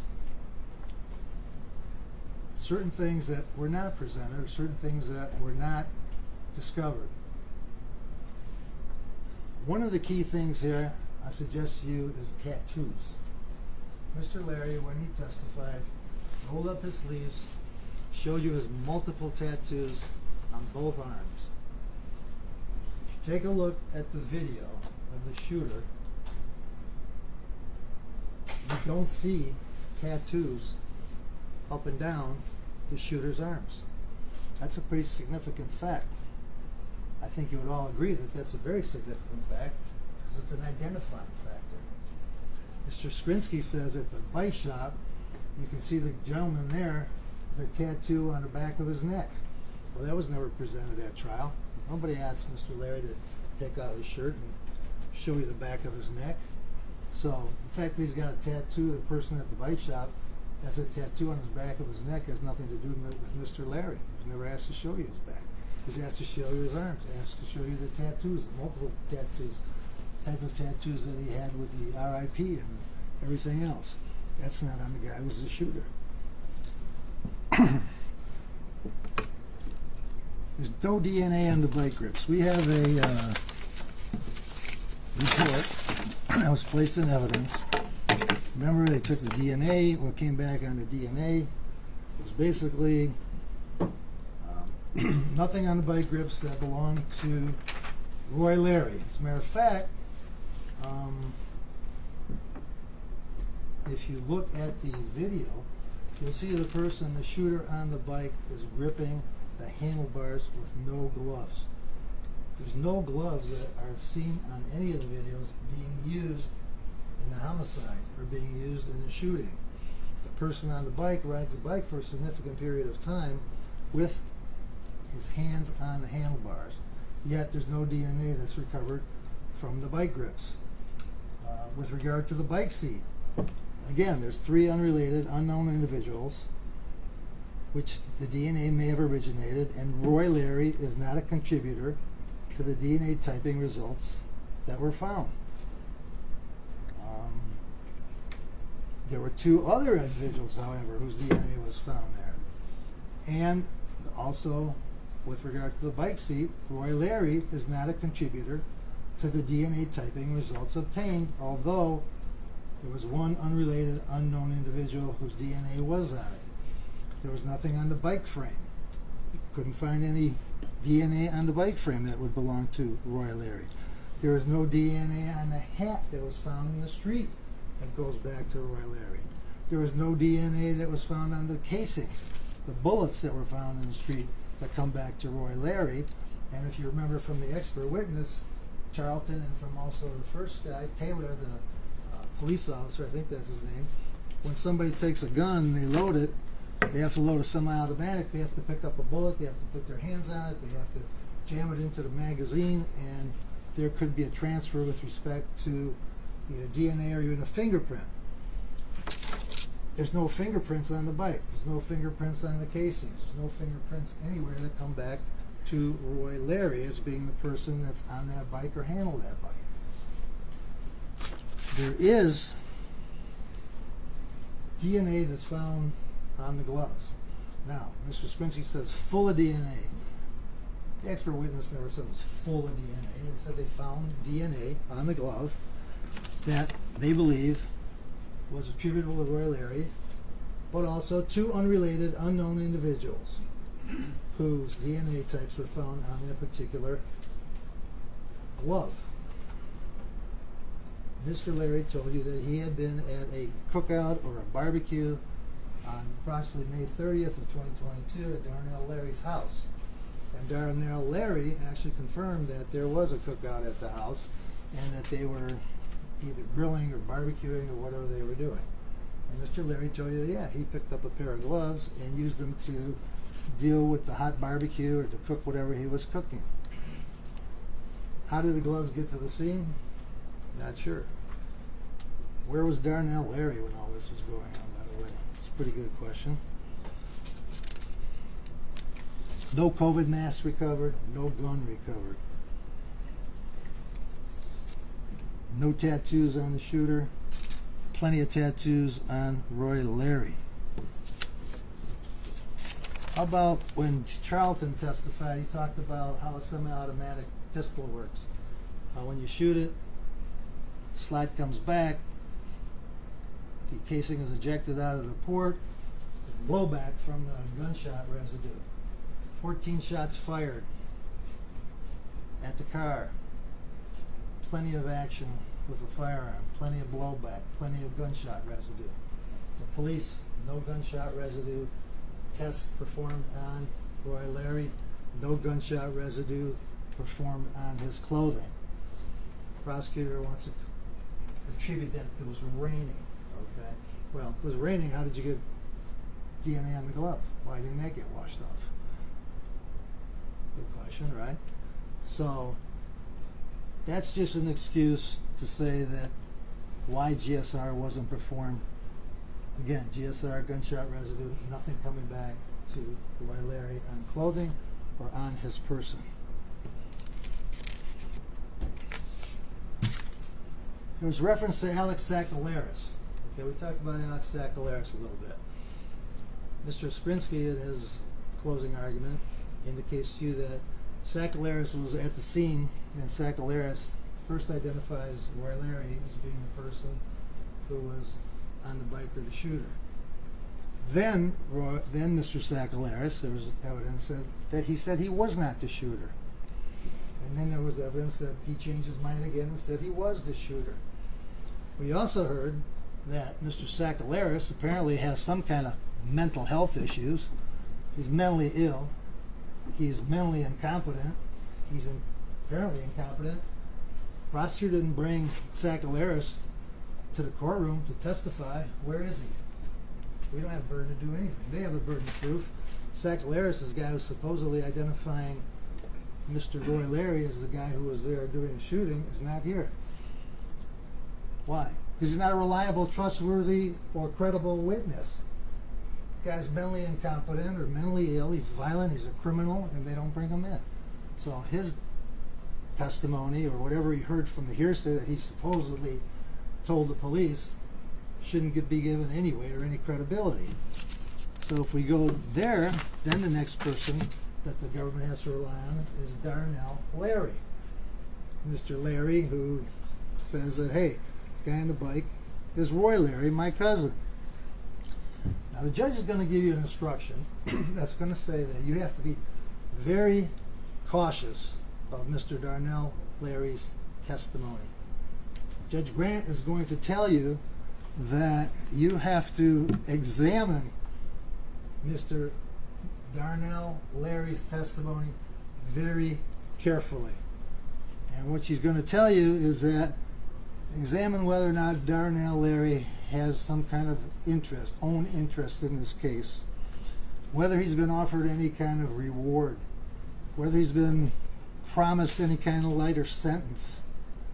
Is he a criminal? Is he a liar, someone who's not truthful? Well, let's look at Darnell Larry for a minute. Darnell Larry, by his own admission, tells you that he is in a self-preservation mode, or he was in a self-preservation mode when he entered into these agreements with the government, with the prosecutor's office, that he was concerned about survival, self-preservation, and survival mode. But if you take a look at the big picture with Darnell Larry, you know the guy's a liar. You know he's not trustworthy, credible, or reliable.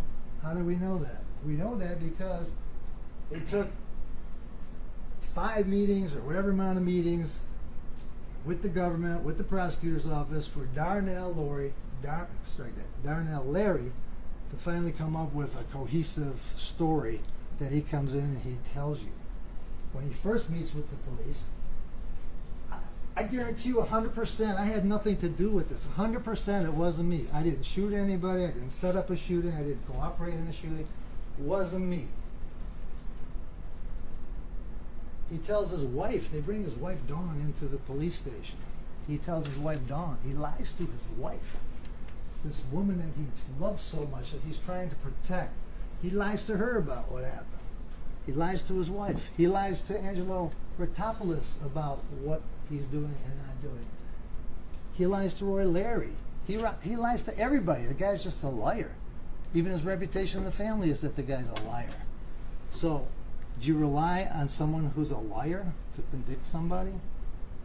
I suggest not, but that's going to be up to you to determine the extent of this guy's lies and whether he's a reliable, credible, or trustworthy witness. I suggest to you that he's not. He's been offered a reward. He's been offered a lighter sentence. What's the reward? He told you, he comes in here and he tells you that, I know I was looking at life in prison. We heard that during one of these interviews, a federal agent talks about him. If you go for murder for hire in federal court, you could be looking at the death penalty. Okay? Darnell Larry says, hey, life in prison without parole is a death penalty.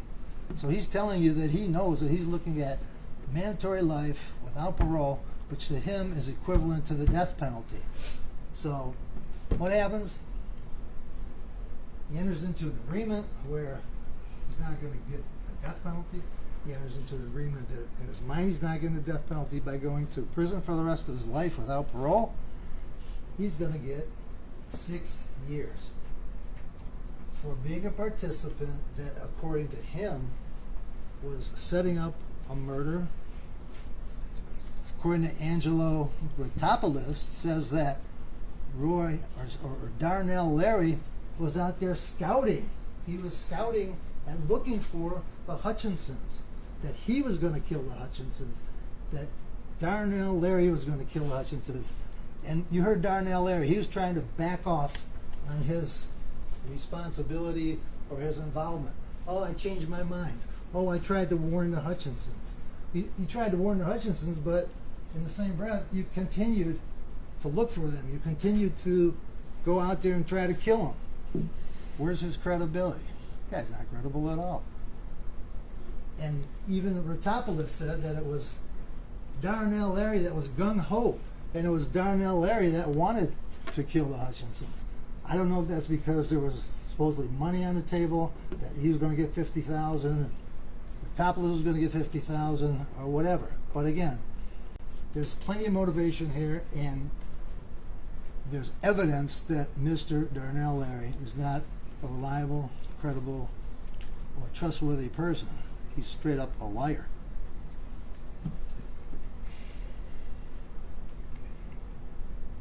And he's a criminal. I mean, the guy has, in a previous history, set up another murder. He was convicted of second-degree murder. He was charged of first degree, but he got convicted of second. And he even lied about that particular murder. He told Ritopoulos that the reason I end up killing somebody or being involved in that homicide or that murder or that death of another person is because somebody killed my 4-year-old daughter or killed a 4-year-old member of my family, and it was revenge. And Ritopoulos said, well, yeah, the guy deserved to die, or it was an honorable thing to go and get the revenge. Well, it turns out that that was a lie. There was no child, a 4-year-old kid that was killed. It was a dope deal. It was a dope house that was getting shot up. Somebody was getting killed from dope. So he even lied about his participation in previous murder cases. The guy's just a flat-out liar. What else did he do? He set up these fake scenarios about shooting at the Hutchinsons. Remember, there was testimony about him discharging a firearm in his backyard and telling Ritopoulos, hey, I took a shot at him, but I missed him. That was all BS. That was not true. Matter of fact, the police went out and they found the casing in the backyard where he shot it off. He constantly told different scenarios. He made up whatever he needed to make up to help himself, just like he comes in with all these promises and all these deals, and he tells you whatever's necessary for him to tell you so that he can do the 6 years, which is actually going to be 4 because he's already done 2, as opposed to doing life. Take that into consideration. Self-preservation, survival mode, avoidance of life in prison without any parole. So it's interesting that Mr. Darnell Larry takes a picture of himself, or somebody takes a picture of him with this stack of money so he can go out and recruit, allegedly go out and recruit other people to continue some type of homicide. And he's okay with that. He takes his picture with the money. Then he talks about a guy named Philip Sumter. That Philip Sumter was somehow going to be involved in this plan or scheme to assassinate Mrs. Hutchinson. What does Philip Sumter look like? We have no clue what he looks like. He wasn't brought in here. He was not here. Does he look like the guy on his bike? Does he look like the guy who could be the shooter? We don't know that. Does he have a black mustache? Does he have a black goatee? We don't know that either. Is he a big, strong guy, a muscular guy, a younger guy? We don't know that either. But Philip Sumter somehow, name came up as being a guy who was interested in and maybe part of trying to commit a murder. Does it make sense to you that someone who hasn't seen his cousin in 34 years comes up here and his cousin all of a sudden wants to get him involved in a murder in exchange for a beat up old car? Okay? I understand talking about the rims and had the sound system and all that stuff, but the car had a lot of miles on it. How much could the car be worth? $10,000? Is Roy Larry going to go out and commit a murder for a guy he hasn't seen in 34 years for an old car? Does that make any sense? No, it doesn't make a lot of sense at all. Roy Larry, Darnell Larry, June 7th, 2022. There's a phone call from the jail, and Darnell Larry acknowledges. Darnell Larry tells Roy Larry, I know you're innocent. It's just like 5-6 days after the shooting. I know you're innocent. I know you're the wrong place at the wrong time. I know you're the first black man they saw, so they picked you up. He acknowledged that. So, as Mr. Skrinsky said, he can look you in the eye and lie. He looks you right in the eye and lie. So the question is, was he being truthful on June the 7th when he tells his cousin, Roy Larry, I know you're innocent, you're not the guy. They got the wrong guy, they put the first black man. Or was he lying back then too? Because he told a different story to you when he was here in court. He didn't say Roy Larry is innocent. He throws him under the bus so he can save his own neck, so he can avoid going to prison for the rest of his life. So which one is it? You know, he said the ball don't lie. Well, is he lying, Darnell Larry, when he says that this is an innocent man? I know you're innocent. I know you didn't do anything. Or is he lying when he comes in here and says that's him on the bike? That's going to be for you to decide. So the question becomes: is there proof beyond a reasonable doubt? If there is, then you're going to find Mr. Roy Larry guilty. If there's not proof beyond a reasonable doubt, and I suggest there's plenty of reasons why there's not proof beyond a reasonable doubt, and I just went over a few of them. So I'm suggesting to you that the appropriate finding in this case, on behalf of Mr. Roy Larry, is not guilty. Thank you for listening. Mr. Hayes.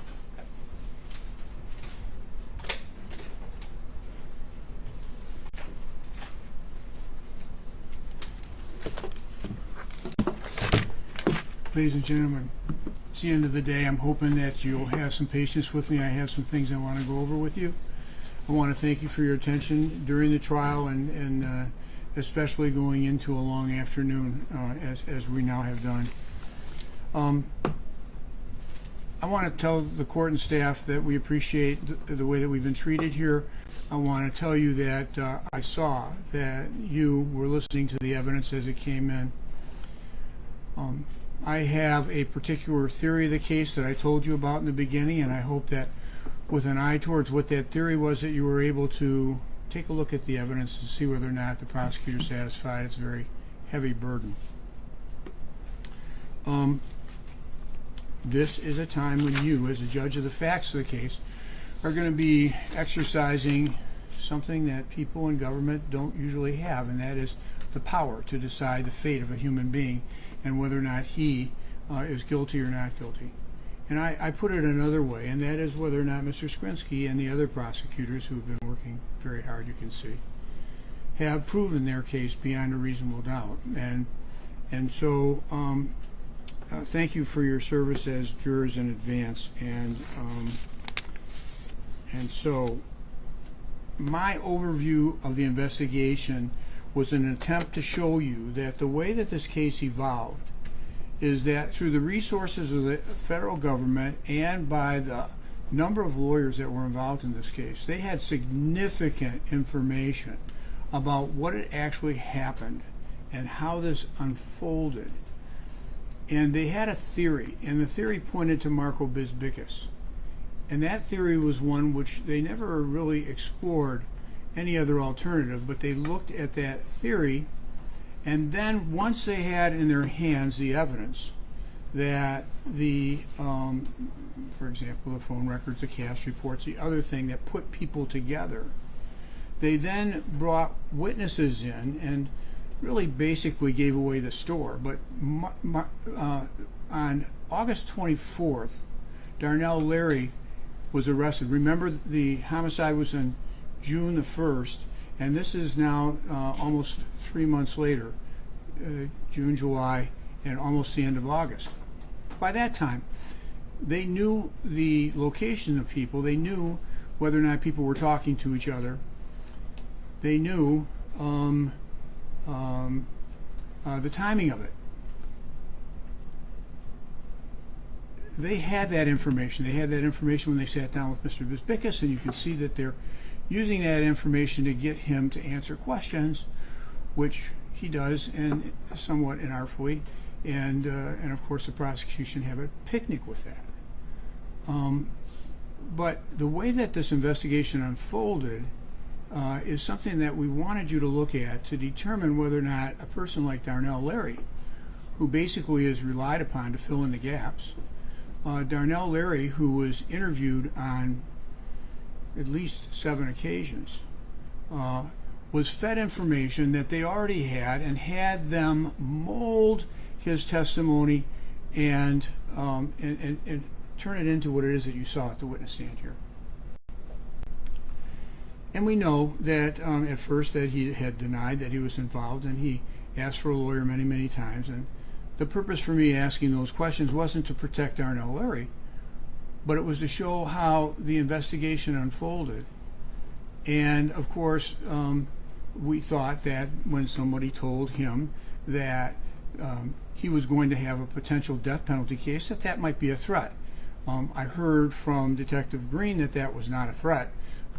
If you were sitting in that chair and you were told that you were being investigated, and they told you that they thought that if you didn't give them what they wanted, that they were going to kill you, or there's a possibility that they were going to kill you if the case went federal, then I think you might think that that might be a threat. And that's what it was.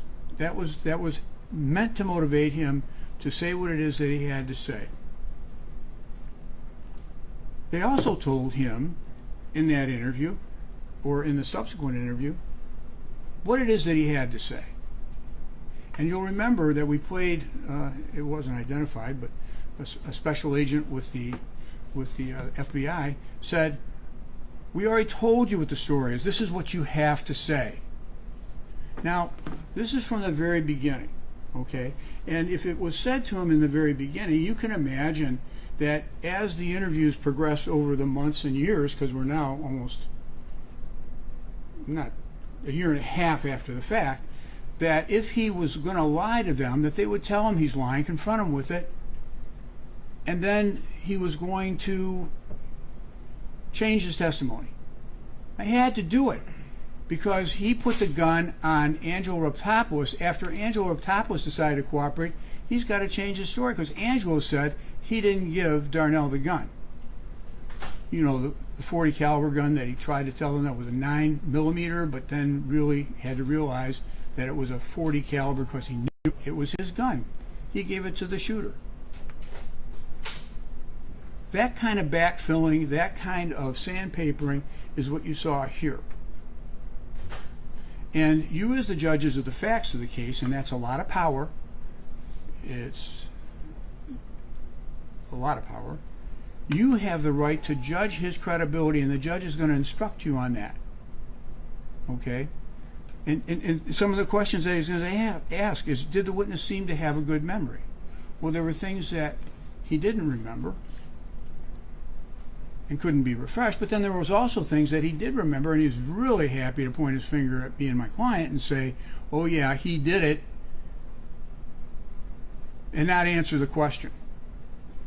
So his demeanor and the way that he answered questions, his argumentative nature, his guarded responses, on one hand, very soft tone when he was answering the prosecutor's question. And, you know, thank God, I'm hard of hearing. He raised his voice when he was on cross-examination. That demeanor is a tell. He was responding to a carefully rehearsed scenario where he was going to be on direct examination, and then on cross-examination, his demeanor changed. If you got a sense that he was being fair and impartial in his responses, if you thought that he was being candid and honest in those responses, I mean, you'll decide. But I suggest that if you look at the judge's instruction, that there's a problem with Darnell Larry. And not to step on Mr. Rabitwer's closing argument, he's got a lot of reasons. He's got a lot of reasons to testify the way that he did. He can see the light at the end of the tunnel, and they gave away the store.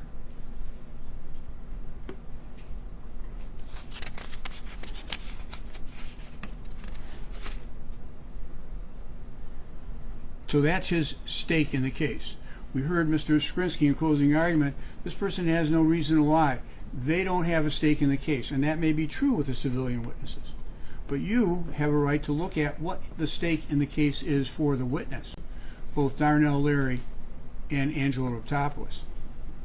And you heard that Raptopoulos has only got 2 more years to go, and that Darnell has only 4 more years to go. And this is in a case where Darnell solicited the murder, and where Angelo put him up to it.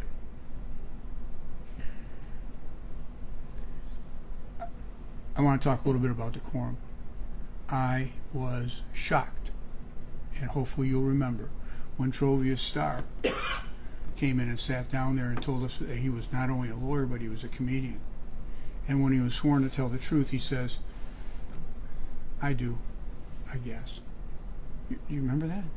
Because that's a hint. That's a hint of how he takes his job. Okay?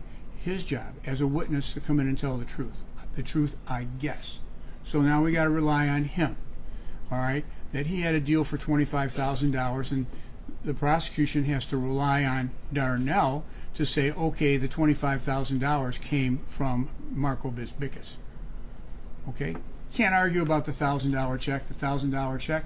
Spur of the moment, Trovius came. Marco had a referral. All right? I have another point of view of what happened on June 1st. Okay? Marco's a lawyer. He knows some of the parties. He knows that Darnell and Angelo, they're his friends. They work with him. A moment about all this other stuff out here, about people meeting with others. They know each other. They're working together. They got a marijuana grow. But on this particular evening, Darnell comes and says, my cousin's in trouble. All right? You're a lawyer, okay? And you don't have the ability to represent a person if the person who is in trouble is involved with a person who you represent. He refers it out. Now, if you look at his statement and this and the ethics of what it was that he was operating under, okay, he says there's a conflict, and so I sent it to Trovius. Okay, Trovius says,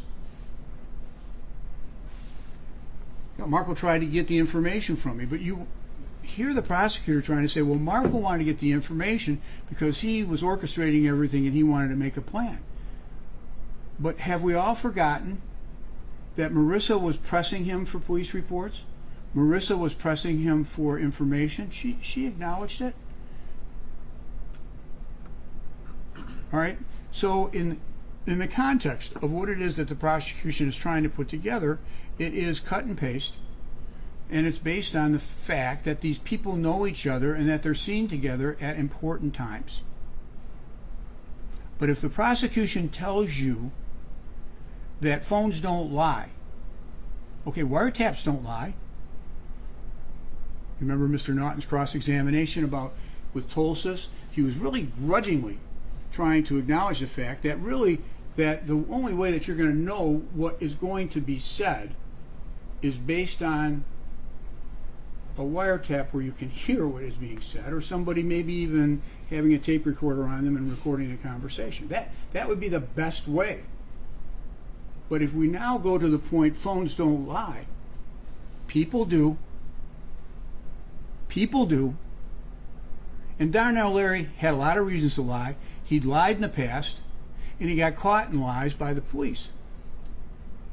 So we got to rely on him for what people said about, I'm going to meet with somebody, I'm going to have a discussion about thus and such, and whatever it was that had occurred that is incriminating because he said so, you've got to look at him closely.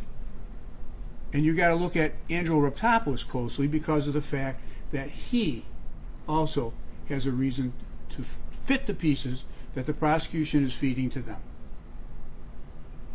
2 more years. 2 more years.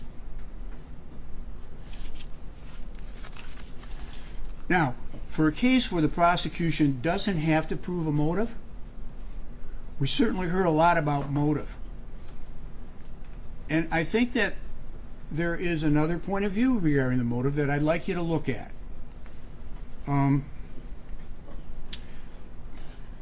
Marco had the ability to have control based upon a will and trust that was executed on April the 14th of 2022.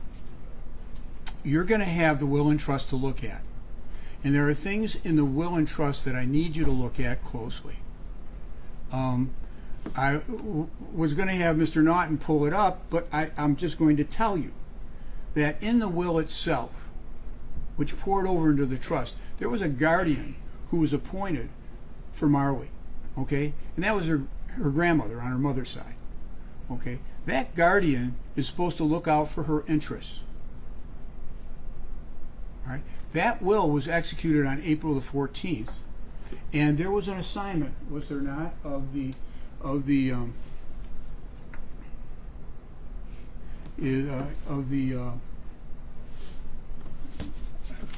I should refer to the will and trust is already admitted in evidence.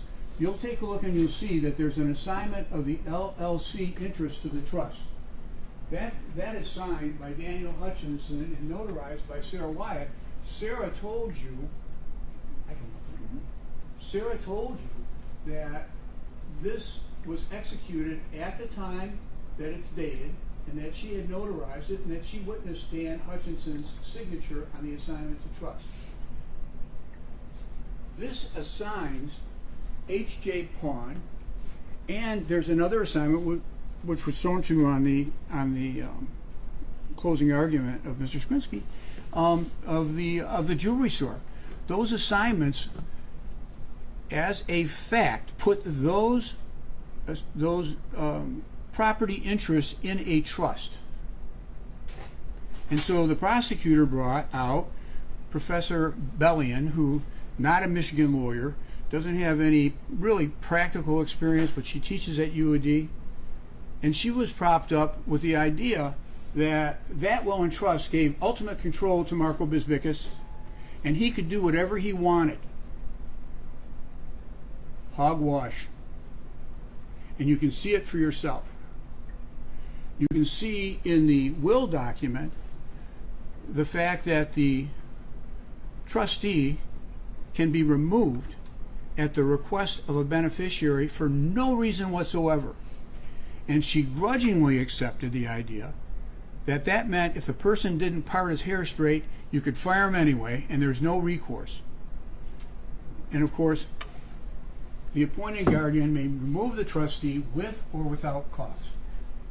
That's totally contrary to what she came in here expecting to say. Oh, and by the way, she didn't see the assignment of the pawn shop until we showed it to her here in court. Well, that undercuts the theory of the prosecution that Marco Bisbicus, according to Darnell Larry, or according to Angelo Rotopoulos, wanted that homicide to occur at or before the closing that occurred on April the 19th. Okay? There's no reason to kill anybody over this, because if Marco was a contingent trustee, and he came into the power of the trustee, this person over here could complain. Doesn't even have to complain. Hey, I don't like how things are going. And what do you think is going to happen in the jewelry store if Marco gets in there and starts to throw his weight, no pun intended, throw his weight around and tell people what to do? Or take cash out of the safe, because employees are there, they can see it, and put it in his own pocket? Anybody that would look at that carefully would know that that's not a motive. And so they gin up an idea that, oh yes, he needed to adjourn it because he lied about an accident that occurred. Okay? You heard from Sarah Wyatt. Okay? She didn't confirm the fact that he was in an accident. She didn't confirm the fact that he needed an MRI or any of that. But she did confirm that on the day after that he came in wearing shorts, as he usually does, that his left leg was exposed and it had a huge bruise on it. Okay? So you don't buy that. Okay? The closing occurred 4 days later, and $599,000 was paid. So there was no reason not to close on the pawn shop, because the corporation had already been formed, and they'd already signed it into the corporation. And Marco had the money, and he brought it with him on the 19th when the closing took place.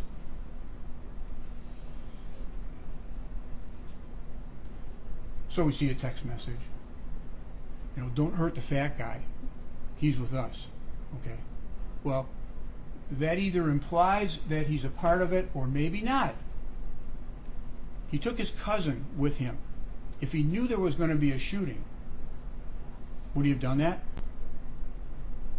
If he knew there was a shooting after the closing, would he have done it right after the closing? That's Sumter and Angelo and Darnell. Okay. And you got to rely on them to say, oh yes, well Marco knew about that. Well, he put himself in a zone of danger where he was being surveilled. There's no evidence of that except for what they say. And I suggest that you don't believe them. There was not one iota of evidence in this case with all the text messages, all of the social media, that Daniel Hutchinson was not completely satisfied with Marco Bisbicus. And if he wasn't satisfied, okay, what's he going to do? He's going to cut Marco off. And oh, by the way, Dan is the goose that laid the golden egg. He gives Marco referrals. He gives Marco business. He gives Marco cash to take money to New York. Oh, let's cut that off. I think maybe it might be a better idea just to, take over a jewelry store. Well, I've talked to you about that assignment. And I've talked to you about how it is that trustees control things. That theory melts away.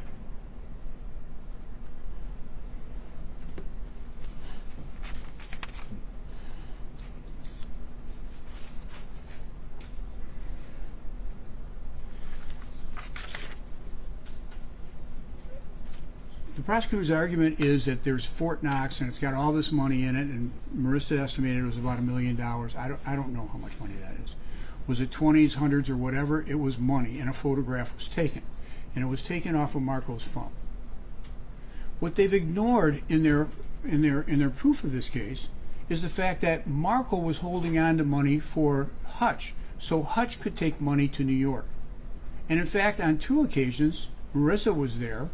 Marco delivered suitcases full of money. Well, what's that? Okay. No, that's money that Marissa wants now. Okay. That's money that went to pay for overhead. That went to pay for product. That went to the jewelers in the Diamond District and Gold District in New York. Okay. That was a part of Hutch and Marco's relationship. The ugly underseen part of that relationship that was a violation of the law. But it doesn't mean that that money in that safe didn't go where everybody says it goes. You'd have to ignore the fact that there were trips to New York in order to find that that's money that Marco was still holding on to. And we already had testimony to the effect that that did occur. Not only did it occur when Marissa was with Hutch, she acknowledged, to her credit, that he might have gone on other occasions and was going on other occasions to do the same thing.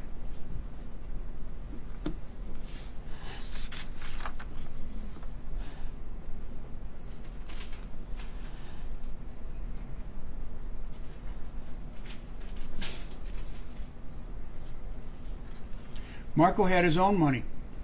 Marco had a law practice for whatever that was worth. He was more busy with Hutch and with his marijuana grow. We had a grow. And Darnell acknowledged, I had to pull teeth to get him to talk about the second house on the same property in Grass Lake.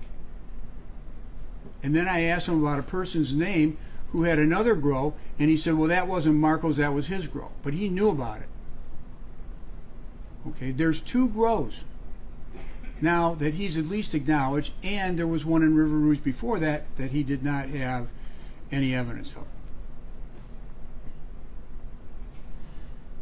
So what we did is we presented a stipulation to the court, and that was Exhibit C, Defense Exhibit C, and that's a summary of the consumer energy bills at the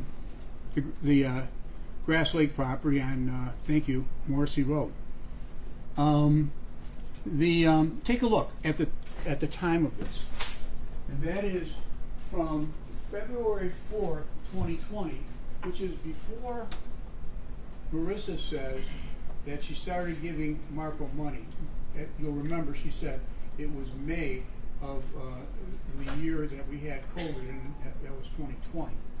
And you can see from February until October of 21, and then on the second page, is there a second page?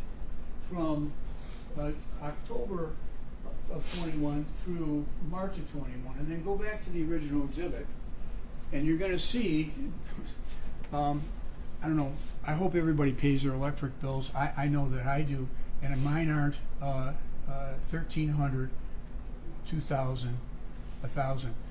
That's a lot of money to pay for a household. This is evidence of a marijuana grow. And this is evidence of an ongoing marijuana grow, and except for in the summer months, you're going to see high bills. Why not in the summer months? Because it's warm and you don't have to use electricity as much. This is evidence of a marijuana grow. We heard testimony from Angelo that they were generating as much as $2,700 per pound during this period of time. If you assume 4 grows a year and $2,700 a pound, you can do the math, okay? If you get a pound to a pound and a half, as Angelo said you could get off of a tree, you multiply a pound and a half, and you multiply it times 2,500, okay? And then you say, okay,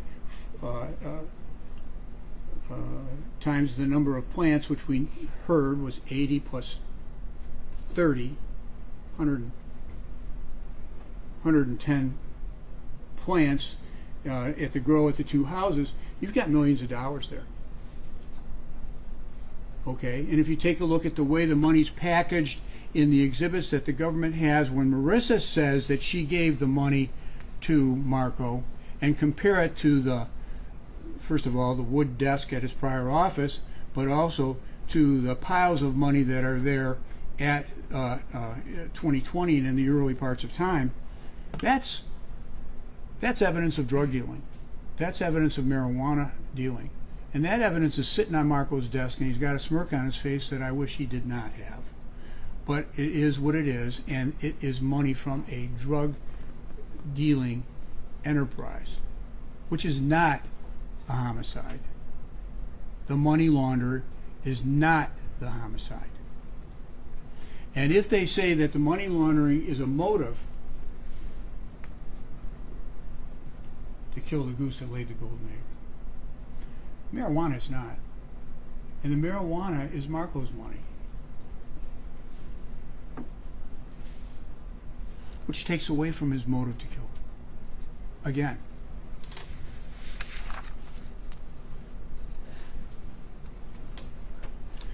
I'm not sure how the proofs reconcile this. Was it the plot to kill Marissa from the very beginning? It was always from the beginning, as it was that Darnell Larry turned to you and pled that it was always from the beginning? Or was it something that occurred afterwards? Whatever it was, that was Darnell's plot. That was Angelo Reptopoulos' plot. I want to talk to you a little bit about Alex Sakalaris, because part of this case was to challenge the investigation. Alex Sakalaris was completely ignored as a potential suspect in this case, as far as we can see from the proofs. We don't have a police interview of Alex Sakalaris. They didn't press him for a statement.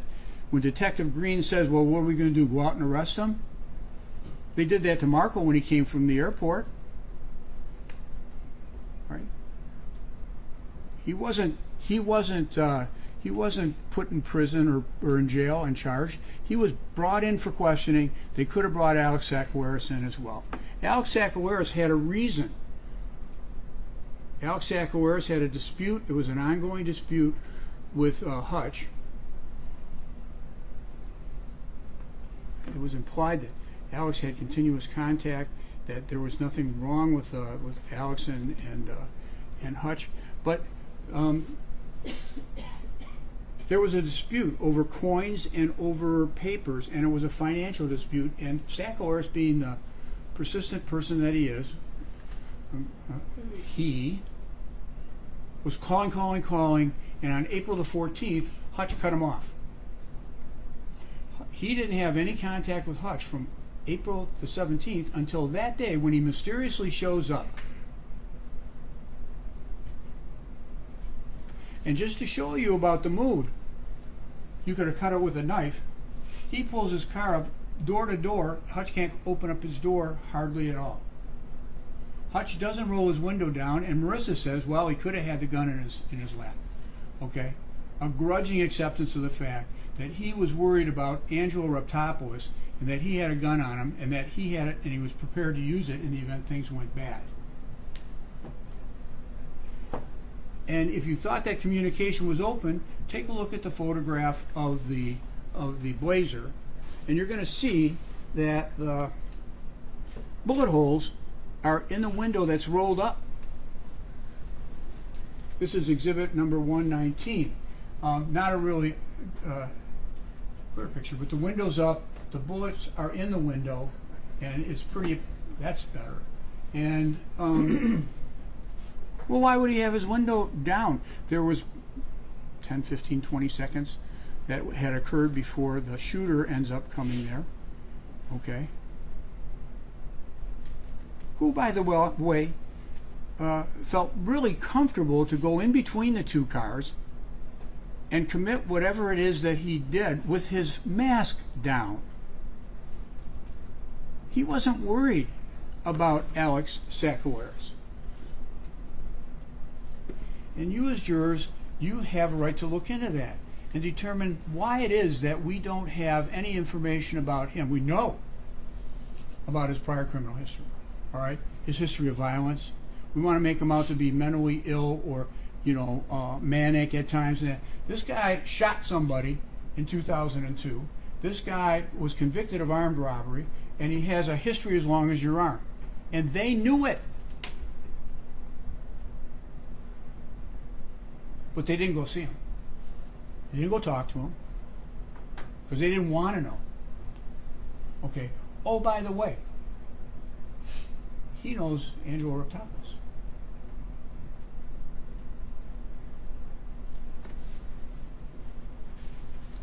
There's a $200,000 motive to kill there. We heard about that. We heard about it from Darnell.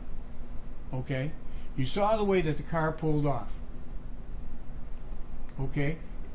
Assume for a moment, ladies and gentlemen, that there's 4 people that are involved and Alex Sacklehurst is the 4th person. What is $200,000 divided by 4 as opposed to Sacklehurst running down the shooter? That makes it 3. And then Darnell Larry says, well, they were all talking Greek among themselves. I thought I was going to be killed because I knew too much. Now divide that by 2. All right? That's $100,000 apiece between 2 people. Both Greek, both speaking Greek, and both giving Darnell Larry a reason to think that he was going to be killed. And we're supposed to ignore the fact that he ran down the shooter with a bicycle? We're supposed to ignore the fact that he had a criminal history? The failure to investigate is part of our defense. And the case, as it turns out, is a circumstantial case because you don't have Marco Bisbicus saying, oh yeah, I did it. Unless you believe Darnell. Or unless you believe Angelo. And I suggest to you that there's a reason to doubt those 2. Would you trust them with your most important affairs? No. What is reasonable doubt? We saw in the news the other day, there was a plane that crashed in an unfortunate circumstance. You're in a plane and there's a tremor in the plane. Do you have reasonable doubt you're going to make it back? That pit in your stomach, that feeling that you have when it's not acting right, the plane's not acting right, that's reasonable doubt. Darnell Larry's a tremor. Certainly was tremoring, percolating when I was talking to him on cross-examination. and Andrew Ortopoulos got a deal that was too good to be true. He betrayed his family. He says he feels sorry about it. He's got 2 more years to go. That's motive enough to lie.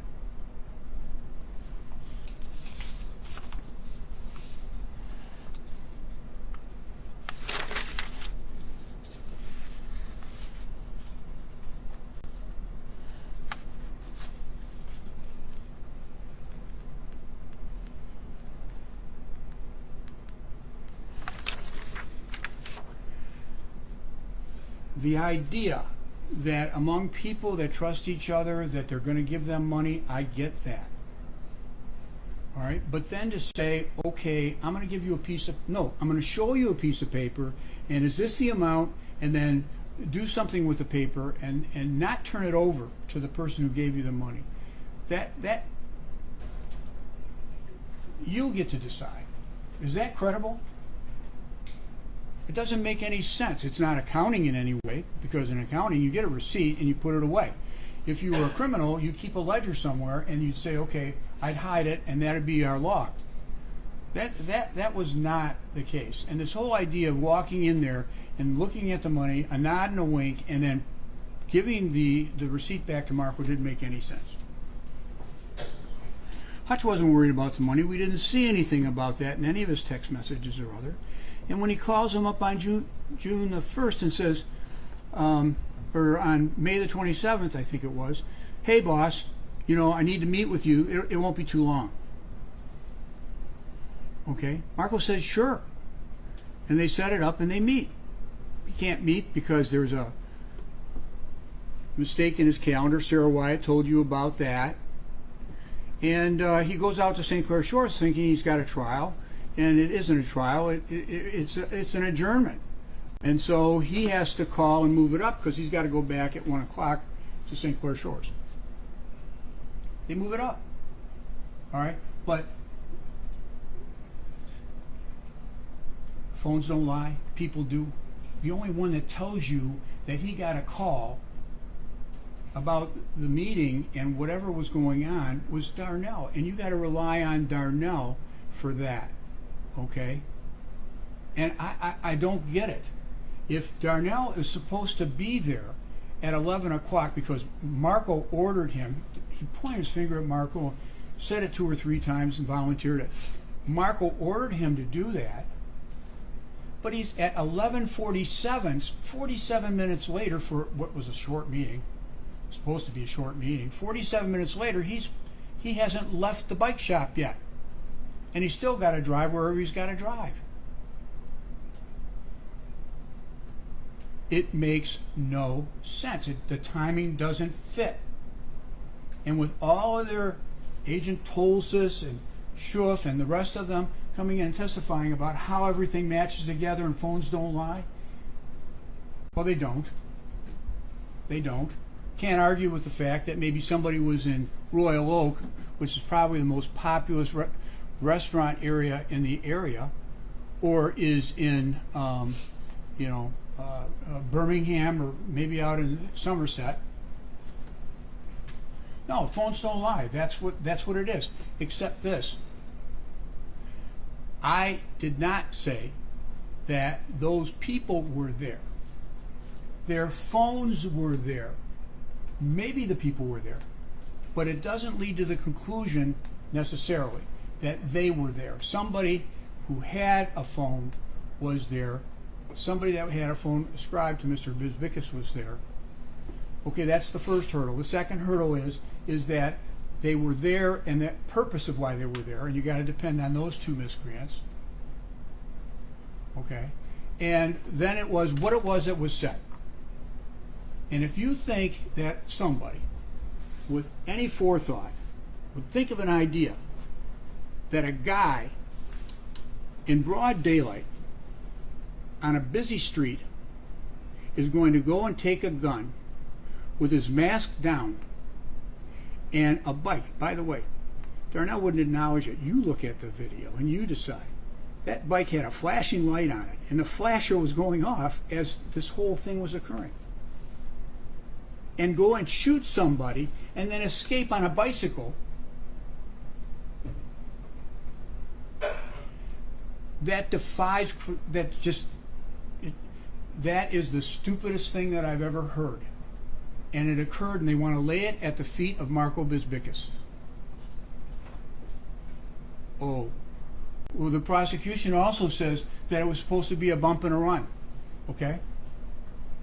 A bump and a run in Darnell's wife's car with a vanity plate and a white carnation in the dashboard? Please, gentlemen. All right. I mean, you get to decide, but Jesus.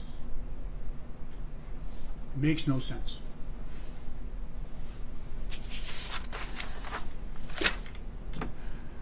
I'm going to talk about Marissa with all due respect. She lost her husband. But it's pretty clear that she was very anxious about the money, very anxious about the discovery. She wanted to know what had happened, and ultimately she turned against Marco because the investigation turned towards Marco. Doesn't mean that it's true, but that's just what her thought process was. She wanted to know about the movie. The prosecution pulled up an agreement to show the movie, said that it was signed, that it was prepared by Marco. You decide. You take a look at that document and take a look at the last page.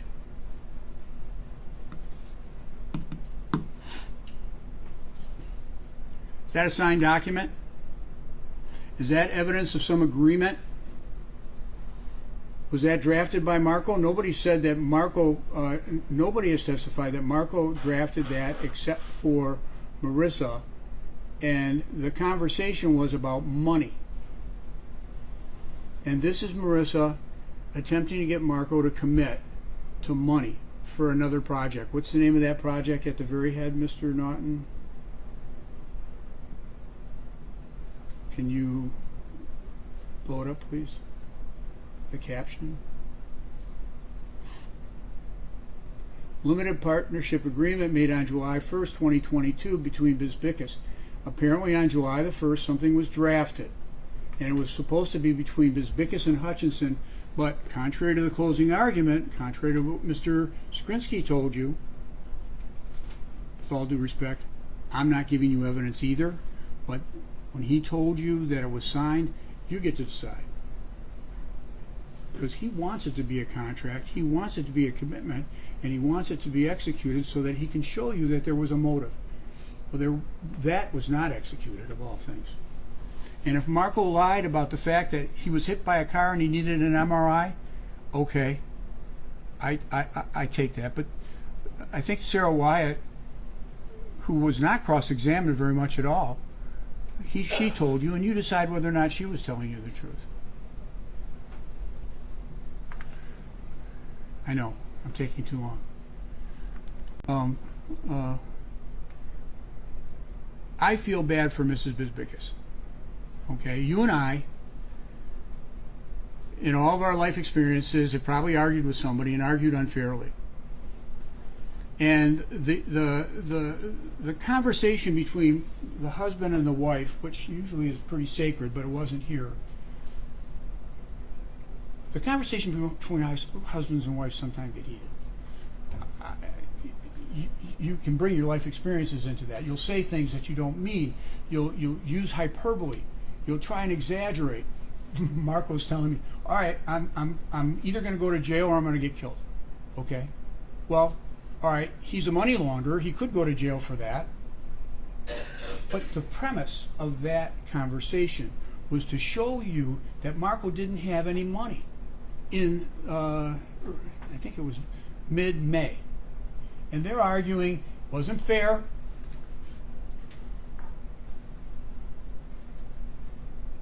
She pushed him. And he responded. Pushed a button and he responded. Okay? But the premise that he didn't have money, where were they on March 27th? You heard from Sarah Wyatt.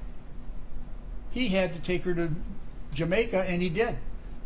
And he was in Jamaica from the 27th until the 31st, May the 31st, before he got back. And it was because he had not been able to attend to his business. He's rushing all over the place on June the 1st. He's got a lot to do. Okay? He has to deal with a court case that he thought he was going to be trying at 9 o'clock and ends up at 1:30, ends up getting settled. He gets back to the office, but even in between that, he's got to meet with Hutch. He's got to take care of Roberta Hutchinson's eviction of her boyfriend and make sure he gets paid to get the heck out of the house. All that was going on at the same time that Hutch is coming into the office. Now, plan to meet at the office at 11 o'clock and get there and do an observation and do a bump and run. I've already talked about that. That doesn't make sense. All right? And Darnell Larry says that he didn't have the intention to go and do anything, but what the heck happened? He's in a car with a gun, and he drops off a bike right where Hutch is when he's driving by. I'm not contesting that there was an intention to kill. I'm not.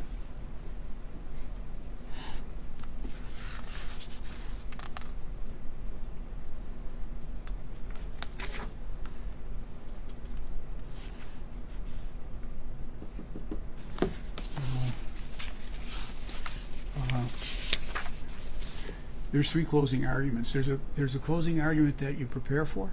There's a closing argument that you give. And when I'm done, there'll be the closing argument that I wish I gave. But there's a bunch of notes that I made when Mr. Skrinsky was talking, and it related to Sarah.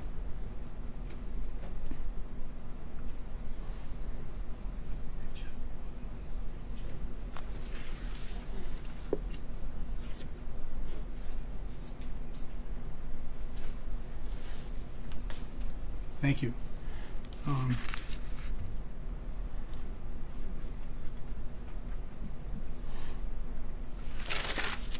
And I got all three as it relates to Sarah. So,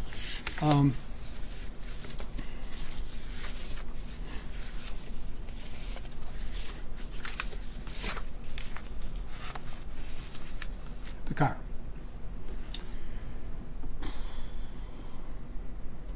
We have introduced an exhibit, which is a certified copy by stipulation of the Secretary of State, and it's going to show the title history of the black Camaro, which, by the way, was a 2013 black Camaro, and you can see that that Darnell is in the chain of title, and that he had the vehicle.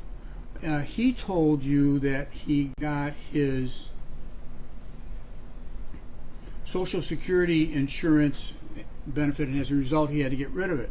So, okay, but he takes Social Security disability benefits between March and the time that the car was transferred, number one. So that's a lie. He lied to the state.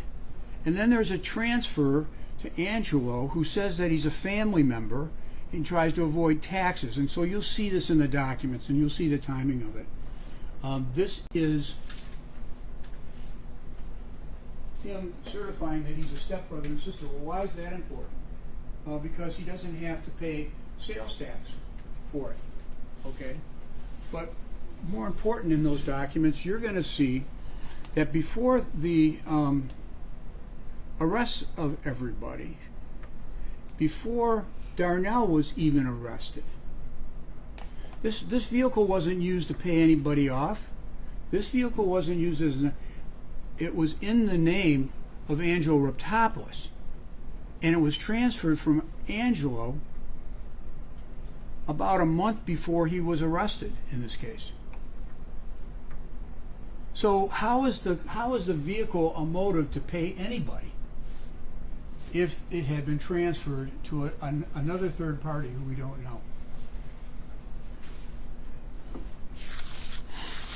I had a photograph. Thanks, Mike.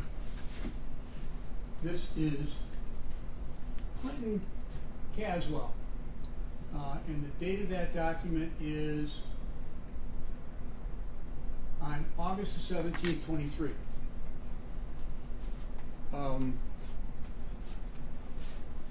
Angelo and Darnell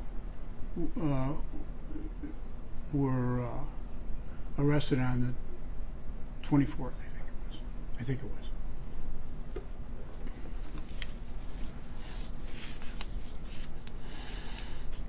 I was listening, and I have a random comment about, Tolsis told you the truth, and he proved this and he proved that. I just need you to hold the line on that, okay? Tolsis may have told you the truth about where phones were located, but he can't tell you what was said or what was done. Well, the only people that we can rely on are those two, Andrew and Darnell. Oh, and the investigation, challenging the investigation. I brought out a situation that had been alleged to have occurred with Detective Green. Listen, whether they met for a drink or drinks, whether they met and then did something afterwards, that's all for you to decide. It doesn't matter. The important part about it is two things. The first thing is that she's pressing the police officer, having a private meeting with him so that he would disclose information about the investigation. The same conduct that she was doing with Marco, putting pressure on him to have him give her information that she wanted, and why isn't Marco arrested? Okay? That's that part. And the other part is this, okay? It didn't get disclosed until 4 days or 5 days before the trial, okay? What am I going to do with that? Except for ask questions. You heard Tolsis and Schuff talk about what it is that you can do. I could put them together if I had the ability to do that, if I knew that I wanted to do that, okay? They only had a warrant for Marissa's phone for a very limited period of time up until June 3rd. What was I going to do with that at that late date? Okay? But what I can say is that when he was asked, quote unquote, voluntarily to come in and explain himself, he went to Detective Green, who's not a witness here and who I couldn't cross-examine. Okay? And he told him his version. And then, at that point, in January of 2023, there was a hearing conducted, he doesn't acknowledge that, where he was given a reprimand.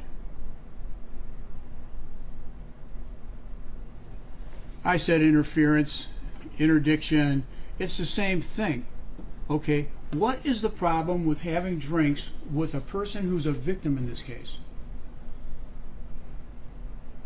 We know that she's trying to influence him to give him information. That's number one. But also it's an appearance of impropriety, which now we're asking the question, and it's not so much what they did as much as the effect on the investigation. And everybody knew what the effect on the investigation would be when I got the information in May. They apparently did not know in January 23 because Green never told anybody about it. He never told the prosecutors. He never told any other police officers. He never disclosed it, even though it had an effect on the investigation. And if I hadn't subpoenaed the private investigators, the private investigator who had that information wouldn't have called and talked to the prosecutor about it, which then led to the disclosure, much to Mr. Skrinsky's credit. But is it a cover-up to make you think that this case is better than it is? I suggest it is. You decide.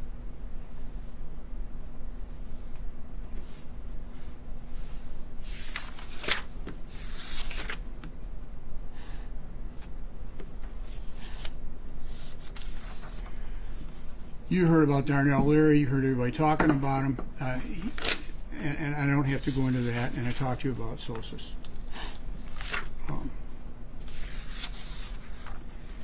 But when you look at Darnell Leary, and I asked him a simple, straight-up question in his first interview, did you have your shoes off? He couldn't even tell the truth about that. And why? Because he didn't want it to appear as if he was being coerced or forced. He didn't want it to appear as if he was being threatened. He wanted you to think that the police acted correctly and that he was motivated because he's a good guy and and he should tell the truth. But we know that he didn't tell the truth on many, many occasions, and those have all been pointed out in cross-examination. I'll leave it for you to decide.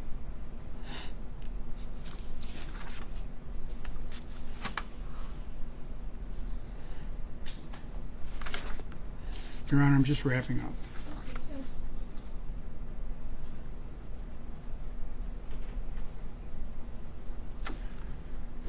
going to leave you with one more thing.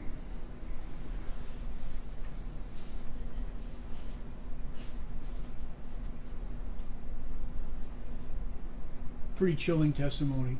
Darnell puts his finger. I didn't decide to testify until you went out and talked to my wife. Okay? Now, we talked about similar acts and the fact that in 1992 that he was charged with a homicide. And that he, after being convicted of homicide, told people that it was a justifiable homicide. He told Andrew Ortopoulos it was justifiable because somebody was threatening his child. Okay? Well, not only is it a similar act, okay, that he committed a homicide, he hired somebody to go do it, he had them do it based on a promise to pay, he gave them the guns, he then sent them out and they went and shot and killed somebody, and then when they came back he checked to see if the guy was killed, took the guns back, and then gave them the money. Does that sound familiar here? The importance of the thing about my child and the justifiable homicide is that's the story he was telling Angela, that's the story he was telling everybody. Okay? He's not the cold-blooded murderer that you're going to hire to go out and do something, nod his head and say, okay. All right? To the people that he was talking to, he had been involved in something that he really didn't commit, and that, you know, he was justified in doing it. So now he's not a snitch, okay, even though we know that he was going over to Hutch's supposedly to tell them that he was going to be involved in killing somebody. He went to the store he said maybe 3 times. We saw at least 2 on the Tulsa's report. And that he actually went to Hutch's on one occasion and talked to somebody about it. He didn't remember who, but he went there. He was going to go tell them that he was going to do something. Each.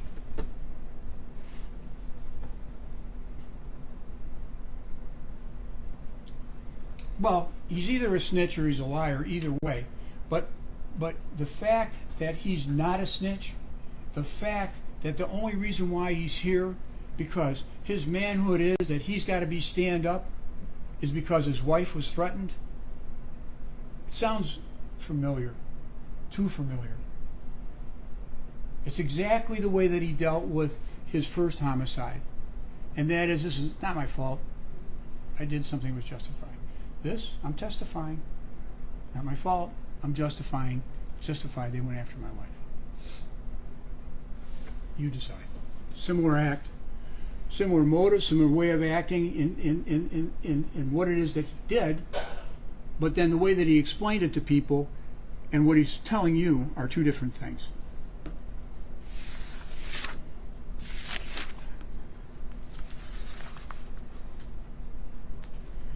The prosecution has taken their electronic information and all the investigative techniques that they have and wrapped it up in a nice little bow. When you open up that box, you're going to see 2 things. Darnell Leary. You're going to see Angela Raptopoulos. And Marissa, to the extent that she's incriminating Marco, okay, I get it. She's got a money problem. Her too. She's lied in the past. She lied about that $200,000 to that Marco paid on behalf of the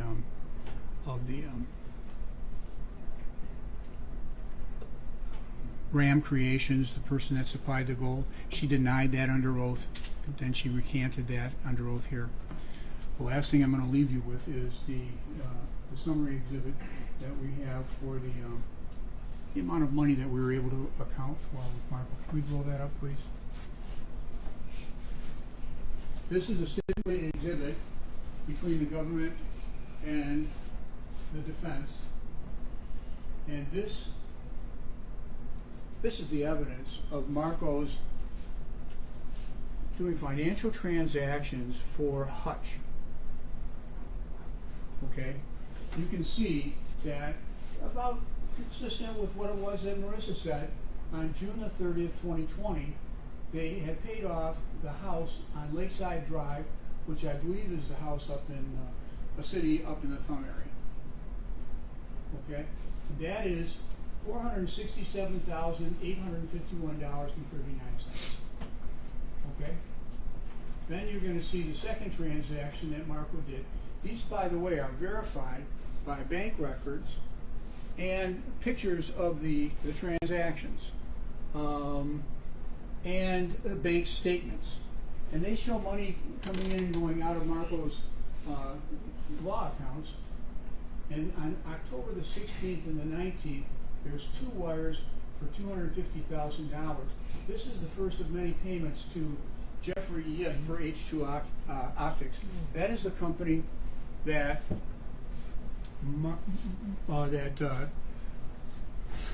that Hutch had that was providing the Cartier glasses. Okay, the next one, please.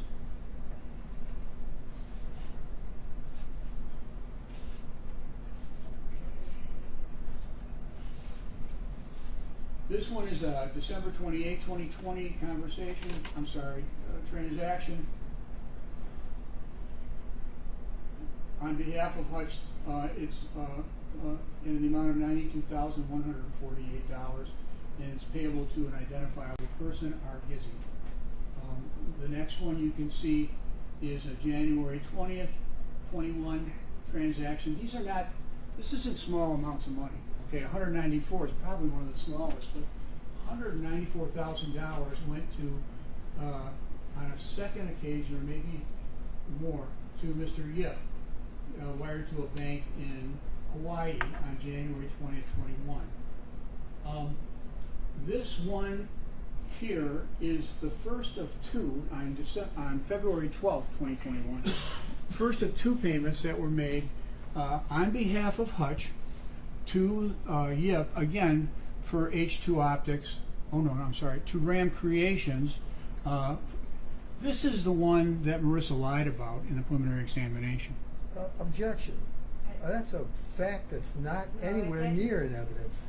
It is. I cross-examined her, Judge. This didn't happen in front of the jury. Oh, I'm sorry.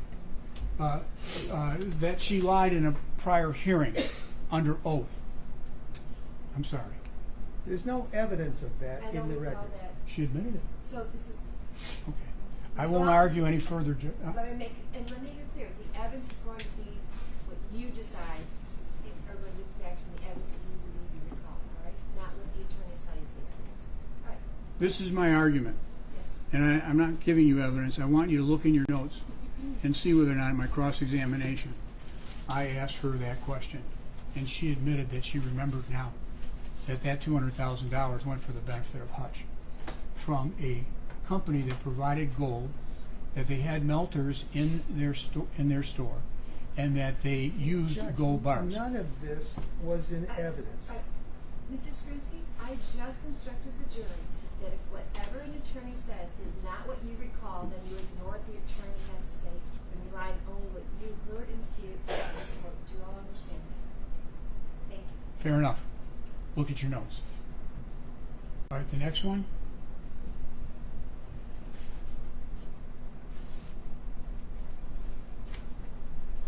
Is March the 9th, 2021. Still a payment to PC 800 for H2 Optics in the amount of $100,243. Next. A separate check on March the 9th for $64,000. This could have been the smallest one. Okay, again, for H2 Optics. They paid a lot of money for the ability to have the Cartier brand and to be able to sell that in their store. Next. $367,463 payable to H&H Vacations. You heard Marissa talk about the fact that they had a vacation property. This is that property. $367,463 came from Marco's accounts, so that he could take the cash, put it into his account, and then pay off H&H Vacations. Next.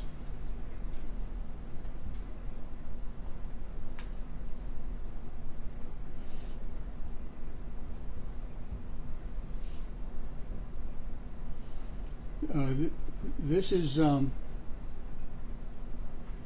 payment of $274,973 to American Land Title for closing on property that was bought for the benefit of Hutch or his family. Next.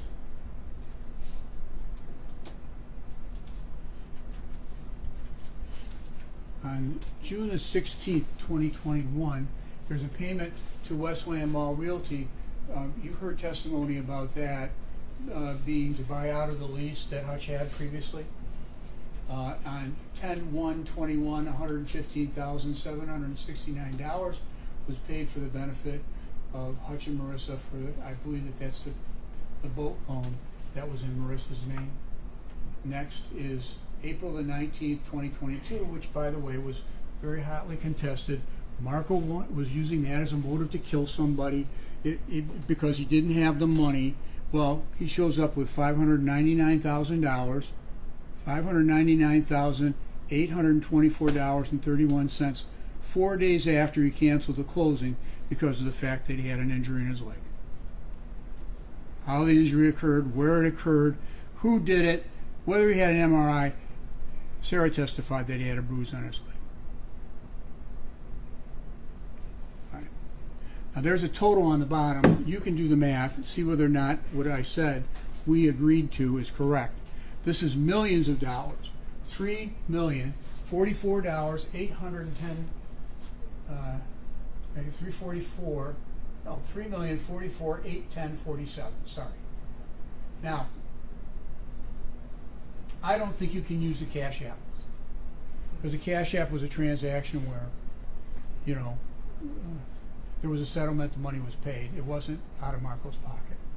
So, $3,044,810 over a period of a year and a half, during which that time, Marissa conceded that she was giving money to Marco. And during this time, whether she knew it or not, Marco was paying for these things to be paid off for the benefit of Hutch and for her. I gave Marco millions. Okay, we have no receipt for that.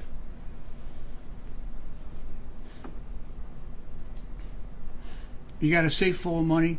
The government or the people have said that, he hadn't accounted for that. Well, they forgot they were going to New York to buy product. Okay. And then we have the marijuana grow.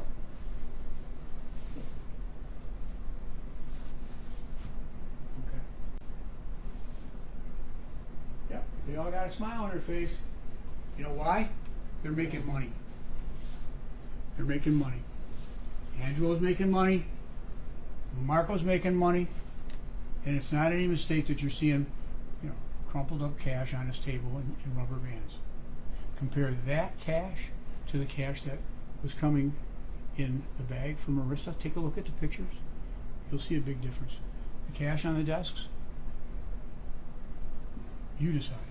Was it drug money? You decide. Was it from Marissa? Without a receipt? Without being there? With a motive to lie? Ladies and gentlemen, that's my closing argument. I want to thank you for your attention. I didn't mean to take too much time up. I'm going to ask you for a verdict of not guilty on all counts. Thank you. So what you just saw was that Marco Bisbicus laundered $3.3 million for the Hutchinsons. He laundered that money. That's a federal crime, and that's a state crime. That's what all those things were. Remember I told you, they brought the cash, he put it into IOLTA account. When it was time to buy something for them, he laundered it through the IOLTA account, so you can't tell where it came from. That's money laundering, so thank you. It was $3.3 million that he laundered for the Hutchinsons. Now, Mrs. Hutchinson said that she gave him she said up to $5 million, but like I said, there was no records of anything. That's an estimate. You're still short about $2 million, at least $2 million. That's the movie money. That's at $300,000. There's still money that's not accounted for. He's got it. Is that a motive? I don't know. 300 or $3 million? That's, I think, 3 million motive.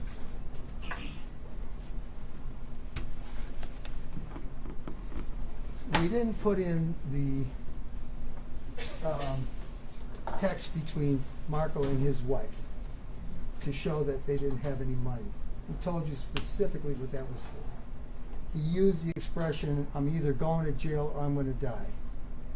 That was exactly the language that he used with Angelo and with Darnell.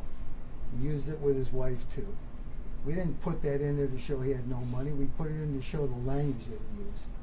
I told you that specifically. What evidence is there that the investigation was influenced by the fact that Sergeant Green and Marissa Hudson had a drink? What's the evidence that the investigation was influenced, that something was not unturned, that there was some stone that was not turned over? When the FBI is involved, what's the evidence that they altered the investigation or failed to investigate something? Where's the evidence of that? Your This Honor, is I about- asked for instruction. We have no burden of proof here. He's making allegations. I would say be very careful, Mr. Spencer, it's rebuttal. All right. They don't have to prove this. That's true. But he can't just start saying, well, the investigation was compromised because of a drink. He just can't say that to you. Just like he's saying that these people just can't say things to you. He can't say things to you either. What evidence is there in the case that shows that the investigation was compromised? What evidence is in the case that shows that? None. None whatsoever.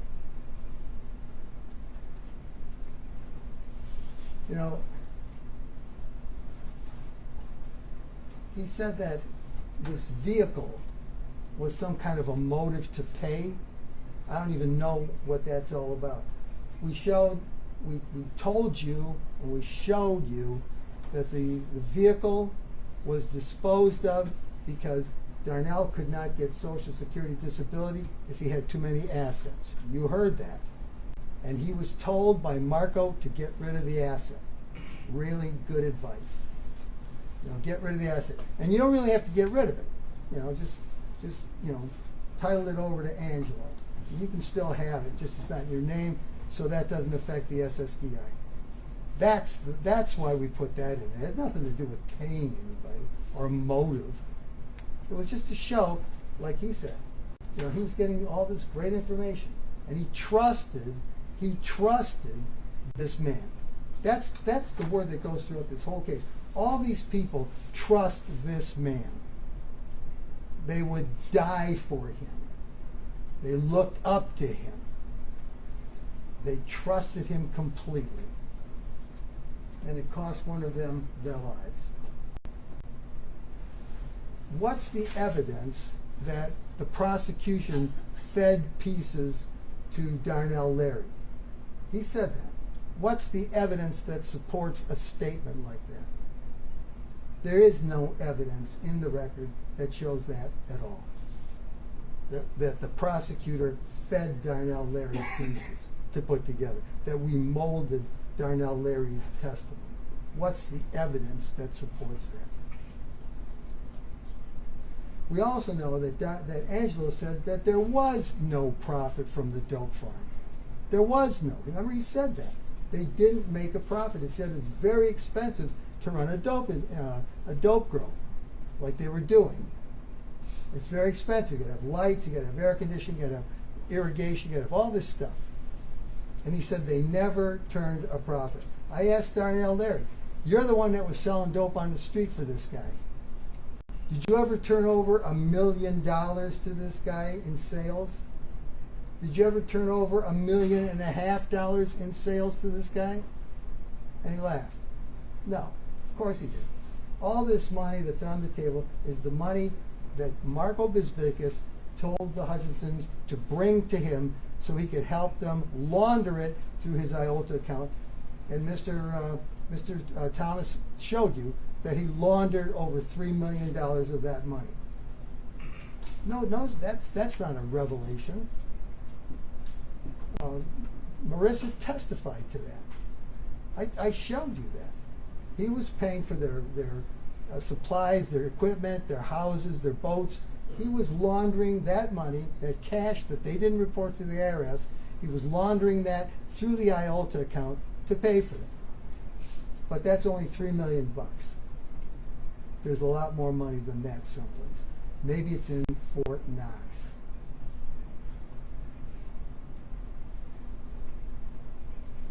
You know, all these people, you know, they got criminal records, they're liars, they're you know, all these people were Marco's friends. All these people were Marco's relatives. All these people were Marco's clients. We get to pick the witnesses from those people. And swans don't swim in sewers. So you're going to get the people that you're left with. You're going to get the people that were involved in this. You're going to get the people that Marco Bisbicus hung around with. The people that would do stuff like this. Those are the people we get to pick from for our witnesses. Those are the people that are involved in the case. Those are the only people that know what happened. And speaking of lying, Marco Bisbicus told a lot of lies to the cops.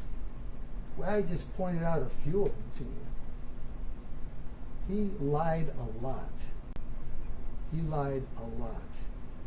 It's not confined to Darnell Larry or Angelo Reptopoulos or to Roy Larry. You know, I told you, phones don't lie. They don't. And on the morning of June 1st, you saw the records. These are records, and they're text messages.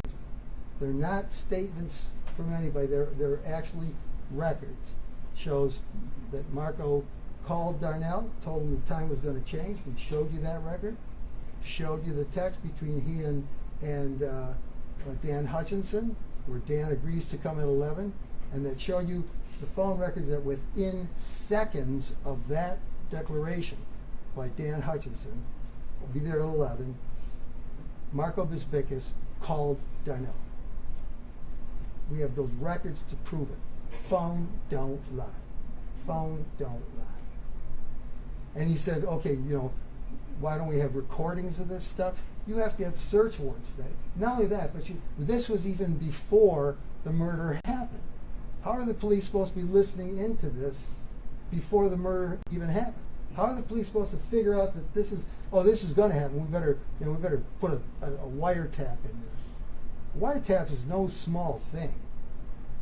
And I think it was either Mr. Schuff or Mr. Tolsis that said, you need a search warrant for that. For that, you need probable cause to believe that you will find evidence in a certain location. That's what these affidavits are about.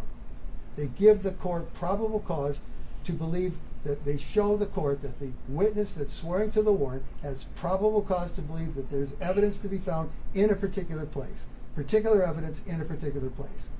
That's what probable cause is. When you give that to a magistrate, and the magistrate finds, okay, there is probable cause, then the magistrate will sign a warrant.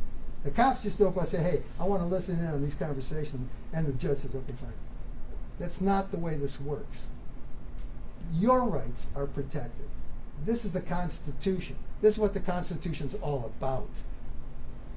It protects, that's what the Fourth Amendment does. It protects you from unreasonable searches and seizures. And searches and seizures without warrants are presumed to be unreasonable. This is what the Founding Fathers, this is what, they lived through that. They lived through it, and that's why they had the Fourth Amendment in the Constitution. That's why the Constitution was amended to include the Bill of Rights, those first 10 amendments. And the Fourth Amendment says you can't, the cops can't come in and just bust open your place and look around. Can't do that. You gotta have probable cause that there's evidence to be found in a particular place, particular evidence in a particular place. And if you can't convince a judge, you don't get a warrant. You just can't tap into people, and people that you don't even know are involved in a crime. That's why a conspiracy is bad, because you don't know it's happening. You don't know what's happening. It's happening in secret. It happened in secret, in this case, since January of 2022. That's what happens. And that's why the law says you can't do that. And if you do it, you're guilty. You're guilty of a crime. Because that makes it so much more dangerous for everybody. That's what that's all about. Now, if you want to believe Roy Larry, then go ahead and let him go. But to do that, you're going to have to overlook a lot of stuff. You know, there are these gloves that were found in the street. Mr. Smith said when this guy got hit on the bike, he dropped the gloves and he dropped the hat. Okay? And then the gloves get picked up, and it happens to have Roy Larry's DNA in them. Very strong support that Roy is a contributor to that DNA that's found in it. That just happens to happen. Roy said he couldn't describe the gloves that he used at the barbecue. Remember, he said he didn't know what they were like. He couldn't describe them. And how did they get in that street? What's the theory about that? What evidence is there that they got in the street any other way than what Mr. Smith told you?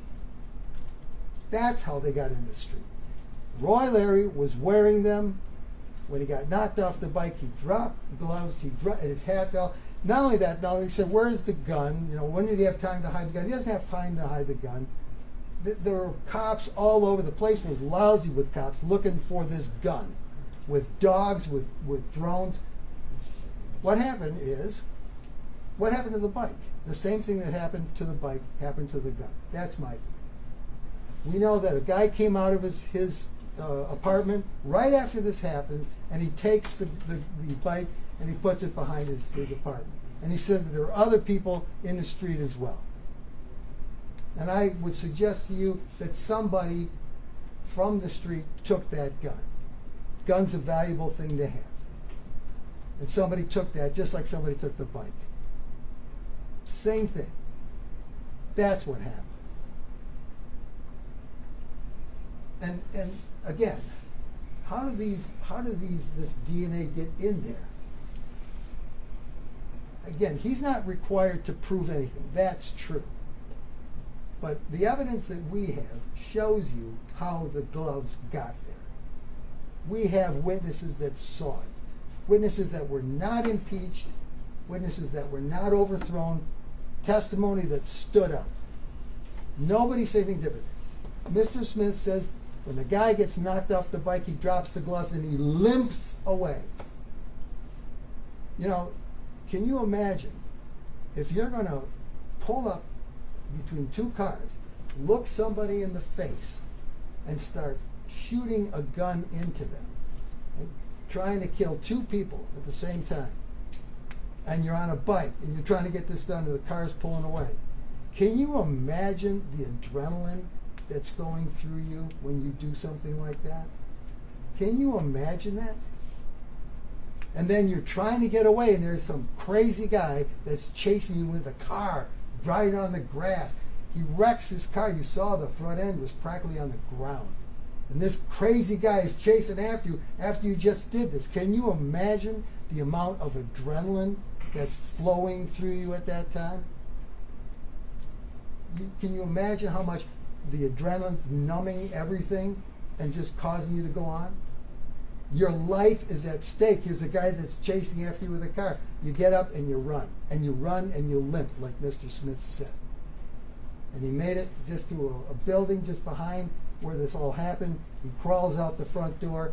The mailman sees him, and the mailman says nothing about other people that were around him that were assaulting him or doing anything to him. He corroborates nothing that Roy Larry said. Nothing. Not a word. And that man, that mailman, you saw that guy. There was no reason for him to hide that. There's no reason for that. He doesn't corroborate a thing. So if you want to believe him, then let him go. Objection, Judge. That's like a pseudo penalty type of thing. You can't be arguing let him go. That's they're not to let him go or It's put whether him in or not prison. That's whether or not the prosecution has proven the case to you beyond a reasonable doubt. Right. That's the standard. And if you don't think I have, you have to let him go. You have to. The law says that. But you have to ignore quite a lot to let him go. Judge, it's like a civic duty argument. It's also an argument of comments on penalty, and he shouldn't be doing this. Mr. Swinsky, I'm also going to caution that you only have 5 minutes.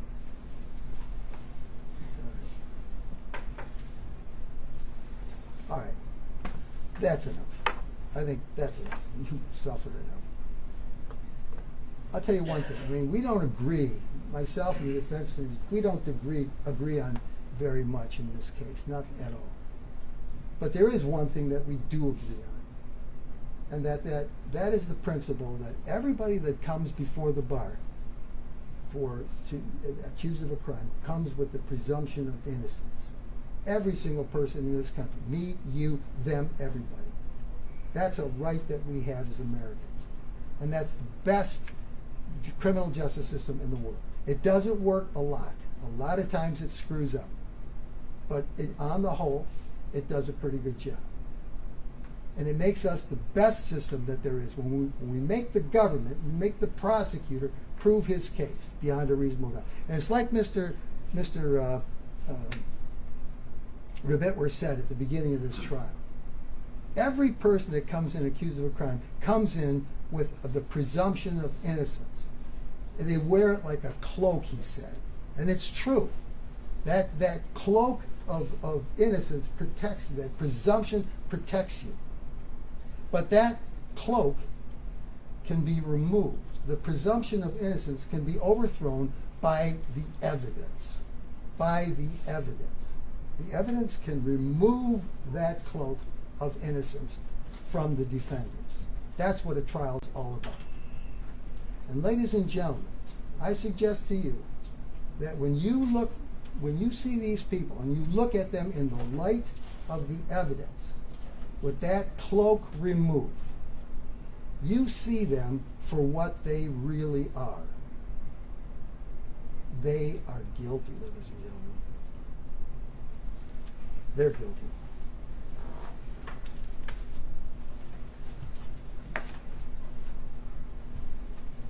It is late in the day, and I have instructions to read to you. And those instructions are going to take some time. So if I have to read you the instructions, you wouldn't have any time to start delivering. So I'd rather let you go a little bit earlier this evening. And this will come in tomorrow. All 15 of you come in tomorrow. And I'll read you the instructions. You'll then begin to be able to deliberate. You'll be able to look at all the exhibits. So for now. Please be back here at 8:45 tomorrow. As soon as you're all here, we'll get going as soon as we can. 8:45. No discussions, no deliberations, no Googling this, no looking at social media, nothing in the media. We need to avoid it again for the reasons I continue to state. Have a safe evening. We'll see you at 8:45 tomorrow.